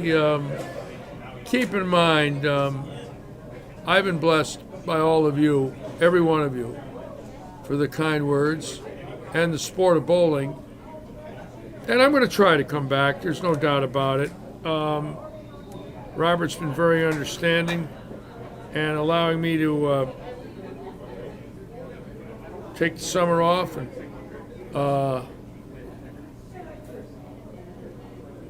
I guess when you get old, you get crispy. You know, my last 94 of 104 weeks of working has knocked me out a little bit. And other than the 10 weeks of COVID, I never left. I haven't been out of my senior park. Haven't went anywhere, and I'm a little stale. I want to have a life. I think most people would understand that. So we'll see. We'll try to come back, be part of the team here. Now keep in mind, the RG team, led by John Rakowski, won the first half, but in the second half was beat by 4 or 5 teams, so he slowed down a little. Right now, seat the table's obviously the favorite to win this tonight.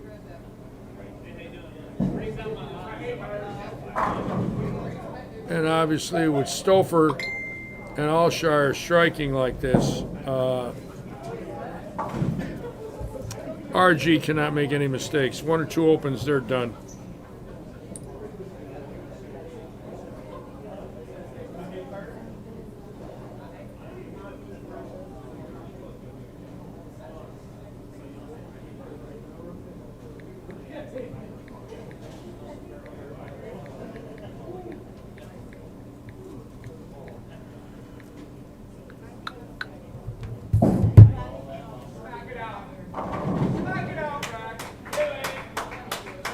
Now there's the veteran. Now Donnie Schwartz and Gary Seward are the keys to both these teams. They're not weak bowlers, but with the other 3 bowlers on their team, they're number 4. So the other bowlers that have to fill frames. Gary Seward has bowled great tonight. 1 mistake, 1 open. And now let's see what Donnie does here, and he can right now put the team in the lead with this ball.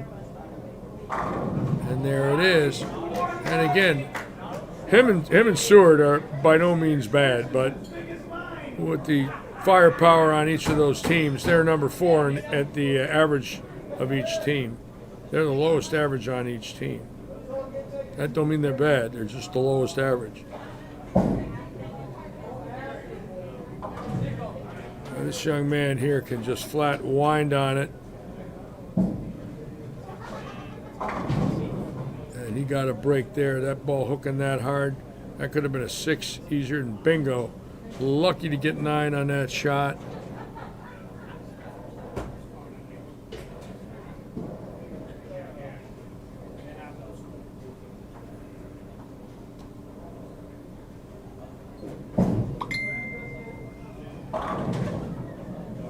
And now there's a break. Again, the transition has made this pair, all of a sudden, the last couple games, this pair is becoming tough. Obviously not what it was early, 4 or 5 games ago, but all of a sudden now, you don't see those big strings, that's for sure.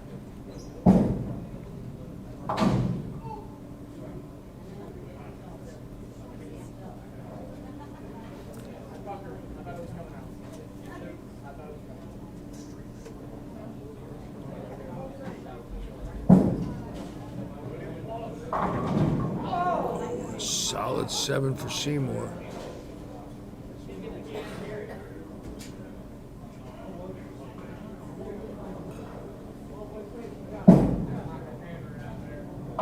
Oh boy, those balls were striking. Now look, this guy's got a problem now. All of a sudden, they're duck hooking, and this house is known for this. They'll change 5 and 1. And that's what you see right now. You can see it. All of a sudden, they don't know what to do. They've got 6 games and they're lost. And Ratchin through the nose, Alshire through the nose. So now they keep going left, and then all of a sudden they touch the oil early, 2-8-10. So now it gets tricky.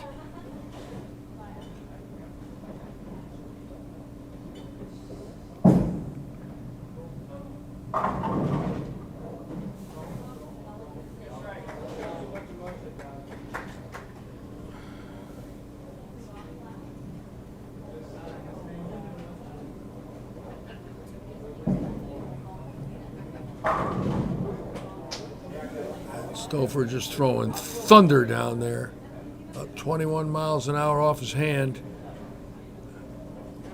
This is a big ball for Donnie Schwartz. That's a good shot. Watch this. Ooh, look at that. It hooked early again. See that? They are hooking.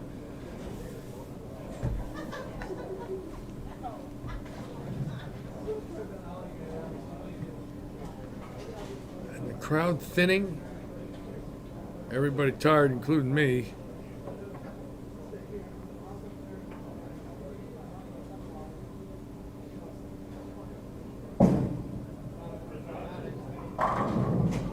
Seward back with a double. Again, key there for Seward. And now Ratchet, who 4-6, obviously going to probably go 1-1 or 2-2 left. Keep the ball speed up.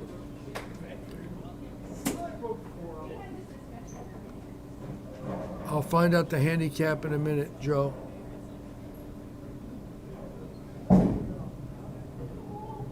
Oh boy, look at Ratchet. He is lost. He went from locked in to look split in the 4th, split in the 8th, and now he's fooled. Wow.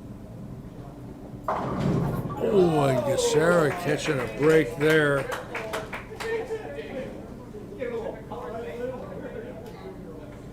Let me see what the handicap is here.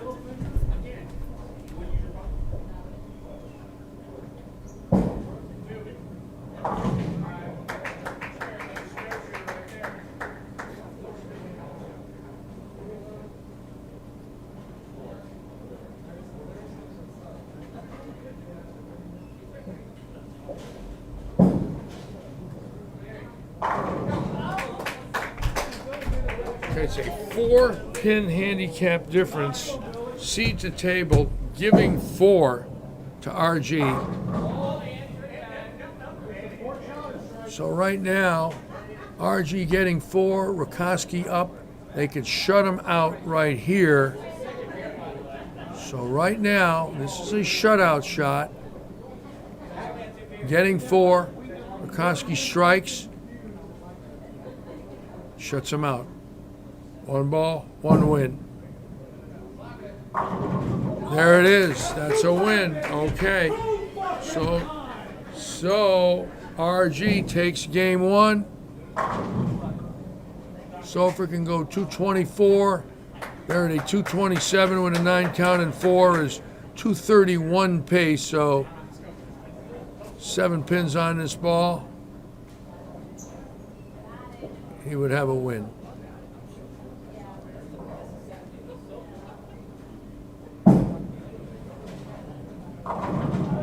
There it is.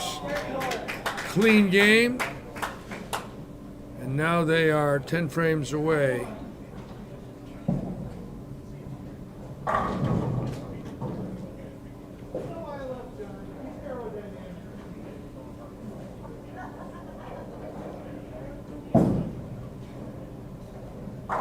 And there it is. Great finish for the veteran, John Rakoski. Man, it just seems to look the same week after week. The same shots, they never change. Robotic, relaxed, and great. And Stouffer with the crunchers. So, 238, 224.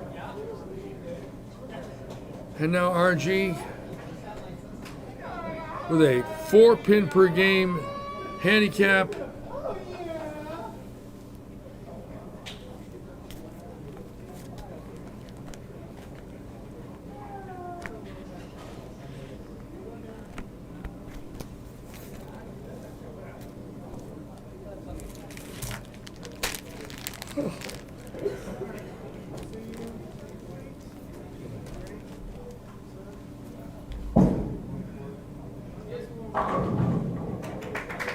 Billy Seymour with that sweet roll, heavy high roll, beautiful release.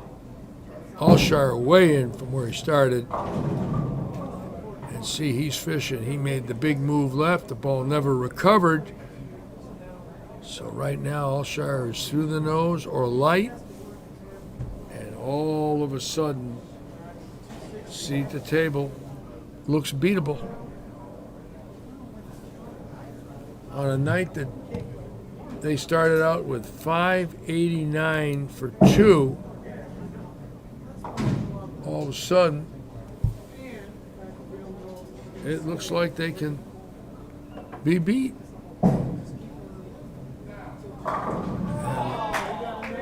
And Rakoski now taking a 14-pin lead. They're getting 4.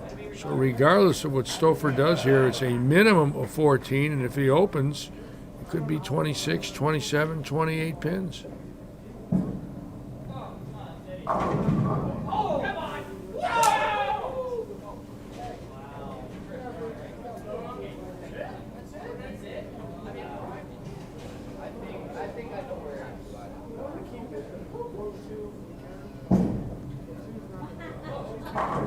Oh, great shot for Donnie Schwartz. So now Seward can put him right back in the hunt. And this is the biggest shot for him in a long time in his bowling career. He knows it. He's got 2 balls this game. And if he's on strikes each time, they are the biggest shots. That looks pretty good right there. Oh, he got the 7.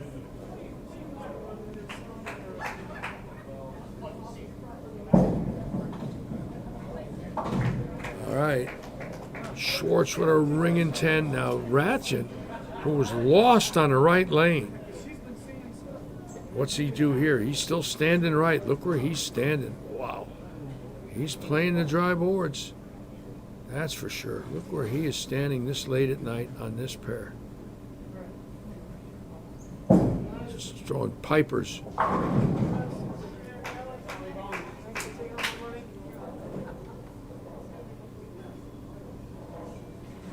They take a 6-pin lead.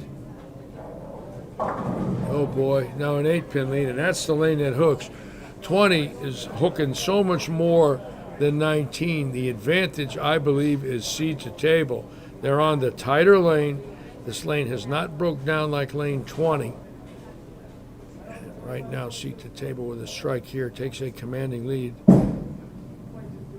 Wow, what a shot.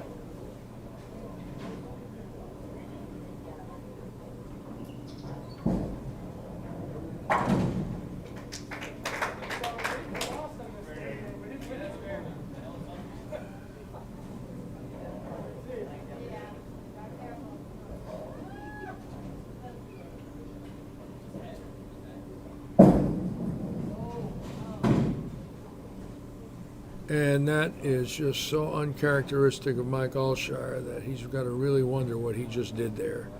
That's a mental error, no doubt about it. So now they are 3 pins down. They are 3 pins down. If Billy Seymour makes this spare, seat the table is 3 pins down on that 7 or 10 pin miss by Alshire.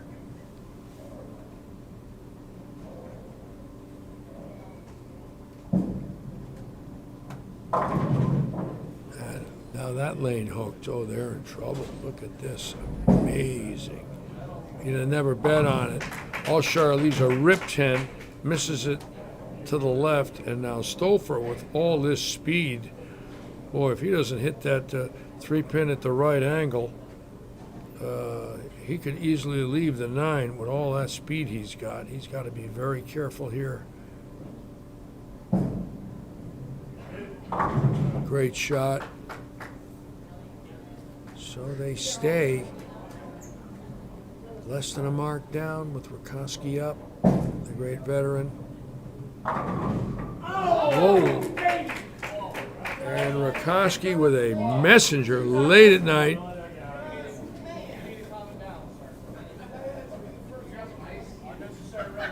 They have a 3-pin lead on a strike in the 6th, with Seward coming up in the 7th on a spare. RG up 3 pins, 4 pins. RG up 4 pins, could be 14 right here. Donnie Schwartz strikes.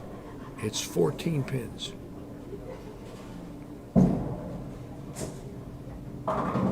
There it is.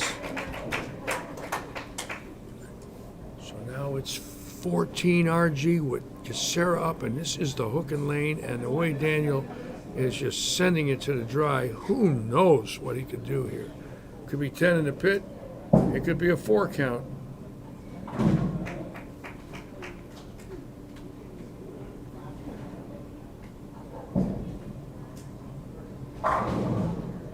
That's 10 in the pit. Now that is a 24 pin lead. Now Rathjen has to strike here to give Alshire something to work on in the 9th.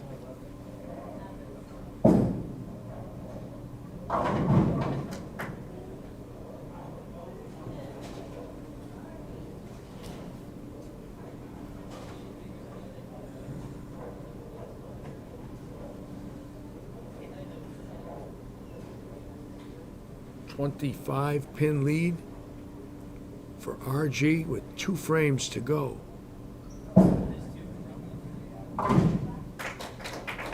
And if Billy Seymour strikes here, ladies and gentlemen,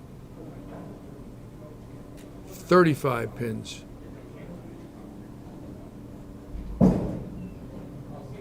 Wow, what a shot. Billy Seymour, what a messenger.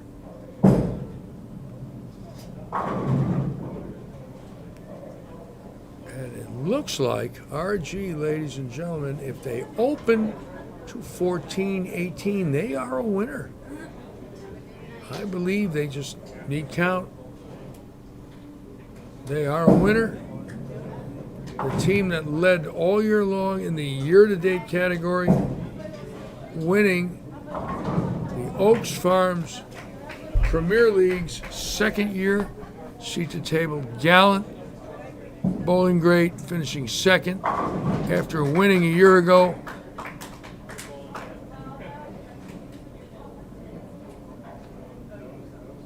And there it is. RG strike line. A great performance by both teams. Great performance for the bowlers with attitudes. Back to my roots. And all 12 teams. Great bowling this evening. I hope all of you enjoyed it. I know I did. Great way to be sent off. Now I got to get a good night's sleep and really focus in the morning.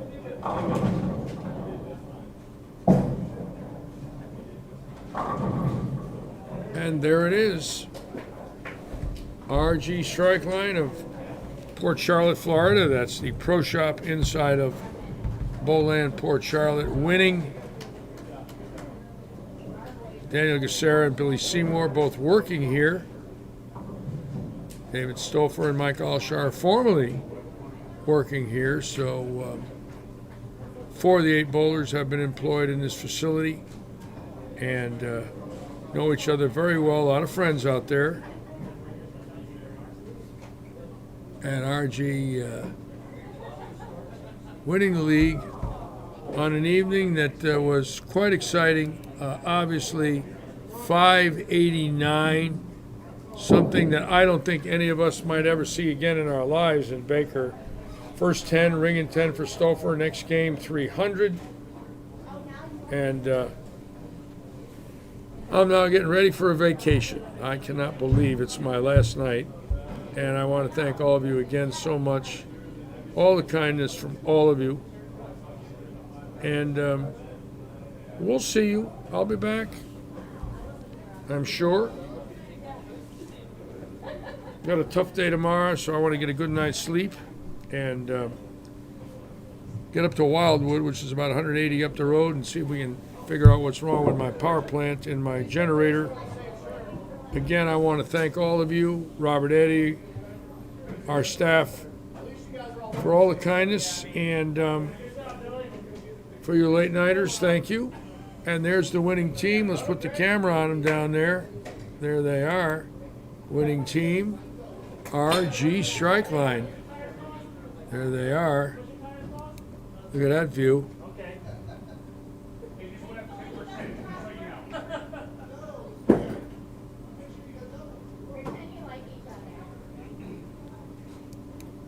And RG just loving it. And that is a good team, and really 4 wonderful people. Really very well liked. And we're lucky. We're lucky to have them as this year's champions. $4,000 was first place for this 12-team roll-off tonight. And Bowlers with Attitudes won $2,800 for the second half, and then $1,700. They got $4,500 tonight. So big money. Big money, ladies and gentlemen. Again, we're going to call it a night. I want to thank all of you again. And we'll see you in about 10 weeks, hopefully. And thank you all so much for the kindness. Again, it's late, 11 o'clock. Been about a 5.5 hour stream, so we're going to call it a night. As usual, I want to wish all of you for about the 200th time a lot of good luck and good bowling. See you soon. Stay safe. Thank you for all the kind words. Best of luck to all of you. Thank you.